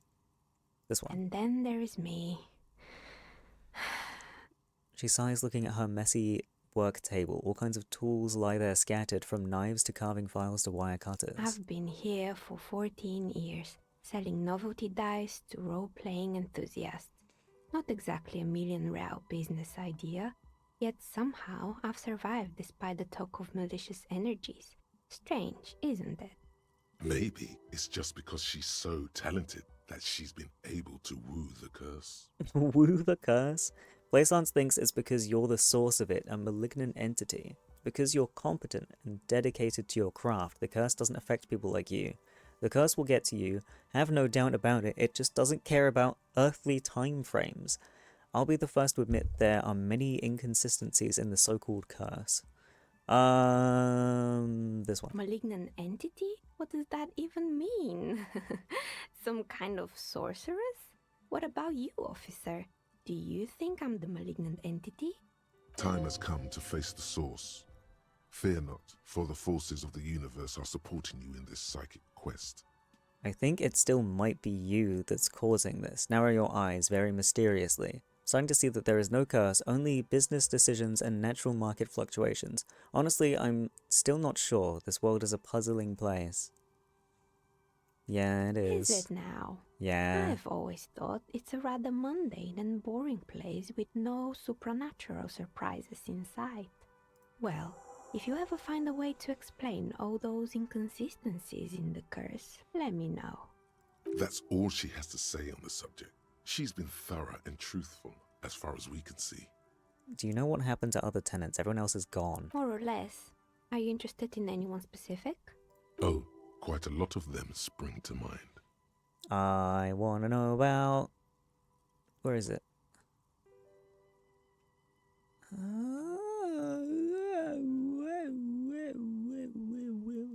Strange Machine? Fortress Accident, Yeah. the radio game studio.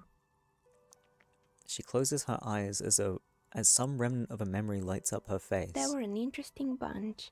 We talked about role-playing systems every now and then. Once, I even saw two of them get into fisticuffs over Wirral.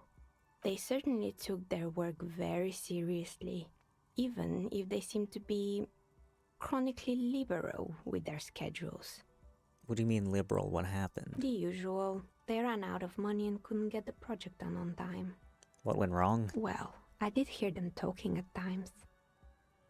She looks at the hallway as if she can still hear them chit-chat behind her curtains on a cigarette break. They seemed to believe they were historical individuals on some grand quest. She sounds almost mocking when she says that.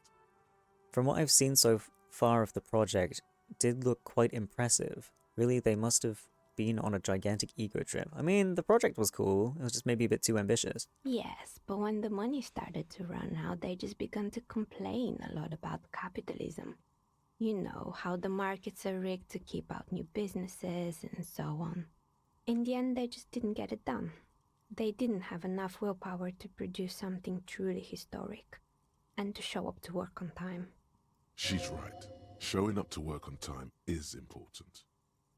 Showing up to work on time is incredibly hard. That's too bad. I would have supported them. The project looked great. You're right, they should have tried harder. They had everything needed to succeed. Too bad. Not the wisest decision. You would have lost all your savings. Tosses a pair of dice on the table. One of them stops near the edge of the metallic desk. The result is 1. Oof. On a 20-sided die. The dice is black and filled with little silvery flakes, like snowfall. Anything else?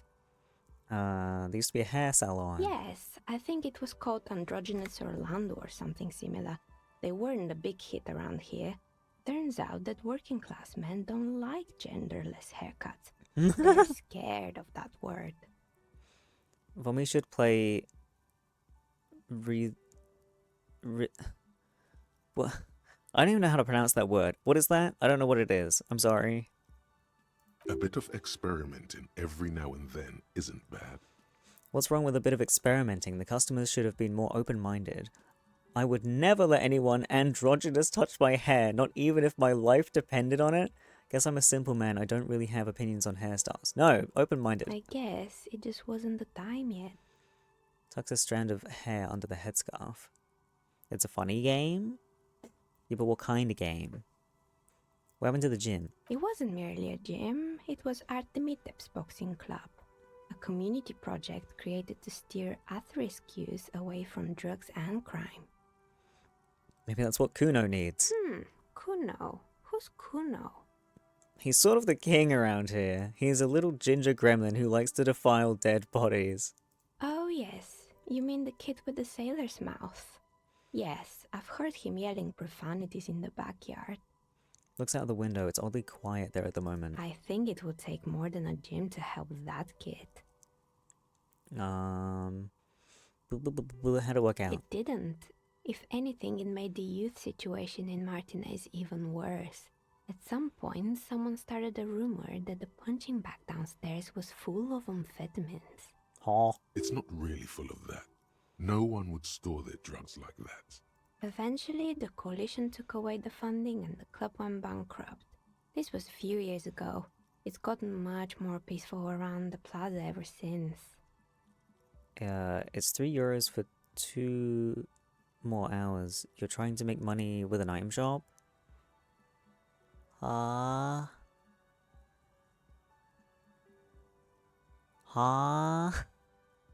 What's up with the broken windows? What broken windows? Oh, this one's a mess.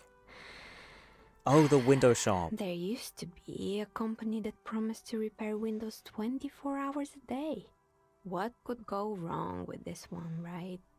Turns out, the business was actually set up as a front for an illicit group that was producing snuff milieux.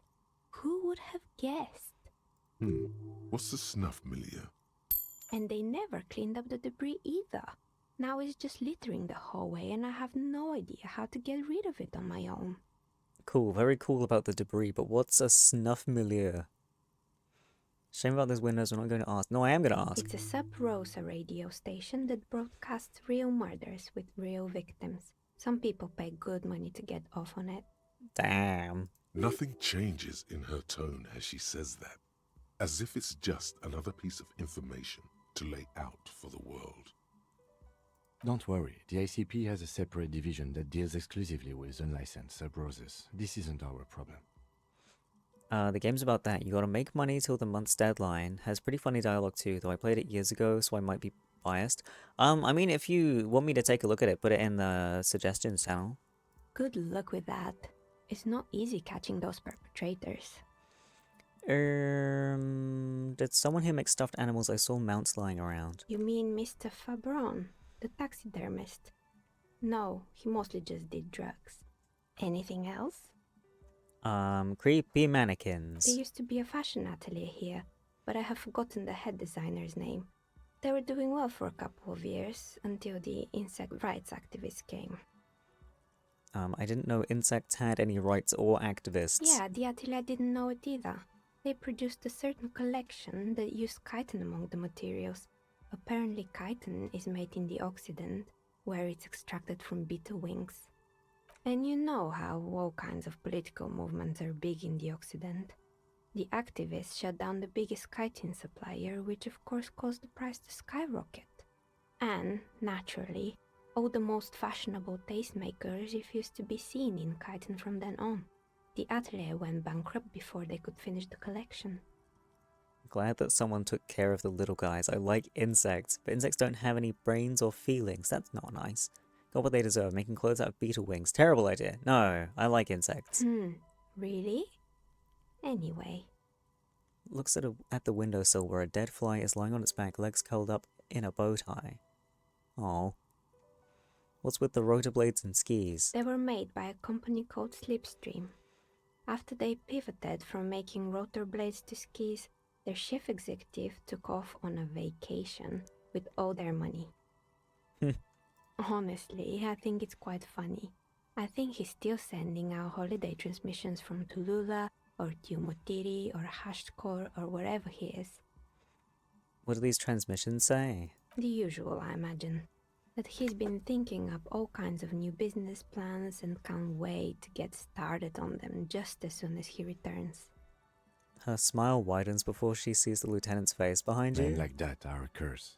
Oh. Sure, but Slipstream is history now. All their remaining assets got seized by the bailiffs in 47. I have no idea why those skis and blades are still lying around in the house. Not much use now, I guess. They were just the props. Why return them? Maybe you could make a sword out of one.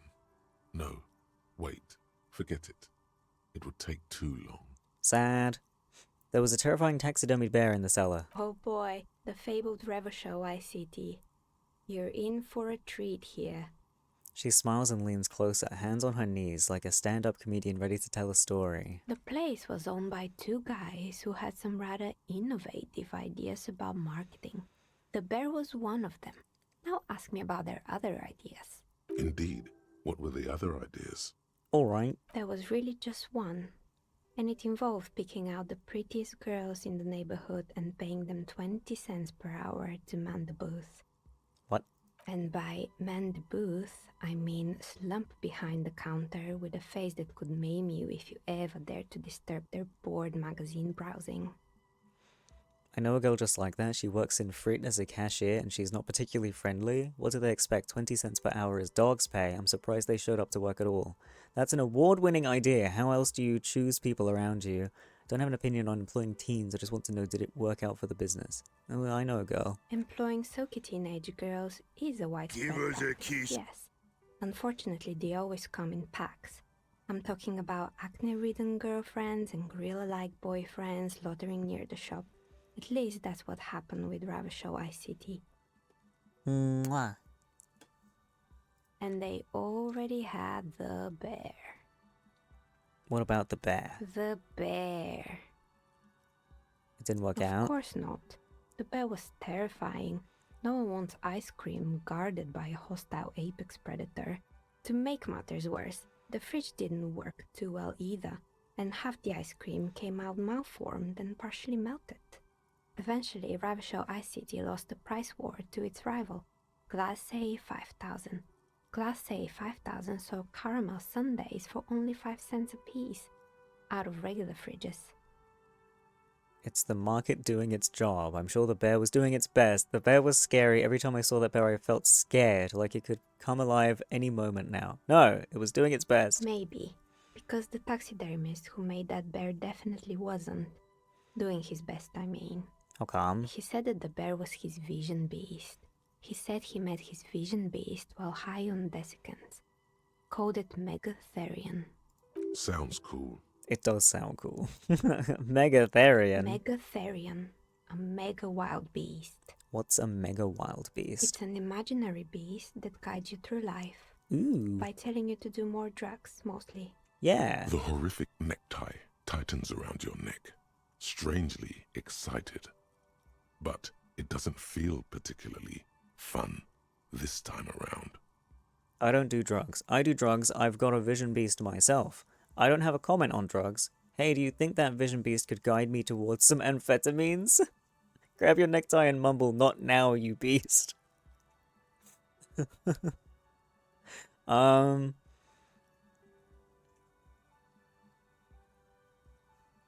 wish I had a vision beast. I've got a voice in my head, but it doesn't have like a beastly form. That would be hot. I don't, officer. You should stay away from drugs and vision beasts. Boo. Anyway, now you know the story of the fallen ice cream empire. Anything else? Another failed business, perhaps? I've been here for a long time. Multiple voices in your head? Yeah, true. But none of them have a sexy, sexy, beastly form. I found the building's intercom, but it's not working. Oh, right. I hope you didn't try to ring me. I mean, if you have a button. I think none of those doorbells work, including mine. I'm still in the middle of connecting the wires. Sorry about the confusion. The doorbell with the empty name card must belong to her then. Ah, you're telling me the doorbell with the empty name card was yours? That's right. I haven't even written my name there. As I said, it's quite useless right now. It doesn't work yet. You've been here for 14 years and you still haven't set up your doorbell. I was wondering about the Whirling in Rags as a part of the same building complex. You could say so. Both houses were built at the same time and under the East Delta Commerce Center project. That explains why you can call the whirling from the intercom, albeit I doubt that anyone responds. There's the abstract portraits. That's true. Some of them are kind of hot. Sorry, I'm doing more fidgeting. If the whirling is part of the same building, then it's part of the Dune commercial area. The darkness of this place is there, too. I saw the pinball. Right. It used to be a gaming arcade. This is an ancient failure, before my time. I'm not surprised, however. I want to play pinball. My advice, don't base your business on a fad. Hypnotism, floriography, trick-track, especially pinball. Agreed. Pinball is the worst. What the hell, Kim? I love pinball. Strange thing happened when I tried calling a company named Slipstream SCA. Someone answered. It can't be true. They don't work here anymore. They've been gone for years. Are you sure it was Slipstream SCA? Was it a woman? Maybe it was Plaisance from the bookstore. First, it wasn't Plaisance. I know her, and I would have recognized her voice. Oh, right. But did this person say anything? She said she was from Tricentennial Electrics. Tricentennial Electrics? It used to be a major electric company 100 years ago. Are you sure it wasn't just some kids playing a prank on you? No, it was something else. It was eerie. It was too real to be just a prank. Either we're dealing with a professional actress, or... You're right, I probably just got made fun of. No, it was something else, something eerie. May have been some sort of rare electrical anomaly. Something eerie. Pranks can be eerie. Oh, the kids these days. We were just one of them, and now they're terrorizing us. No solidarity. Actually, the Slipstream SCA mystery might be a recording. I called again later and I got exactly the same message. Why would Slipstream SCA have a 100-year-old recording as their doorbell message? Doesn't make any sense. I'm still convinced it was nothing more than some elaborate prank. My money is on electrical anomaly. I've heard of these, especially in an old building like this. Fine. Sure, I'm listening. Other Good. questions? I hope it clarified things a bit. What else?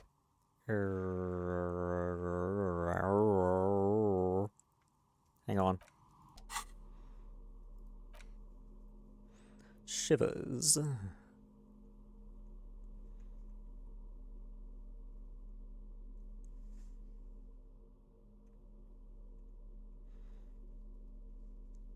I don't have my half-light gloves on. Give me my fucking half-light gloves. They're important to me. Right, that gives shivers, but it's a fucking scarf, so... Oh, it's you again. Are you... You feel nothing. If anything, it's uncomfortably warm in here. Start taking off your clothes. You need to connect.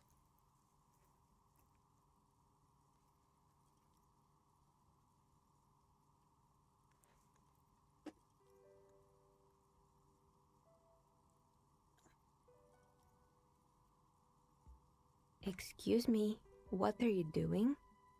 Dicemaker stares at you while you start to fuss with your pants. Officer! The zipper, it's stuck. Is it just me or is it hot in here? I'm trying to lower my body temperature. It's part of this special technique I have. Never mind, that was a terrible idea. It's time? Time for what? Get out of your clothes.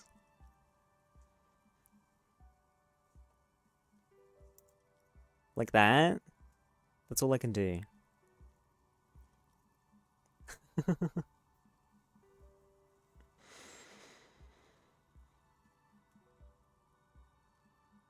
Oh, spicy. If only you had me, you'd be cool enough. Yeah, I do need fridge. I mean, there is a fridge, but it's got a scary bear. I'm trying to lower my body temperature. And why would you do that? It's part of this special technique I have. And what technique is that? She squints at you, a little astonished at what she's hearing. You still haven't gotten your zipper open. Hear me out. Sometimes I get feelings. Miss, I apologize for my colleague's behavior. He's still recovering from an unusual medical episode. Officer, this isn't how mature adults deal with their feelings. Now you feel something. The cold damp of shame washing over you. No, not like that. It's like I can feel the wind, or I don't know, the air pressure, and then the air tells me things. The air pressure told you to take your pants off in my studio? This is not going very well, is it? I'm not explaining this very well. Can you please employ this special technique somewhere else?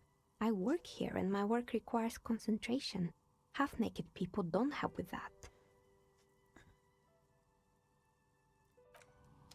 I'm sorry.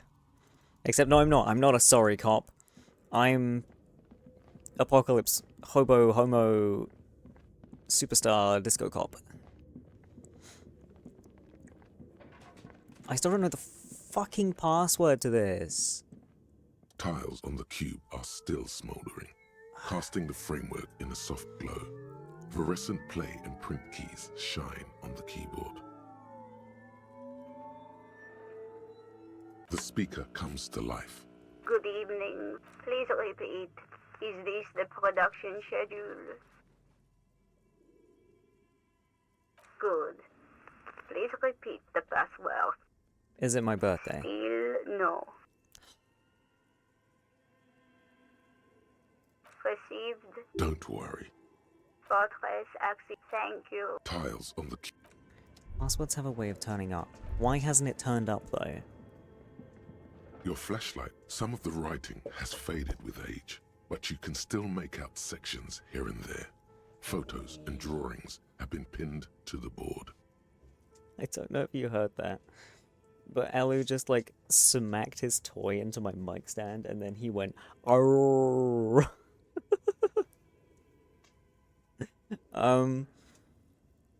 These light translucent. I'm just gonna see if there's anything I haven't.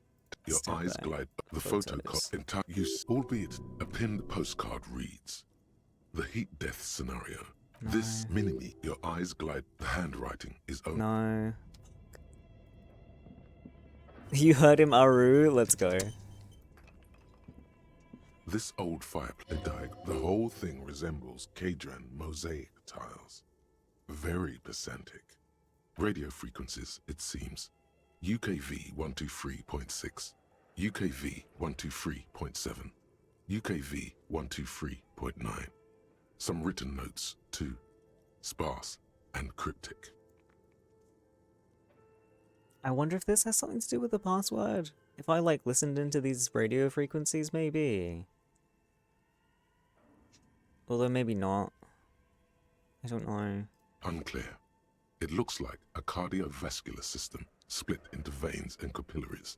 Very advanced. You think so? The web is comprised of radio stations. Whoever decides, there's no way. My God, the schedule. Nothing. I don't know. Fucking password, piece of shit.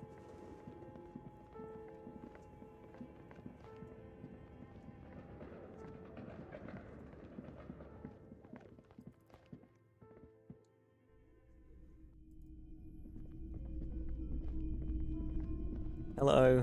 I talked to the entity. You're alive and well. Don't keep me waiting now.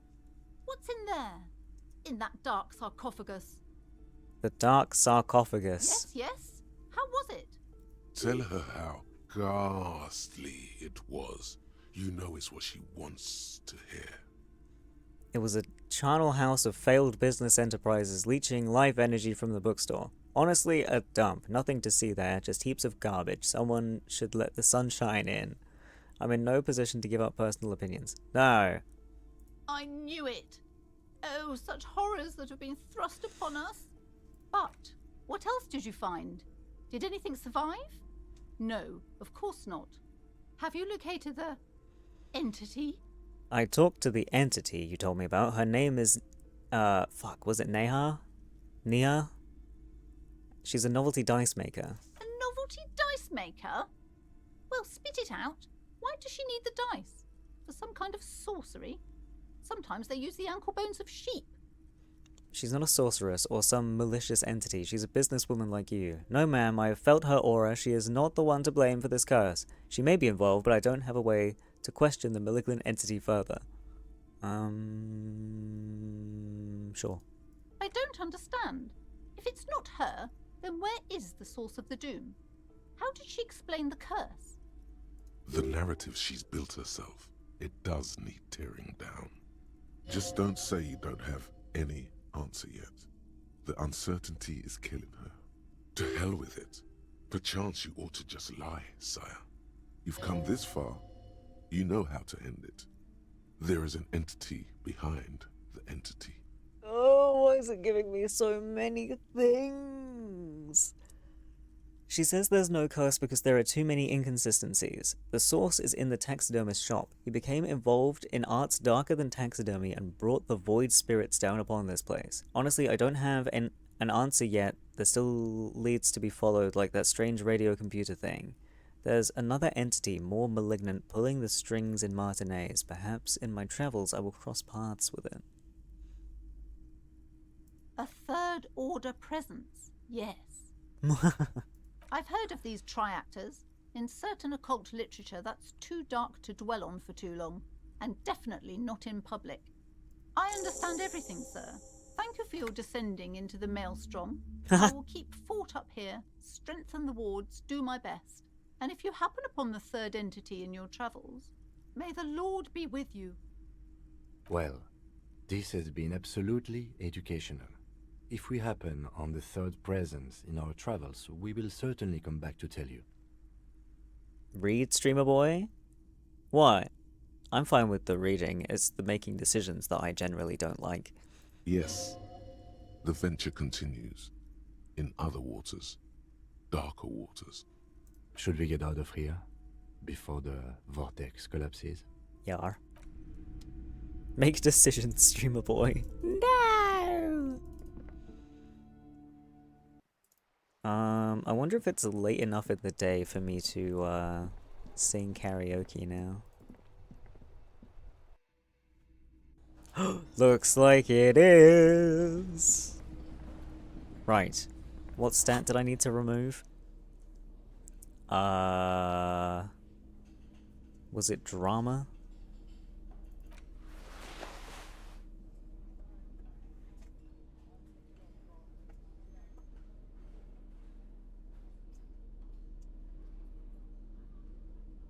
I don't think I had anything else. No, I did. This.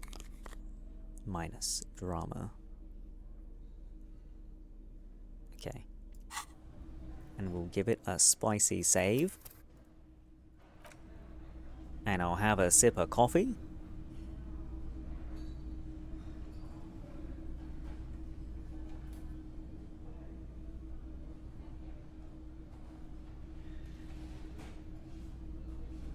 Going to Gram's house, probably not going to make it back till after stream is over. Have a fun stream. No worries, Koki. Enjoy your time at your Gram's house. Okay. The stage is all set up for your performance. My Feels performance. silent. You can hear the pellets creak under your feet. You feel a little dizzy, a little unsteady suddenly. So, are you ready for your thing now? Let me know when I should turn on the karaoke carousel. The bar is full and buzzing with chatter. No one is paying you any attention, but still you feel your knees turn to noodles. Okay, now a couple is looking at you. Even worse, they are going to hate you. Just make sure you move, okay? Don't be stiff. True. Right. +1 throwing in some dance moves? Shit, I gave it a plus. I need to fail. I'm ready, got. Hit play. The air Nice. is thick with anticipation. Someone dims the lights as the music starts. A lump's in your throat suddenly. Look at my outfit, man.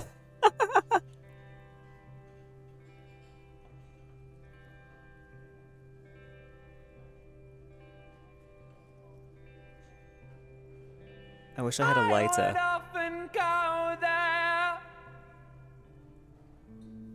to the tiny church there, It's not what I was expecting. the smallest church in Sanson. Now it once was larger. How the real may rest there, down through the mist there, towards the Seven Sisters,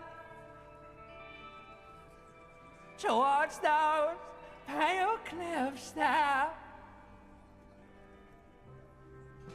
I would often stay there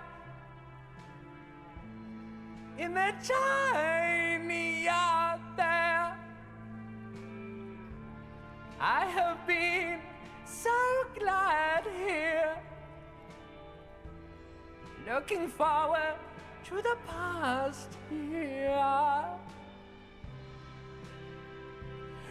But now you're all alone. None of this matters. At all. That honestly sounds like a real singing style, though, that people do. Redeem? That means he has to take a redeem off. This is worth it. I come back to this? Yeah. What is this? It's incredible singing. Oh, it was the limbic system singing. That's hilarious. I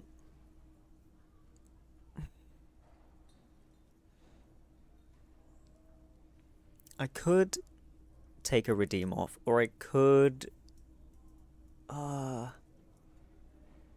and add it somewhere else? Not gonna lie, I thought you rated out to a questionable V singer. That would be so fucking funny though. Imagine having a voice like that and being confident enough to sing. That's actually respectable. Like being a V singer and sounding like that, I think would be really entertaining. Just like being fully aware that you are dog shit at singing. Read me a story, boy. I'm sorry, we already did 3 chapters of My Immortal. It has been done because it got rolled. I only sound good when my body feels like it. I can't sing for shit. I like genuinely can't sing for shit. I did this like in high school music class, we had to record a song in groups, and I was the singing person in my group just because that's what we decided. I think I was the only one willing to do it at the time. And then that happened to be the point in my life where I then decided I would never sing again. Because I heard it back and it literally just sounded like I was talking. It's okay, your voice is already music to my ears. I'm glad. Thank you, thank you. Also, sorry, Wen. I'm sorry. You're a cutie patootie. Thank you. Do you hear that? It's the most pathetic applause in the world, Harry. Made of pity. No one liked you. You didn't like it, huh? I'm up here singing my fucking heart out and it's not good enough for you fuckers? Fuck you. I gave it my fucking best. I gave it everything and you shit on me. Someone walks out of the room by the front door. Some woman. Is it because of you? You don't know what good singing is. This is real singing. I sang about real stuff. I sang about how I feel. Fuck all you scum. That's it. I'm unplugging it. That's it. I'm unplugging it. I hated music class. Dumb teacher made me play piano in front of everyone. I used to like music, like playing music. I like the idea of playing music now, but I'm bad at teaching myself, so I would need to like actually get tutoring again, which is not really possible. But yeah, music class, I didn't mind it. I actually kind of liked it a bit, but I don't know, it puts a lot of pressure on you. Let's go, officer. These people wouldn't know a good performance if it beat them in the ass. You liked it? Lieutenant Dubois, it was downright tragic. Now, let's go. Aw. I will unplug you. Why are you unplugging me? We have to plug a vomit. I mean it, he thinks. To him, being a cop in the RCM was truly expressed in that performance. Cute. Okay, I'm glad we got to see that. But now we go again. Because I can sing. Me, the gloaming, tequila sunset, can sing. Put my shades on.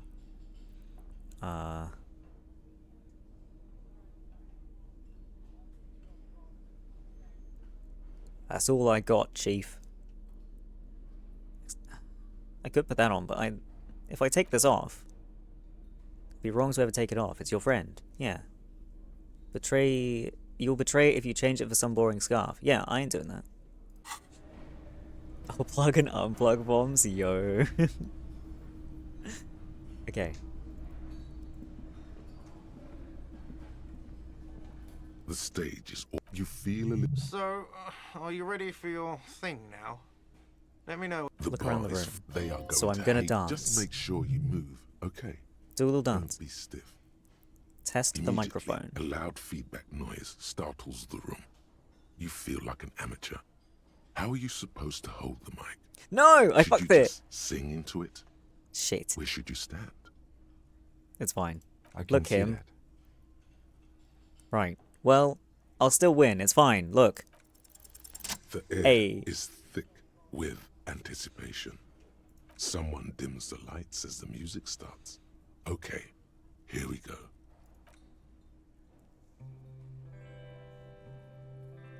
I wonder if I'm gonna like the other one more.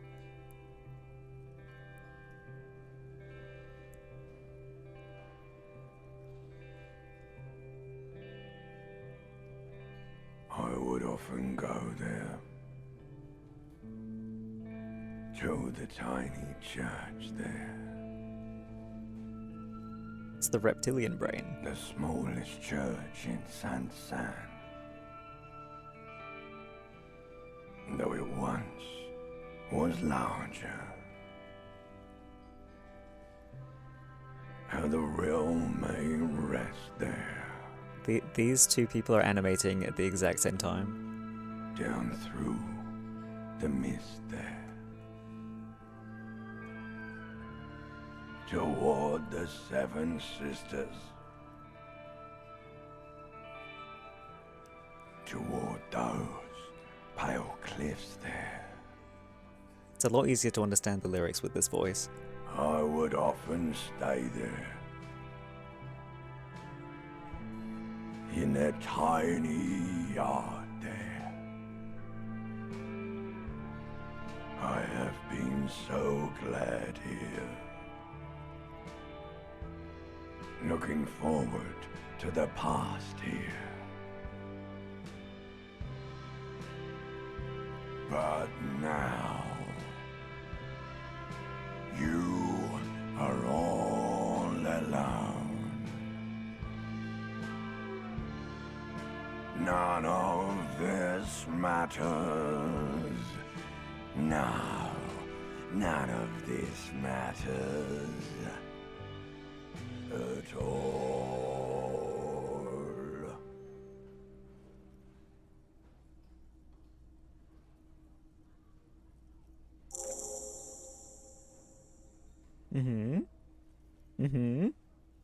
A lazy applause fills the room. You feel your hands shake as awareness of your body returns to you. Thank you, ancient reptilian brain. I want to dedicate this song to whomever wrote that fucking letter. I still love you. Thank you very much, asshole. I'd like to dedicate this song to my partner Kim Kitsuragi, not to the lieutenant. I'd like to dedicate the song to Gart for letting me sing it. It's all shit, Gart.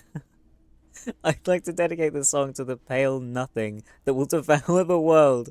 I'd like to dedicate this song to the RCM. Please don't fire me. I don't want to dedicate this song to anyone. I performed it myself. Oh, for myself. I'm going to thank my ancient reptilian brain first. There is silence now in the deep where the voice came from. It has receded to return only in dreams and nightmares. This guy really carried you. I mean, yeah. I'm going to dedicate it to the pale nothing that will devour the world. The microphone amplifies your voice in an uncomfortable manner. Someone coughs. Most people have gone back to talking now. Okay. Good, good. Are we ready? I want to unplug the microphone now. Last words? Evening will come. We will sow the white sail. Workers of the world unite. Thank you, Martinez. Say nothing, leave enigmatically. Good night, Eldar.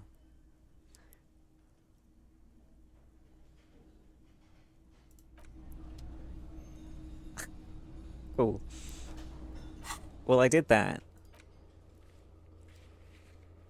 Ready in 8 hours. So that's going to be tomorrow at this point, really? Abandoned lorry. But we already got in there. Ice cream maker, that's not happening. Church doors, that might happen.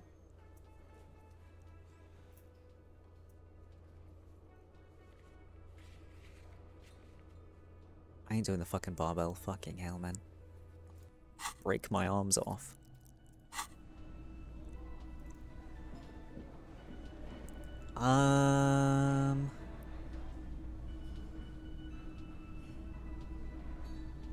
Noodle arms, yeah. My little noodle arms. Twigs for arms. That's what I've got. Actually, this way.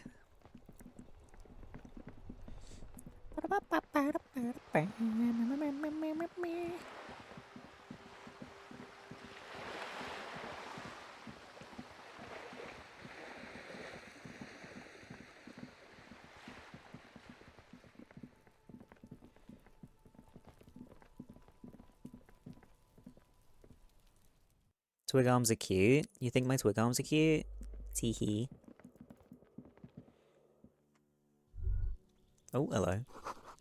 Maroon glow of light pollution rises from the east. You hear distant traffic. Night is falling on the city. Is it this one? A weathered brown door. The number reads 20. The lieutenant motions to you to go ahead and knock. This is the door. You already know it's the right door. This is going to be so hard. Don't knock. Just leave. You don't need this. You don't need to sad it up. Oh, this is the lady with the dead husband. I thought this was the door we had to unlock for Mr. Man. Hold on, Kim. We should discuss this before we move on. What should we expect? You're right. Let's talk this through. We have our first preliminary identification. In all likelihood, the deceased is the husband of Billy Méjean. We need to confirm this, as well as deliver the death notification to Billy herself. Now, delivering a death notification is never an easy task. There's a reason why it's often called the most stressful part of our job. This is why it's usually done in pairs. You got this. I'll be monitoring reactions, ready to act if necessary. Hi, Doctor. Do you have any advice on how to tell her he's... What if I don't want to do this? Kim, I don't want to do this. Let's turn around. Have any advice? Dad, just don't say that you know how they feel. You don't. True. Okay, let's go. The lieutenant motions towards the door. Knock. Hello? Ah! Who is it? Why is it so loud? Is this Billy Méjean's home? This is the police. Please open the door. The police? A moment, please give us a moment. Come in, the door is open. Hello? I should put this flashlight away. It's very intimidating. There we go. I still have a... Let's not hold the crowbar as well, shall we? Windows covered in old newspaper clippings. Can't they afford curtains? Oh no. It's you from the book stand. Did you come to bring my cockatoo back? She smiles nervously before the smile vanishes from her face. I don't think I introduced myself properly. I'm Billy.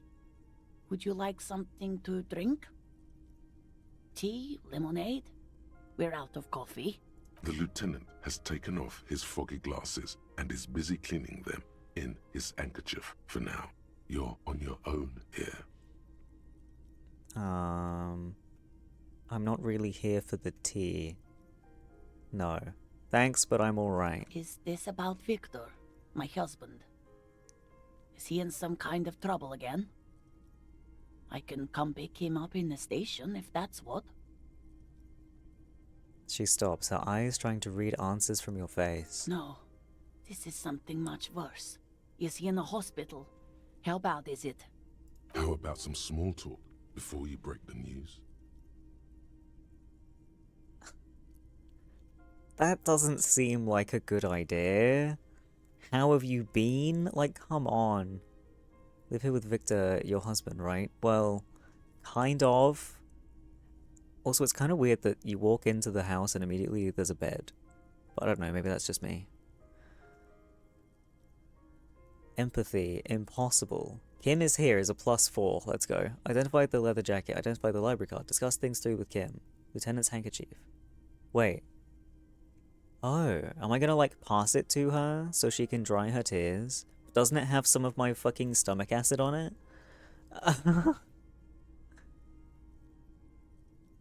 You live here with Victor, right? It's me, Victor, and the kids here. We have 2 daughters, Jenny and Jolie. I remember you mentioned them at the book stand. Where is everybody? I don't see anyone home. The girls are staying at their friend's place tonight. And Victor is... out. There's no point in saying this. He doesn't come home. Yeah, because you know where he is. He's dead on the fucking boardwalk. No. Why? Do you have any news? To your knowledge, did he make it to the library? What was the name of the library? What was he supposed to do in the library? Remind me again. What was he wearing when you last saw him? There's something else I have to tell you. There's no point in asking all these questions. You're just going to give her false hope. She folds her hands across her chest. You've done this before. Just keep your focus. God, do I just say he's dead like that? Ma'am, I'm very sorry to say, but your husband, Victor Mejean, was found dead on the Martinez Broadwalk. What did you say? Your husband, Victor Mejean, is dead. I'm very sorry for your loss, ma'am. Oh. Oh. But he was just... She looks at the kitchen table, where 2 cigarette butts are still in the tray. But he was just here. Alive. We understand this comes as a huge shock. I want you to know that me and my partner are here for you if you have any questions. Take your time, ma'am. What happened to him? She turns to you, her neck and cheeks are covered with red blotches, her double chin shaking. It's still early to say, but at first glance it seems like he slipped and hit his head. It was an accident. He fell through a hole in the boardwalk and hit his head. Was he drunk? Alcohol may have played a role, yes. We don't know yet, but we will let you know when the results arrive. Oh, one sec. I see. And you just found him there, lying in the cold.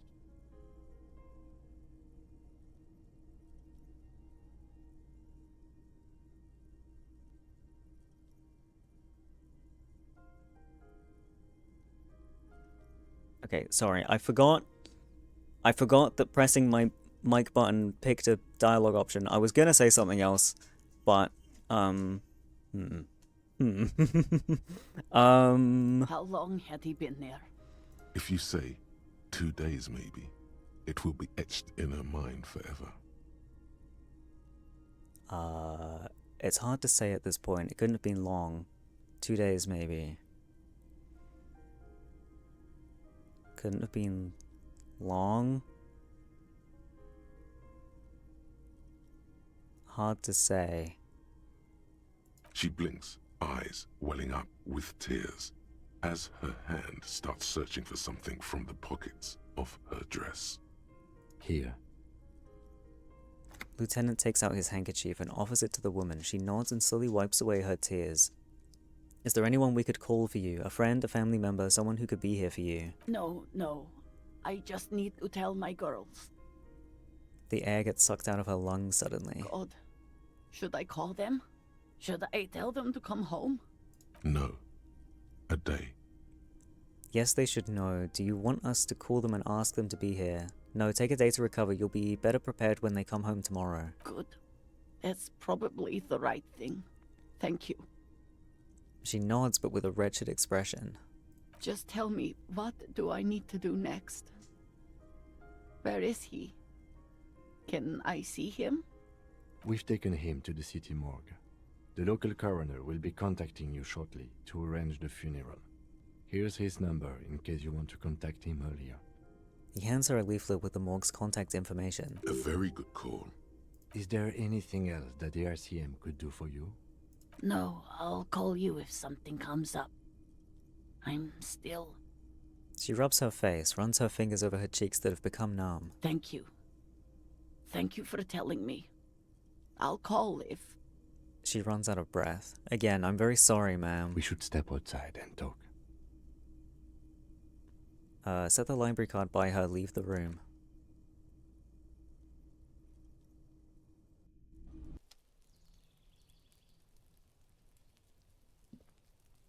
You did well. The lieutenant says as soon as you've left the apartment, the balcony feels cool and quiet with a stunning view over the district. What now? I'll call the station tomorrow and let them know the name of the deceased.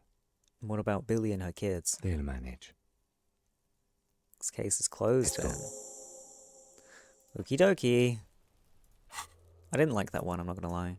I mean, it was really well written, but that's probably why I didn't like it. Anyways, I need to do something else. That's the smoking man, but it's not time for that yet. Which one of these doors was the one I had to unlock? Maybe it was the other balcony?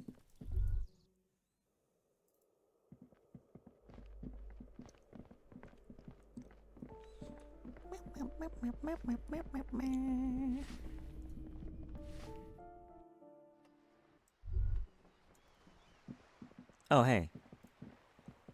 It was more Hello paint. again, officers. Have you come to admire my mural? Is that bed in the coal room yours? Ooh. Not only have you found my address, you've discovered my biggest secret. I'm a coal miner. Really, you're a miner? Don't you have a real home? It's not the nicest place, but I guess it'll have to do. Cool, I have other questions.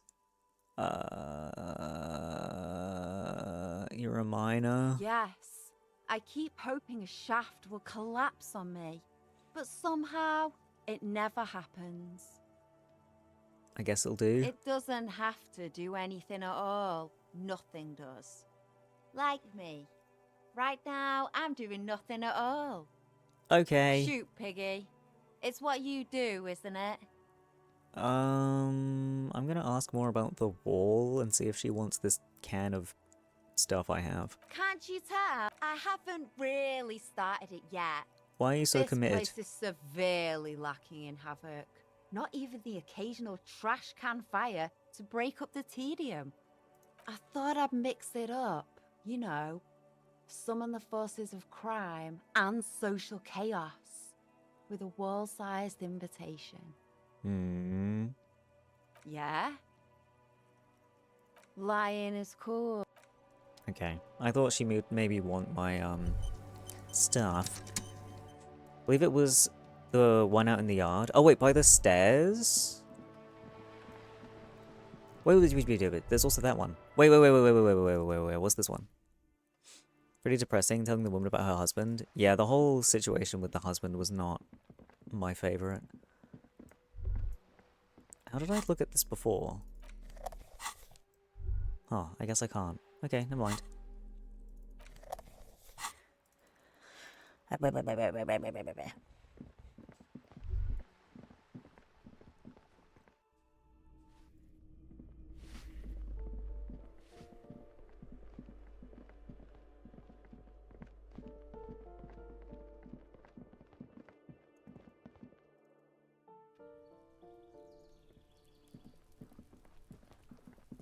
This one. You hear the sound of running water. Someone's washing dishes. Watch. The door has braved the elements for decades. The copper nails holding the upholstery in place have turned green from sea air, and so is the knocker, shaped like a lion's head. That's probably the door Efrat mentioned. We still need to get the key from this manana first, though. Oh! I thought he already gave me the key. Oops, my bad. Let's go do that.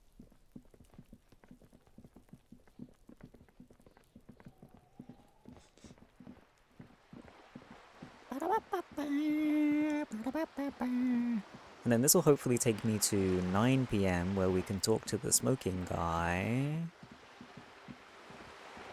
And then... cigarettes with Kuno. Probably.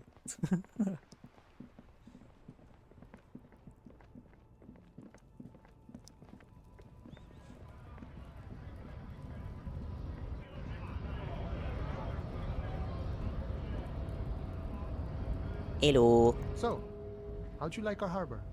You've been in there, he means. Talked to the boss man too, probably. Nice enough. It's but a rest area on the path leading across open plains. Right. You talk to the boss, eye to eye, like men of the plain. If you have any more questions, I'm set to talk. You have a key to a door. A key, huh? What door is this key supposed to open? He said it belonged to a weasel. Oh, say no more. I got you. I got that key right here. And let me tell you, it's mighty good of you to help us out during the strike. Working class solidarity, as they say. Saw an opportunity and I took it. I'm a hustle grinder. I heard something about a weasel and didn't sound like a local polar weasel, if you know what I mean. Wink. I'm not opening the store for myself. I'm opening it for all working men. I'm not really doing this for political reasons. I'm a hustle grinder. I'm not so sure about the hustle grind, but... you know, it doesn't matter. It's a good thing you're doing. Thanks. What you're looking for is a basement door behind the greenhouse. That's behind the whirling in rags. That's all I know. Our organization is what you call compartmentalized. Means we keep out of each other's business.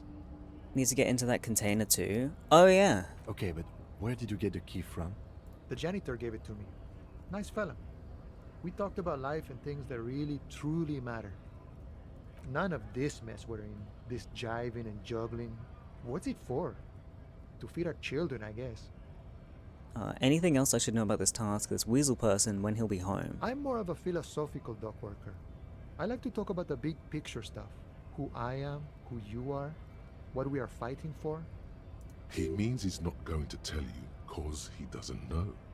But he will shoot his mouth off with you now that you're working for Everard. Who he is and what they're fighting for. This is interesting. Know anything about the Hardy Boys? Los Ardis? They're an independent militant group.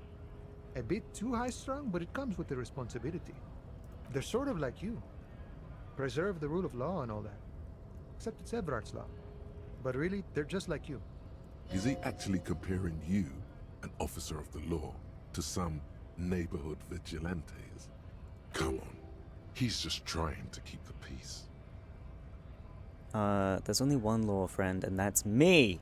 Why not? Must be nice being something else for a change. The rest of us are just folks. Any idea who killed the hangman? The mercenary, eh? Who could have killed him? That's indeed the question. Why even do such a thing?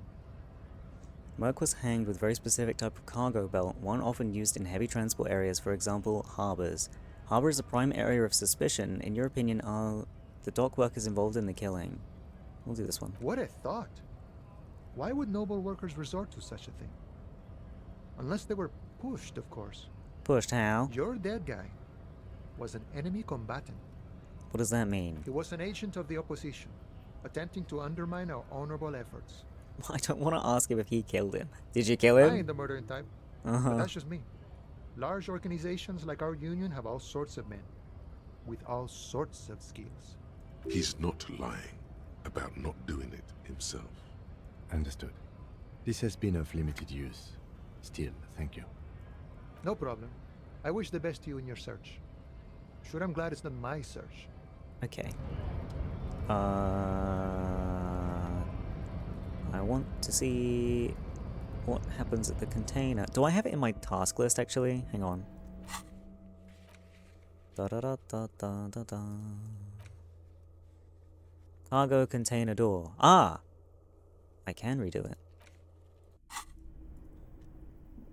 Or did I even try the first time? What was that? Go back.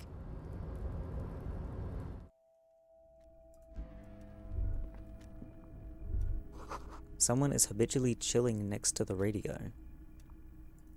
Fair play.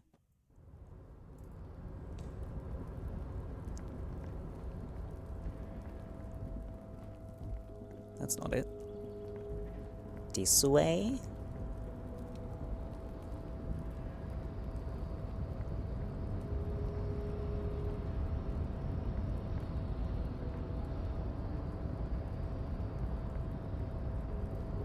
You're back before the cargo container.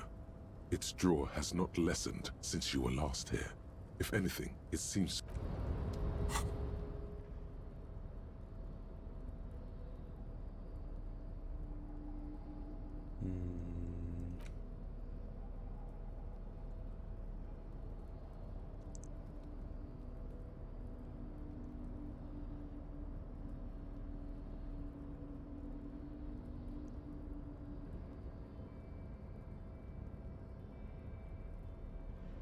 I think it's me minus.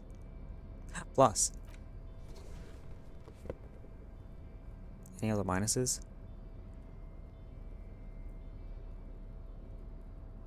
Hohoy. Okay, it's as good as it's gonna get. You're back before the cargo container. Well, why are you even trying to open a door with rhetoric? Because getting physical wasn't an option. Because what wasn't an option? Using my body over my wits. Now is not the time to get philosophical, detective. You can do that after hours. Knock on the door. No reply. Well. So much for that. Give me my... What shirt was I wearing? I don't remember what shirt I was wearing. I was wearing this. That's what I was wearing. For the drama.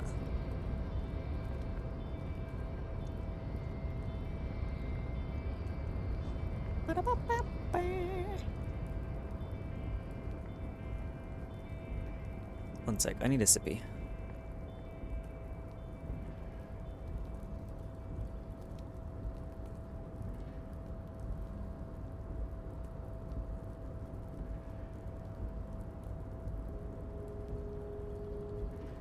Thank you for your pets.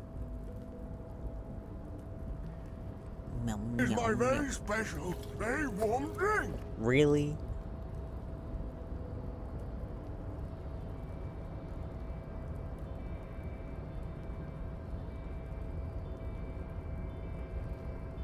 Okay.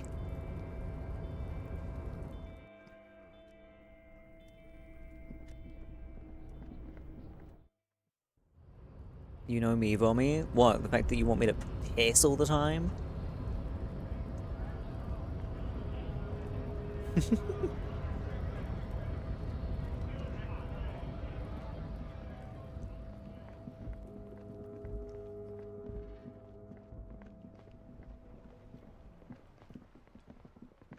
Oh, it's this way, isn't it?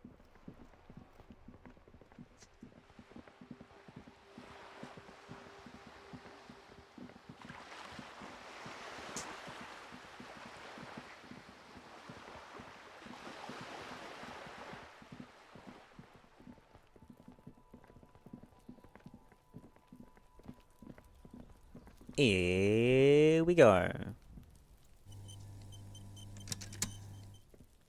The door has braved the elements for decades. The copper nails holding the upholstery in place have turned green from sea air, and so is the knocker, shaped like a lion's head. Press my ear against the door. Someone is moving around in the apartment.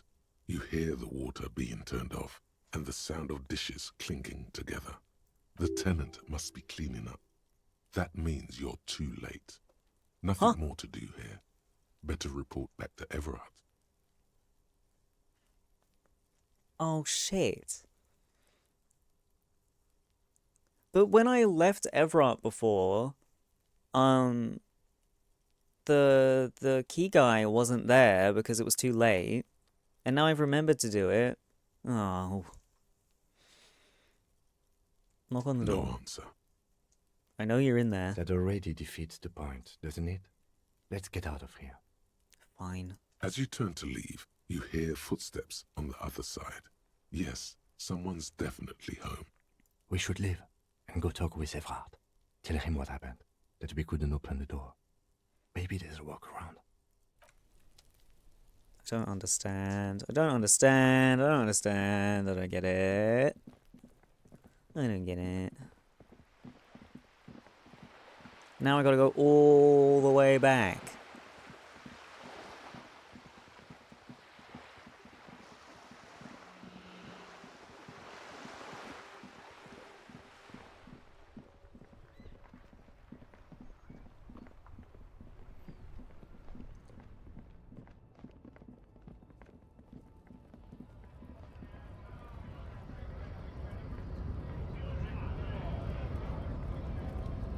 So much running around.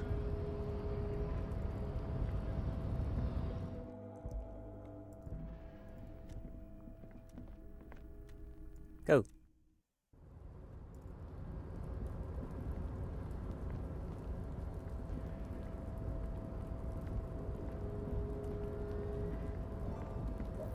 Wrong way. Shit, I haven't fished yet. I want to fish.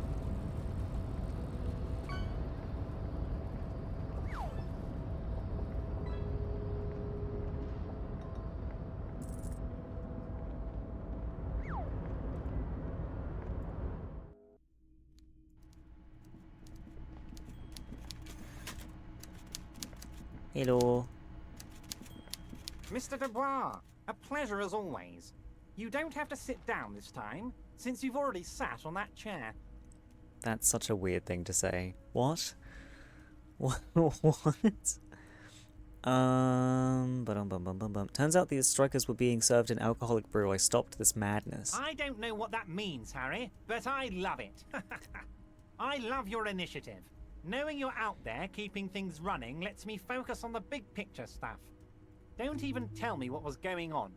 Alcoholic brew? Stronger? Stopped it? Strike? I'm just gonna let you surprise me, Harry. About the weasel. You fucked up. You waited too long, the weasel came back, and now you can't open the door I asked you to open. Everett forgives, Harry. Don't cry, my boy. It's gonna be all right. I'm still gonna tell you about the murder. That's just the way I am. Benevolent. I thought I had more time. Now let's get down to brass tacks. It's time for men like me and you to figure out who's killed who and why. Real police work is gonna start happening now. I promise you, Harry, this is gonna be good. I heard about a connection between the lynching and the strike. I'd like to hear what you know about it. By now, I'm sure you've figured out who the dead man was working for. The bad guys. Wild Pines. Sent to scare us. Another violent measure of the top hats against us flatcaps. I'm listening. Harry, this strike is the culmination of many, many mistakes made by the Wild Pines group. They tried to shut the strike down by sending in armed mercenaries. You mean our victim? A security contractor? Can you imagine that? Workers standing in peaceful protest, united in the spirit of fellowship, and they send hired killers to mow us down with machine gun fire? I'm talking beasts, hardened killers from proxy wars in Yisut, Semenine, Saramaritsa, you name it, they've done it. Raping, killing, burning villages, killing little children for the Senorita Pineapple Company, Harry. Everything they did there, they brought over here. They want to turn Revachol into a third world slum. Honestly, the only thing they didn't do is kill the village elephant. Go on. Now, I haven't personally witnessed the brutalities out there. I have the luxury of staying in my container, you see. If I need to go somewhere, they just move my container. They move the container? Yes. I'm an old man, Harry. My legs aren't what they used to be. They lift my office with that big crane. It's actually very fun. You should try it. It's very fun. But enough about me and my fun container. The killers the company hired, I think there were 3 of them, all hardened commando types. One of them got downright suicidal, getting drunk, violent, a little rapey. Even their own negotiator couldn't control him. That's your boy, the one who likes hanging out and trees. Stop. By negotiator, you mean Joyce? Harry, what you need to realize is, we dock workers are not pushovers. Why is he ignoring Kim? What the fuck? Are you a racist? We got grit, Harry. This whole neighborhood does. Push us hard enough and we push back. And when we do, we push to kill. The whole neighborhood is in on it. Potentially, Harry, potentially. We got arm wrestling champions, rowing club people, ex-coal miners, tough guys, all ready to spring into action for their home base. Who did the pushing? There's a militant wing inside the Union. A group of people whose duties don't involve manual labor, but peacekeeping in the neighborhood, making sure everything runs smoothly. So the Hardy Boys. That sounds a bit like organized crime. They're like you guys. Idealistic people who want to make sure bad things don't happen. And if they already have, well, punishment must follow. He ignores everyone? Again, that sounds like organized crime. So these idealists killed our victim? One day Titus Hardy, leader of this peacekeeping faction, comes up to me and says, "Boss, socialist democratic fervor drove us to take it upon ourselves to kill this beast that was burdening the land." He probably worded it differently, but that was the idea. Sure sounded to me like they killed him. I gave them 2 weeks paid leave and told them to lay low to avoid retaliation. Oh? Aren't you worried we might arrest them for this? Oh, I'm not at all worried about that. These are not the kind of men who get arrested. They're Martinez boys, tough and gritty. I'd like to see the man who takes them in. Besides, I sent my lawyer girl to look after them. He places a lot of faith in that lawyer girl. Perhaps this is a tactical error. Anyway. There was a bullet in the hanged man's head. How do you know the mercenaries were hired by the shipping company? You mentioned a lawyer girl. Tell me about Titus Hardy and his crew. Oh, they are simply fine young men. All 7 of them. Exemplary union members, always working to advance their position in the local socialist democratic movement. Core members. Old Theo used to run them, but things really kicked into gear when Titus took the reins and named the group after himself. Gotta love his initiative. Interesting. Who's second in command? They're almost all of them great guys, born leaders. Whatever happened, I'm sure they only had the best interests of Martinez and Revachol in mind. Work with them. Hell, interview them. But don't fight them. They really are just like you. Men who like beer, women, and some order on the streets. He's betting on them being useless to you. I met the Hardys. Can you tell them to cooperate with me? But of course, it's the least I can do for my good friend Harry. I'll do it right after we've concluded this talk. You can now go and tell Titus about this. See what he has to say. Also, Harry, here's 5 real. Why are you giving this to me? I'm not giving you anything. I'm just holding out 5 real. Take it. The lieutenant watches you pocket the banknote. He looks a little puzzled. Good boy. A real team player. Now, do you have any more questions? Good boy. Fucking hell, hang on.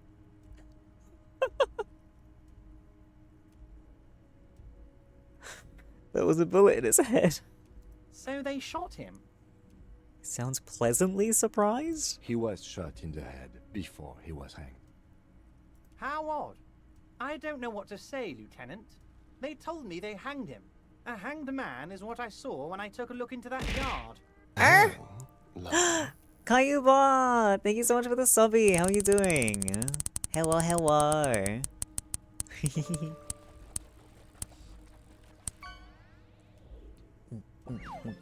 Oh, no, not Strawberry voice for 15 minutes. again. Not again.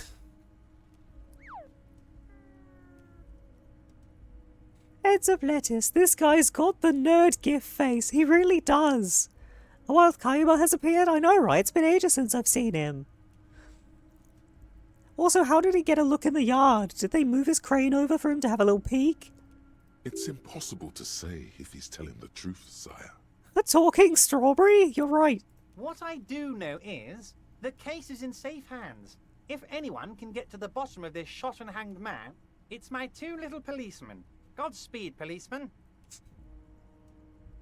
Why is this guy so, like, I don't know. Kind of childish, but not. Do you know what I mean? You mentioned a lawyer girl. Oh, Liz is a bright one. I paid for that law degree myself, thinking it'll probably turn her all fancy. But hell, Harry, she came back a firebrand socialist. Sometimes she scares me with her zeal. Tell her, turn her all fancy. Mom, I need you to check Discord. What, right now? Yes. Sausage roll thrice? That's incredible. I'm kind of jealous. How'd you know the hired mercenaries were hired by the shipping company? How do I know? Let me tell you about these people. That's their MO. It's what they do. It's a cock. Sausage roll, yeah. Last winter, some poor workers in Terminal E went on a little strike. The company sent in Sediment, a security contractor. The strike was over the workers' right to wear protective footwear, Harry. Wait, I just realised. Speaking of sausage roll, maybe I'll get one in the pond. I haven't fished yet. Smash! Hi, Katsum! Hi, hi! These guys turn up and start beating people. Tell you what, Harry, I wouldn't be surprised if we got the same mercenary company after a little rebranding. Hermit crab! And I'm sure as hell not surprised to see an army of scabs under my gates. So you believe the scabs were organized by the security contractor? You said it. Hell, one of those guys looks big enough to take down that proverbial elephant. Boys like that don't just happen to show up during strikes. Branch! Love how sausage roll reminds you to fish. Like, On no planet other than this stream does someone get reminded to go fishing because they saw a sausage roll. I love things like that, though. The name of the company is Krenel this time. It might have been Sediment before. I thought the man's name was Krenel. I don't know. Of course. You're always one step ahead of me. Yo! I'm no genius. I'm in this position because people like me. The remaining mercenaries are organizing a tribunal to take on the Hardys. Tribunal? That sounds serious, Harry. We Union men should be shitting ourselves. I wish you hadn't told me that. I'm gonna lose sleep over this. Let's change the subject. Okay, well, fuck you. He's clearly happy about the tribunal. You don't seem too worried about it. Oh, Harry, what do I really think about the tribunal? You're trying to climb to second base with old Everard before you've even courted him properly. Hey, you're a robot messenger! But also, I'm not trying to court you, sir. He wants you to do more things for him before. I don't have any things to do for you. Was it a good talk? I'm not sure we made much headway here. I was hoping we'd bust the case wide open. Heck, I even wanted to tell you what I really want to achieve with the strike. Oh. I don't know what happened, Harry. I wanted you to feel like Mr. Martinez. And of course, I also wanted you to find your gun. Oh, but yeah. It's like I can't completely trust you. Yet. Yet? Yes, Harry. It's like I can't fully trust you if you're not a man of the left. I want to, but I just can't. A man of the left. So you have to be a social democrat. Message reads, Garfield man wants that dick. Oh, damn. He's been hurt too much in the past by men who aren't social democrats. I'm not a man of the left. I'm a patriot of Revachol. You're right not to trust me. I take care of me. I'm a hustler. I grind. I'm a money engineer. What's that supposed to mean? I'm more left than you are. This is another corrupt scheme, isn't it? I'm neither left nor right. I do what my heart tells me to do. I'm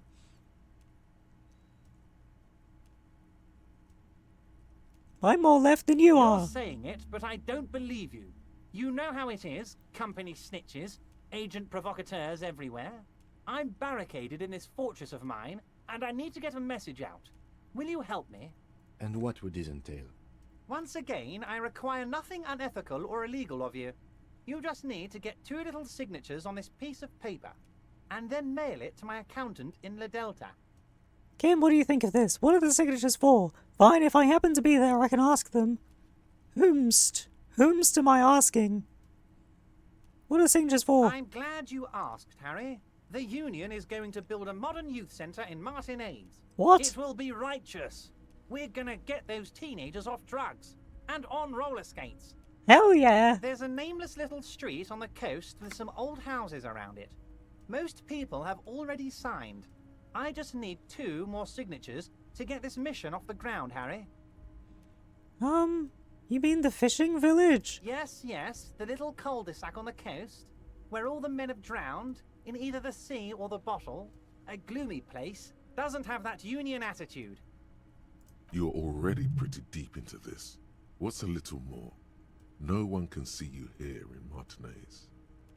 Roller skates? That's a disco. It is disco. What will happen to the current occupants? They are just going to have to deal with the construction noise for 6 months, and then they'll be living like kings. Right next to a fancy new youth centre, designed by the best architects from Stella Marie. Is he absolutely sure the tenants won't be thrown out in the street? Are you 100% sure no one's going to end up homeless? Am I? Harry, these people, Martinez is the most important thing in my life. I would never let anything bad happen to them. We're gonna build a youth centre there. The value of their properties goes up and kids have a place to play in. I'm looking out for these people, not pulling the rug from under them, Harry. I'm looking out for all of Martinez, not just the harbour. Kim? It depends. I don't think what we just got from Mr. Clare was very useful. But, he thinks, it's your call. As I said, it weighs on me heavily. But once we get really talking, well, I'm gonna hand you the keys to Martinez, and maybe even help you figure out who's behind this killing. He's saying as little as possible, as vaguely as he can, deliberately omitting things.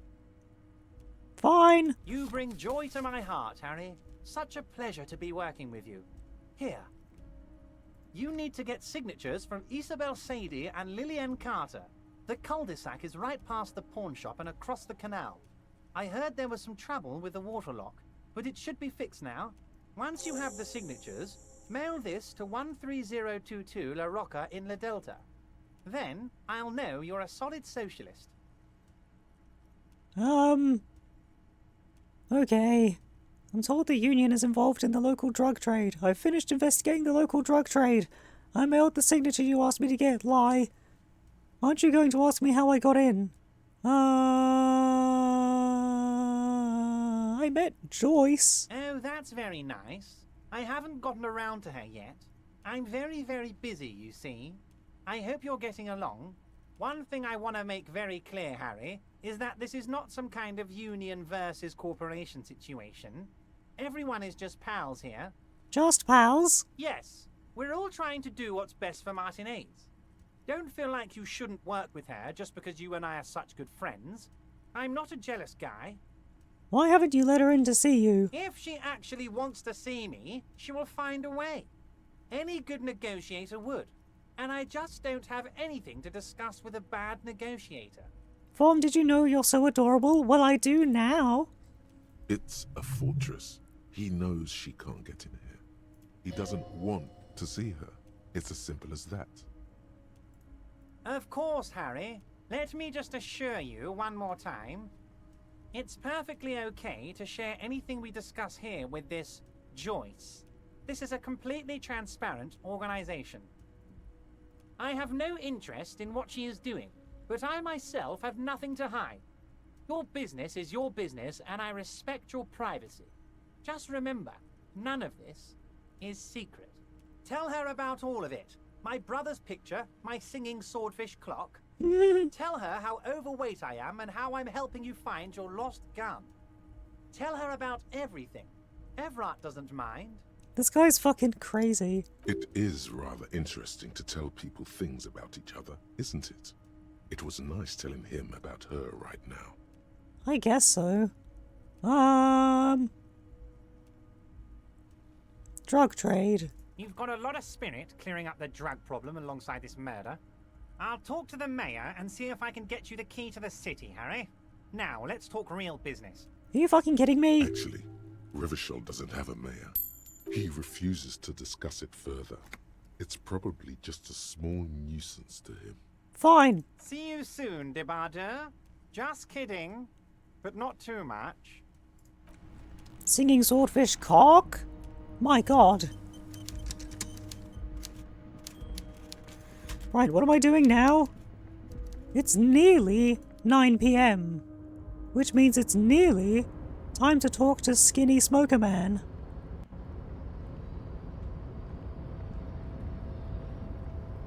On the wall there was a swordfish, I know that. But what about the cock?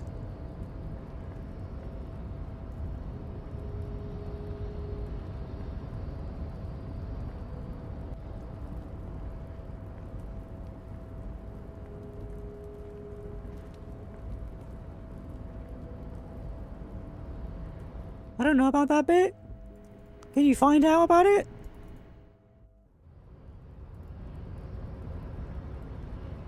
Wait, I wonder. I want to see if the big guy's got up yet.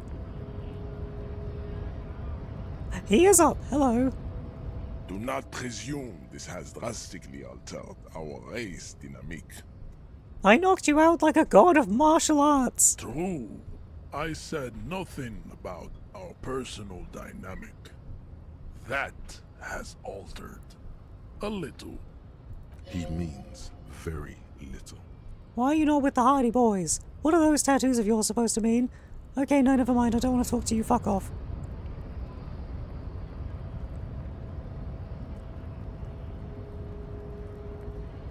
Beep, beep, beep. Beep, beep, beep. Proof? Cock proof? That guy is LeMay. So LeMay. Cock check.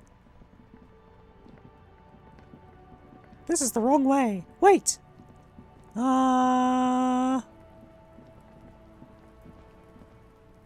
I can't talk to Kuno yet because Kim's here. Fuck. What's this? Can I check this again yet? There are several footprints in the No. Yeah, but still there. I'm a certified cock inspector. Same, dude. I can't believe we're in the same profession.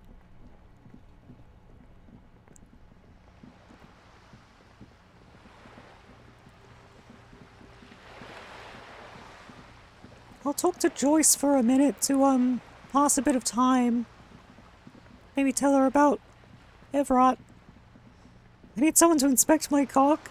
Partners of trade, oh hell yeah. If only there were inspectors around here. You're back. Good. What can I help you with? I found my badge. I love you did. She is memorizing your badge number. Why? Pleased to meet you, Lieutenant W. Freighter Dubois. I am glad to see a man of high qualification. The situation is precarious. Okay, it didn't fill in my name, thank you. What can I help you with, Lieutenant Freighter? What can you tell me about the strike? Everything. Right up to, but not including, trade secrets. What if I want to hear about trade secrets? First, you'd have to repeal the Emergencies Act of Trade in Aliments. That gives me the right to silence. It's quite the octopus. An octopus? I will slay it! I'm not going to slay an octopus. Wouldn't want to disturb an octopus, better leave it be. I am glad you see it that way. To repeal the act would mean repealing the coalition government. The one that leases you the right to police West Revachol. Is this Margaret Thatcher? You'd be shooting yourself in the foot, in other words. Leave it alone. But I am derailing us. You wanted to know about the strike. What's your role in this precisely? I believe the official title is Senior Labour Negotiator. In practice, I'm a grocery clerk. I relay the union's demands to Wild Pines and return with Wild Pines' counteroffer. My muscles are getting bigger. Oh. Do you think Margaret Thatcher had muscles? I doubt it. No way. She's more. She can make decisions. And how are the talks going? They're not. That's the problem. The union stopped all negotiations a week ago, after that awful lynching took place. Now they won't even let me into the harbour. There's a 2-meter-20 racist behemoth blocking the gates. Oh, you mean Measurehead? Yes, Jean-Luc Measurehead. How were the talks going before the lynching? Let's say I was not making the kind of progress I'd hoped for when I first arrived. And when did you first arrive? I arrived 3 weeks ago.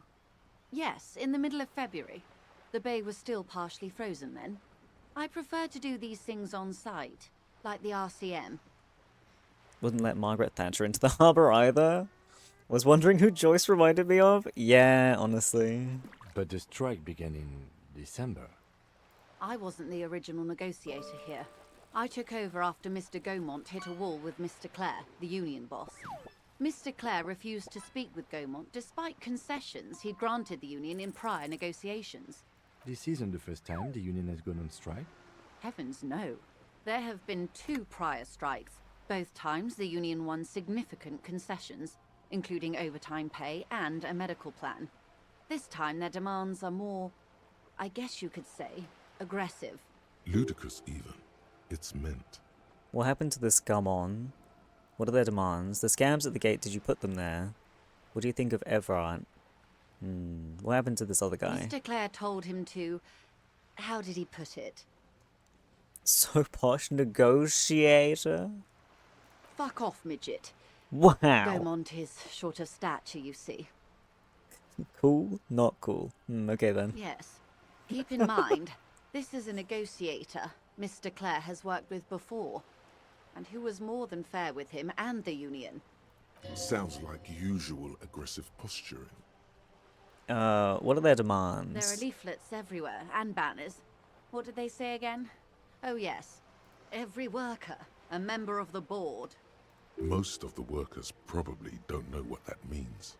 I like it. I don't know what to think about that. Over-aggressive, commie posturing. Seems like they have no idea about business. Forget it, I wanted to ask something else.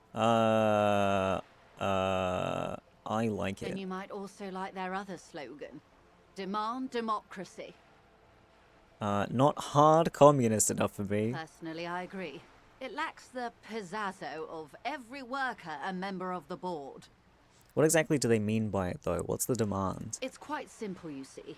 Every time the Wild Pines group makes a decision about what? About anything, really, it needs the signature of each of the 2,200 workers in its Martinez terminal. That's just impractical. Fuck off, midget. Me when Vommy is being banned. What the hell? Hunger for food? Same. Be careful, he caused global warming and climate change. I did. Global warming and climate change. Just so you understand, this is but one of 22 terminals owned by Wild Pines. Essentially, not only are they kings of the company, they are also kings of the 72,000 employees of Wild Pines Group. That's pretty funny, I have to admit. The workers can't be kings, the king is king. The king is dead, long live the workers. It's pretty funny. They're having a blast. But how can they afford it? After 4 months, my assumption was they would prefer a more practical solution. What a little rascal. He must be hot as fuck, melted all the ice on his own. Hell yeah, dude. I'm not sure. Naturally, I assume that was just their opening position. A hard-nosed tactic with a side of mockery. But there's been no follow-up, just the same nonsensical slogan repeated over and over again. Vomit will paint the skies orange. I wish I could paint them pink, though. Can I have pink forest fires? Is that okay? Is that a thing I can do? And now, people are getting lynched, I hear. Behind the whirling in rags. A disastrous situation if there ever was one. Why is she saying that as if I didn't know? It's like, oh, people are getting lynched, by the way. There's even one behind the whirling in rags. You should go check that out. Excuse me, from whom did you hear about this lynching? I first heard it from the boyer at the gates. The one whose very name advertises his aversion to work. I think he said it was, call me mañana? No, wait. The chief negotiator heard it from a man at the gates. Surely the Wild Pines Group has more effective channels of information. After all, 2,200 people are on strike. This is a big deal for them. I want the oceans to be red. I'm now forgetting if the oceans are red or orange in Evangelion. I think it's red. He'll send out his birds to extinguish the human race. Well, I kind of need humans, though, unfortunately. If you covered all the trees in lithium powder, it would briefly burn pink. How do I make it not brief? How do I make it always pink? Maybe if I just wore pink sunglasses, it would at least look pink to me. More powder? Also a valid option. Did you put the scabs there? The scabs? You mean the huddled masses of Jamrock, come to plead for work where the union refuses to? Yes, they were organized by Wild Pines. The contractors picked them up from Jamrock and drove them over. This is standard practice. The company reserves the right to man its stations. Oh, I see. What do you think of Everett? Everard Clare is a man of the utmost integrity. If you can say one thing about him, it's that he always puts the interests of the workers first. Really? Of course not. Everard is fantastically corrupt. I imagine he has a thick, viscous goo where you and I have blood. Now, I also have a thick, viscous goo. If you were to prick it with something sharp, you could see it oozing out. A knife, maybe? No, a rapier. Hell yeah, I love rapiers. You sound like you're about to take a rapier to him. That's Everett, alright. He's not that bad. Everett is a hero of the workers' movement. He's only going to take a rapier to him. Oh heavens, no. We get along just fine. Yet, now that you mention it, I can't stop imagining that black treacle just dribbling down his double chin. That's Everett, alright. He is the most corrupt individual I have ever seen, and I deal with men like him for a living. If there is anyone more venal, more irredeemably nepotistic, then it's his twin brother, Edgar. Have to head out again. Might be back for a bit, but I don't know how long you'll be live, so I won't be back in time. It was nice seeing you again. No worries, Kayuba. Have fun with whatever you're doing. And it was good to see you again soon. Hope to see you again soon. Vommy, let's mix our viscous goo. Yo, damn. Yo. I shall bake the potatoes. Rion, can I have one? Can I have a potat? Can I have a potato? Please? Can I eat the vomit's viscous goo? Are you gonna put it on your potato? You gonna put my goo on your potato? Remember hearing something about this Edgar. Have you seen him?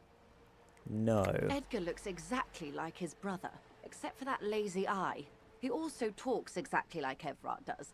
And when one's term as foreman is up, the other takes over. It's how they circumvent the term limits, you see, with a funny little switcheroo. While in office, they've embezzled God knows how much of their workers' dues. What about the union itself, outside the Brothers Clare? Yeah. The Débardeurs Union was once a perfectly normal institution. 20 years ago, anyway. It must not have been easy to establish under the Emergency Act, but they did it. I can respect that.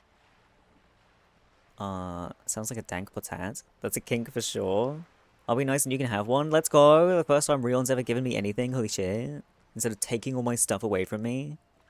Organised labour at its best, as they say. Then something happened in the local chapter elections. The Brothers Clare came and transformed it into a... how do you say? A mob. The Débardeurs are a crime syndicate. Sad as it may be, we are forced to cooperate with them. Refreshingly honest, officer. The company has tried appeasing in the past, but I'm afraid our concessions have only emboldened Everard and his brother. And your opinion, detective, if I may ask? I'm a curious and talkative person, you see. Would you say the Débardeurs Union is... Don't make this weird. Don't make what weird? What's been made weird? Amazing. Rion asked for your goo rather than just take it from you. True. True. Normally things are just forcibly removed from me. An effective advocate for the rights of the local working men. A giant leech sucking the life out of Revachol. Basically a socialist mob. I prefer not to have an opinion on these things. He's kind of a leech. Well, he is. I don't know if the whole union is. I don't really know shit about politics either.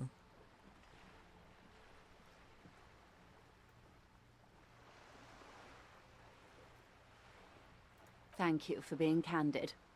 Sadly, Wild Pines have cooperated with what amounts to a crime syndicate for 2 decades.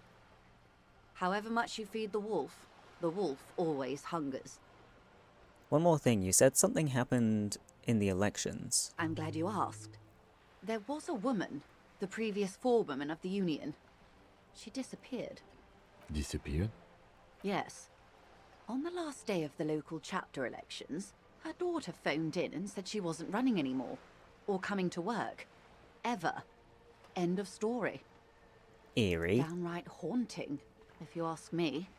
The Wild Pines suspected foul play, but what could they do? It was a union matter. Politics is a bunch of angry people in a room yelling at each other about something or other, I think. Yeah, and then people who aren't in the room talk about it and use funny words that I don't understand. So I tend to not get involved. Also, mwah. That's what I prefer. I prefer just giving a little kiss. I don't want to think about the goings-on. The point of the presentation is, these kinds of things happen around the Clares. Watch out when you're dealing with him. Thank you for your concern, ma'am. We'll be just fine. Of course. How else can I help? I've talked to Everard. You have? And how did you like Mr. Clare? I didn't. He's a beautiful man, beautiful and just. Everard Clare is a hero of the workers' movement. He's the champion I've sworn fealty to. He's a bloated rainbow socialist. I can do business with him. For a socialist, he's reasonable. He's not the champion I have chosen. I wish to swear fealty to you and the cause of capital. It's not important if I liked him. I was doing my job. I kind of didn't like him. I mean, I did, but I didn't. I found him entertaining, but I didn't like him. Oh, come on now. He has his uses. How else would he have stayed in power all these years? Or wait, corruption. That's how he's done it. Fantastic, Verm-like corruption. reaching into the bowels of the earth. The position of my unusual colleague does not reflect official policy. I hope you understand. The RCM does not pick sides. I'll steal his viscous goo later. What, Everart's or mine? Don't steal mine. I'd give it to you if you just, I don't know, gave me something in return. I don't know what though. Rion, give me an offer. Of course. And I don't expect you to share anything he told you with me. I'm not a corrupt verm myself. However, if you felt like discussing something... Oh god, Everard's goo. How could I stop you? Are we not human? Are we not curious to hear another person's take? It's only natural. We would only be gossiping. Under the desk support? That's what you're offering me in return for my goo? That's a pretty good deal. Intellectually speaking, it would be quite interesting to hear what she has to say about these things. And a baked potato? Yo, I'm living the fucking dream. I'm gonna be rich. Rich in experience. And things. Yes, your disgusting necktie agrees completely. Let's gossip. That money you gave me, would that make things weird if I shared information, I mean? I helped him turn up the heat on the borscht. He asked me to deliver an envelope.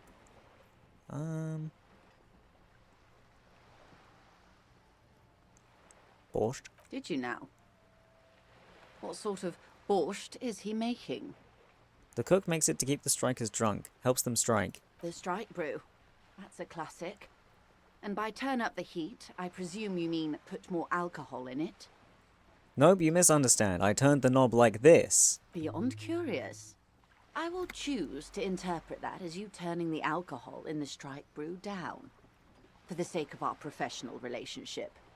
And because I don't like the idea of them any more drunk than they already are. What else? He asked me to deliver an envelope. Sounds like he has you running errands, detective. A well-established dominance ritual. Where did he have you deliver it?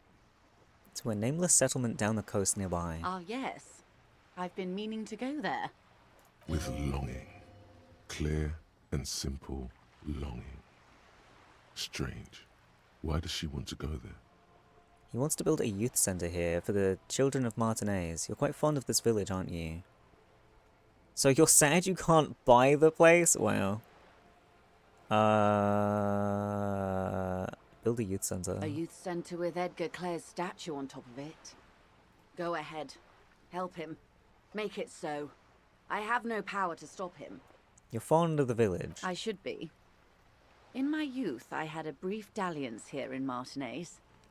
He was an older man with impossibly broad shoulders.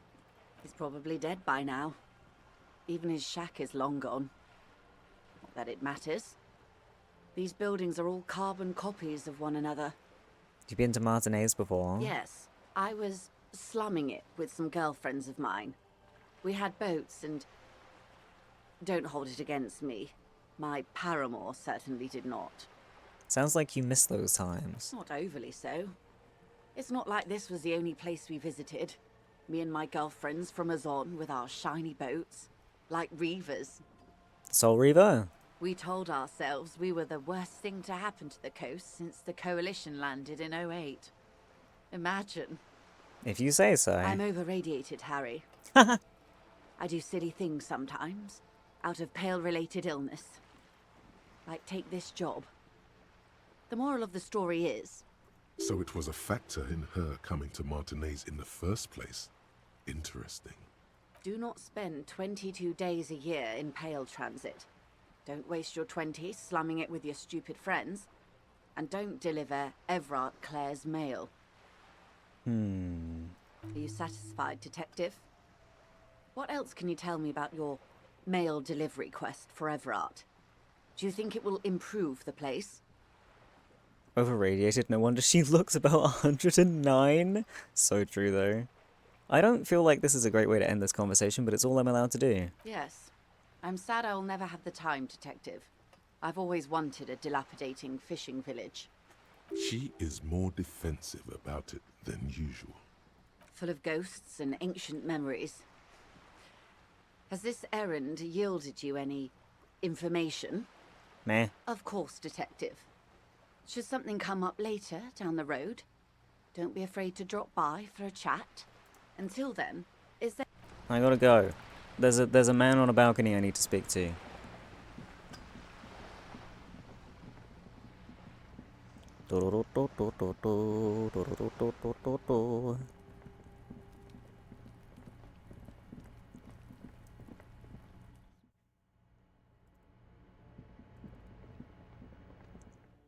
Skanky, lanky, skinny man. There he is.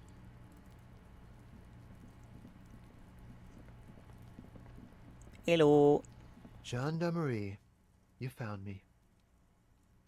The young man on the balcony gives you a bright smile before taking another drag from his cigarette. His slender figure is backlit by city lights, its distant streets and motorways flashing like diamonds. We got your hint, found the key right under that stone. Beautiful. He replies, smiling. As he looks at you, something sparkles in his eyes. So tell me, are you here to make things right again?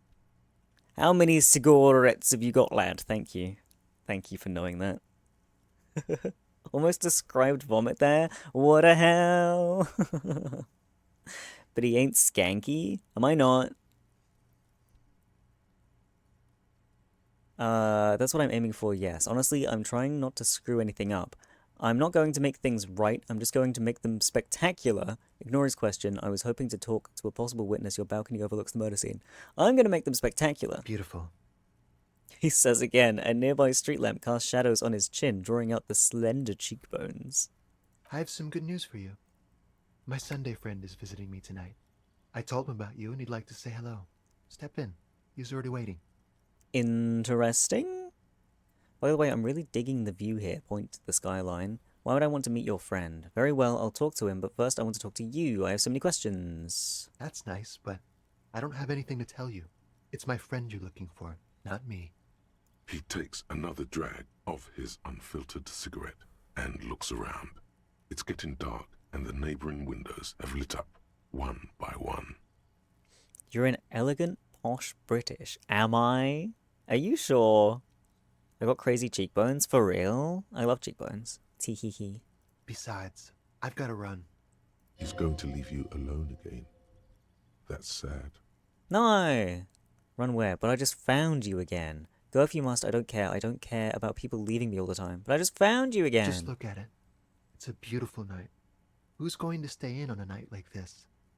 Only if you promise that we'll talk again. It's important. Something flutters in the corner of the lieutenant's mouth as you're saying those words.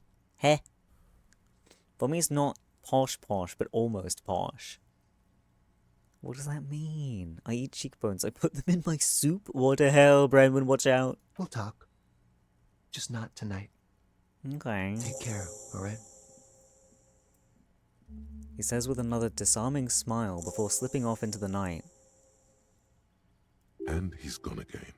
Looks like it's becoming a theme for him. He's always leaving. Why is he always leaving, Kim? It's like what you guys say to me. There's something so different about him that I just can't put my finger on. Let's go, Kim. We have to interview this Sunday friend. No, why is he always leaving? Who knows, detective? It's a mystery. He says, turning his face away from you. Is it something to do with Kim? There's something so different about him. Different, of course. His shirt? Why is his shirt always unbuttoned? He's such a good listener. I like talking to him. There's just something so mysterious about the way he talks and moves. Fucking hell. Hi, Greninja. He smells good. Why on earth does he smell so good? He always leaves us. He hates us, Bramwin. No, I don't. I need to remember to put the mudkip in the pond. I need to remember to do that. Something about so mysterious about him. Something so mysterious about the way he talks. Hold back laughter. Very mysterious. Very. Come on, detective. Let's go. We've got a potential witness to interview. His Sunday friend, remember? You made Amd Kip. Yeah. He's gonna hang out with his other chat peeps and mods. Who, me? I don't... I wish I went to more streams, but I don't, and I feel kind of bad about it. Oh, I don't understand what Kim's hiding from me. I don't get it.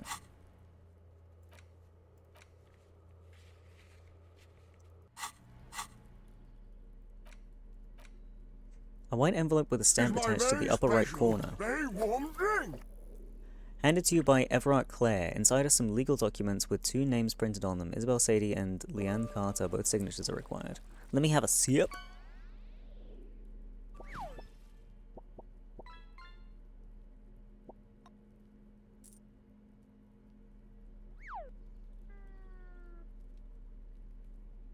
Okie dokie. I have so many skill points. Right, let's go. Oh, hello. Quarterly Business Magazine. Empty ashtray. Dishes soaked up in a pot. Ah, fish! Flyers for underground parties. An exquisite canopy bed made of metal. Samaran conical hat. Buckets of paint on a layer of old newspapers. An old photo of the same apartment dated year 01. Party dragon silk robe.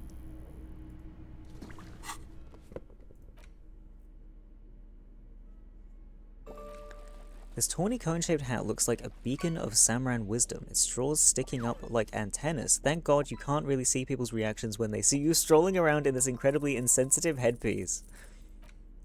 This sleazy, silky bathing robe in vibrant blues features a roaring dragon on its front, ready to take off into the night. A red belt has been provided for fastening. It's culturally insensitive, but only for people who are not from Seoul. The real Seoulites probably don't care. Bro.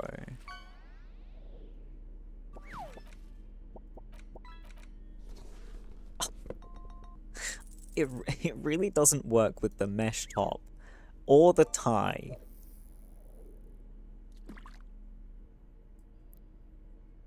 But it gives me drama and electrochemistry. Magnificent. That ain't it, bro. What are you talking about? You don't like it? What if I put a different shirt with it? Yeah, but this is drama as well, though. Look how much drama I have. I have +2 drama right now. What other shirts do I have? What about this t-shirt? Is that better? His tits are out. Yeah, well. What about this one? That's fucking horrid. What about this one? Oh, just wearing an office shirt under this? Fucking hell, man. Polo shirt. Oh, it's even worse.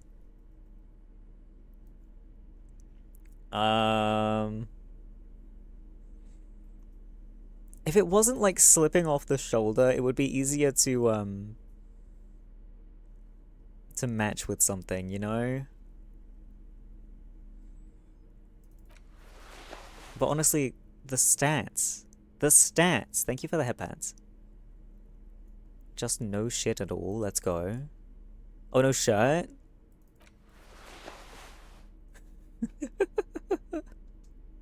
The tie is so out of place, man.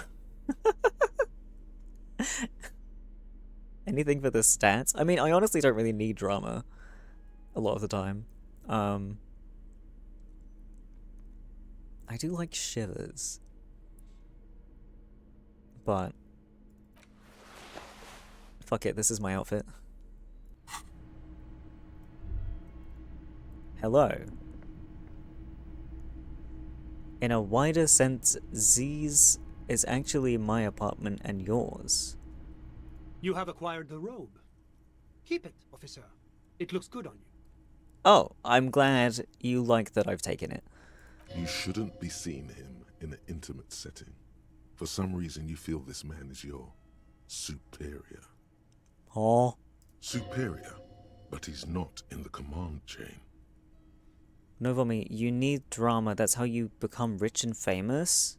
I would like to be rich and famous to some extent. My name is Charles Vildrouin, and I am an official with the coalition government. Oh. I work for the Institute of Price Stability on assignment from Sur-la-Clé. I heard you talking to my friend outside. Very good. Super. I am here to assist you in any way possible. Ask me about the hanging. Hanging? What a drag. He seems like a cultured gentleman. You should ask him about the finer things. Before we go on, I absolutely have to inquire about this wonderful canopy. Before we get to that, tell me where you got this beautiful silk robe from. We'll get to that right after you tell me the story behind the black samurai hat. Just tell me about everything. Oh yes, my friend has a great eye for these things. He refuses to tell me where it came from. It's a mystery. I believe they call this type of frame industrial. It's very comfy. That's really all I can tell you about it. He forms a little rooftop with his fingers. Cold air sweeps in from the balcony. The lieutenant takes out his notebook and nods to you to proceed. Oh, I only got to ask him about one thing. You actually witnessed the lynching? I'm sorry to say I did, officer. Oh dear. Is it because you did it? Because I did it? My apologies, I misspoke. I mean, what did you see? Officer, it's very difficult to describe what I saw that night. It was so surreal to me, like in a play. He holds out his hands and blossoms his fingers, like a drama teacher setting the scene. What do you mean, like in a play? It was just so strange. I could barely comprehend what was happening. Meet Sarah. I was on the balcony when it happened, getting some fresh air. I remember that first they came in, carrying what looked like a body. And then I saw all the surrounding windows go dead, one by one. That's when I understood. I should not be seeing this. Sounds like the victim was unconscious, or at least incapacitated.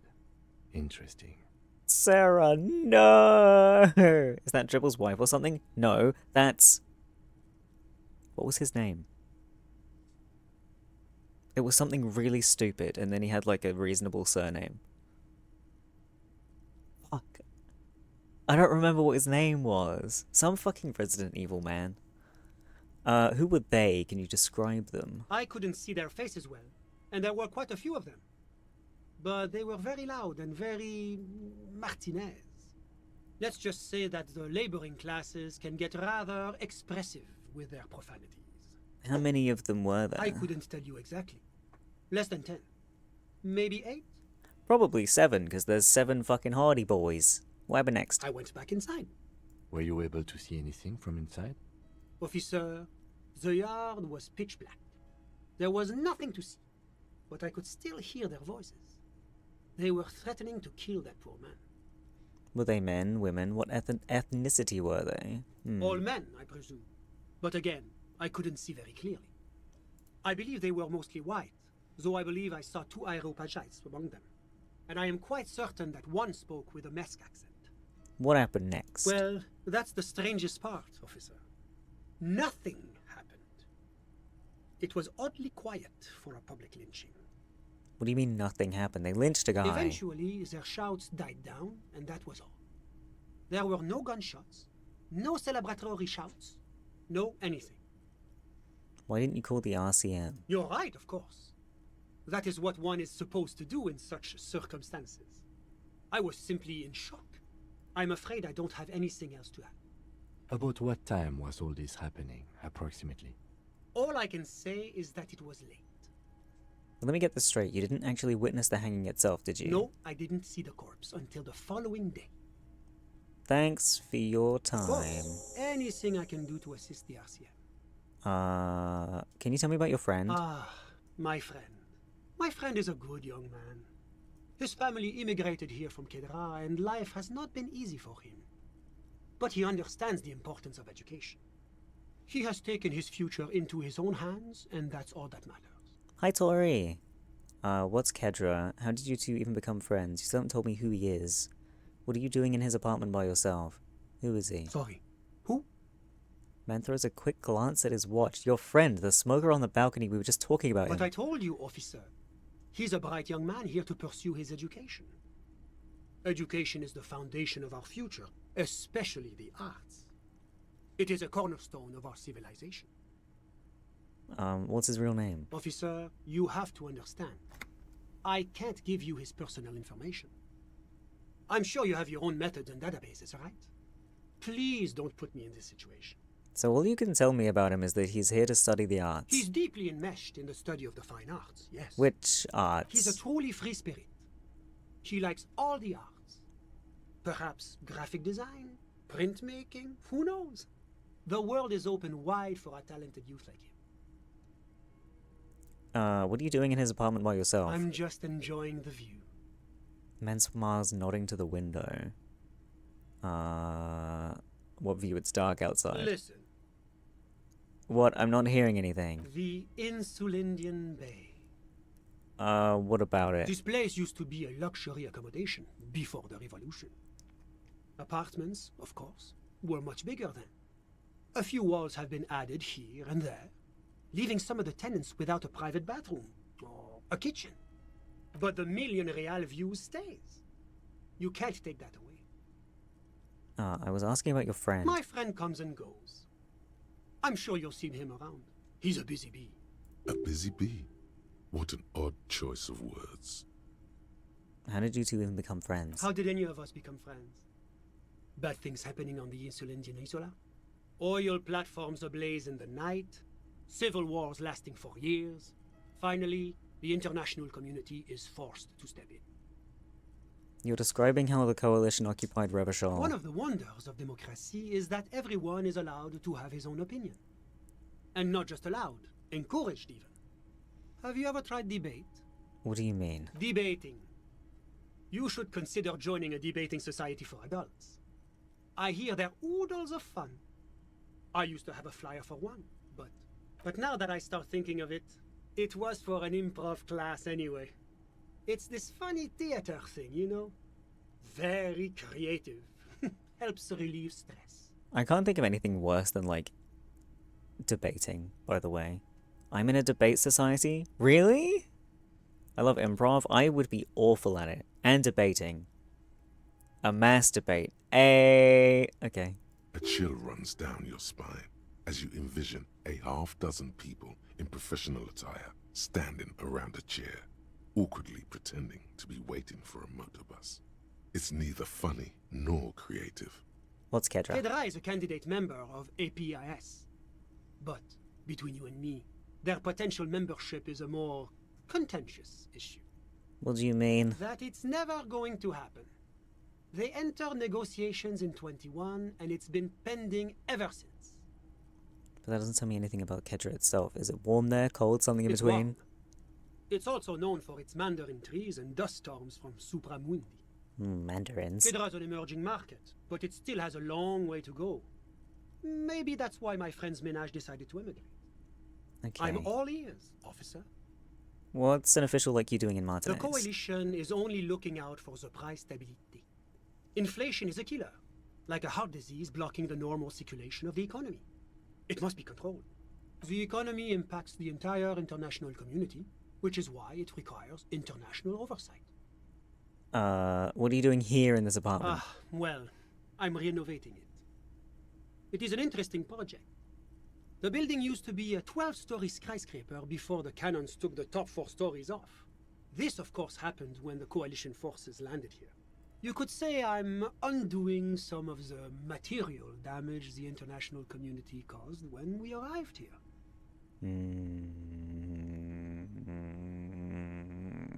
I'm done with this Whatever guy. you wish. I'm done. A moment, officer. Yanni. Do you have everything you need from me? What just happened? I'm It's afraid a we little won't lighting. have the chance to speak again once you leave. Nah, I'm Of done. course. I'm glad I could help.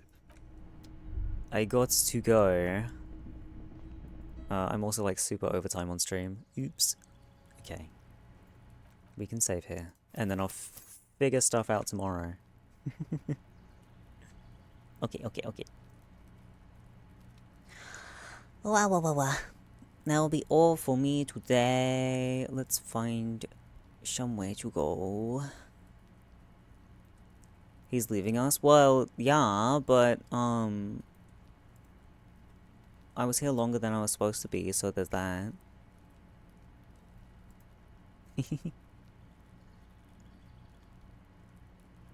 Mm, mm, mm, mm. Mm, mm, mm, mm. Mm, mm, mm, mm.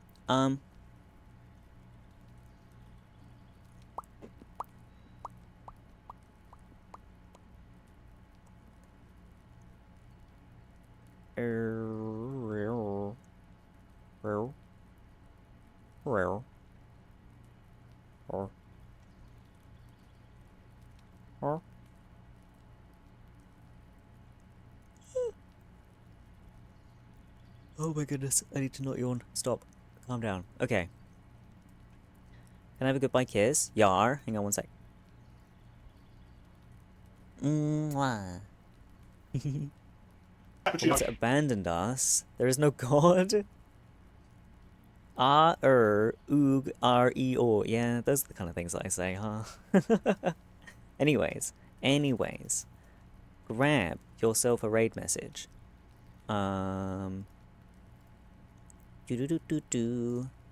Yes. And I will hopefully see you all tomorrow for more disco. Bye bye all you sailor boys. Have a great rest of your day. Have some good foodings and good sleepings. Bye bye then, sailor boy. Bye bye. Hopefully Hello. I say hello. Hopefully see you all tomorrow. I don't know what we're doing. I'm gonna get lost then, again, sailor boy. no doubt. Bye bye, sailor boy. And yeah, I love you. Bye bye everyone. Thank you for being here. Bye bye.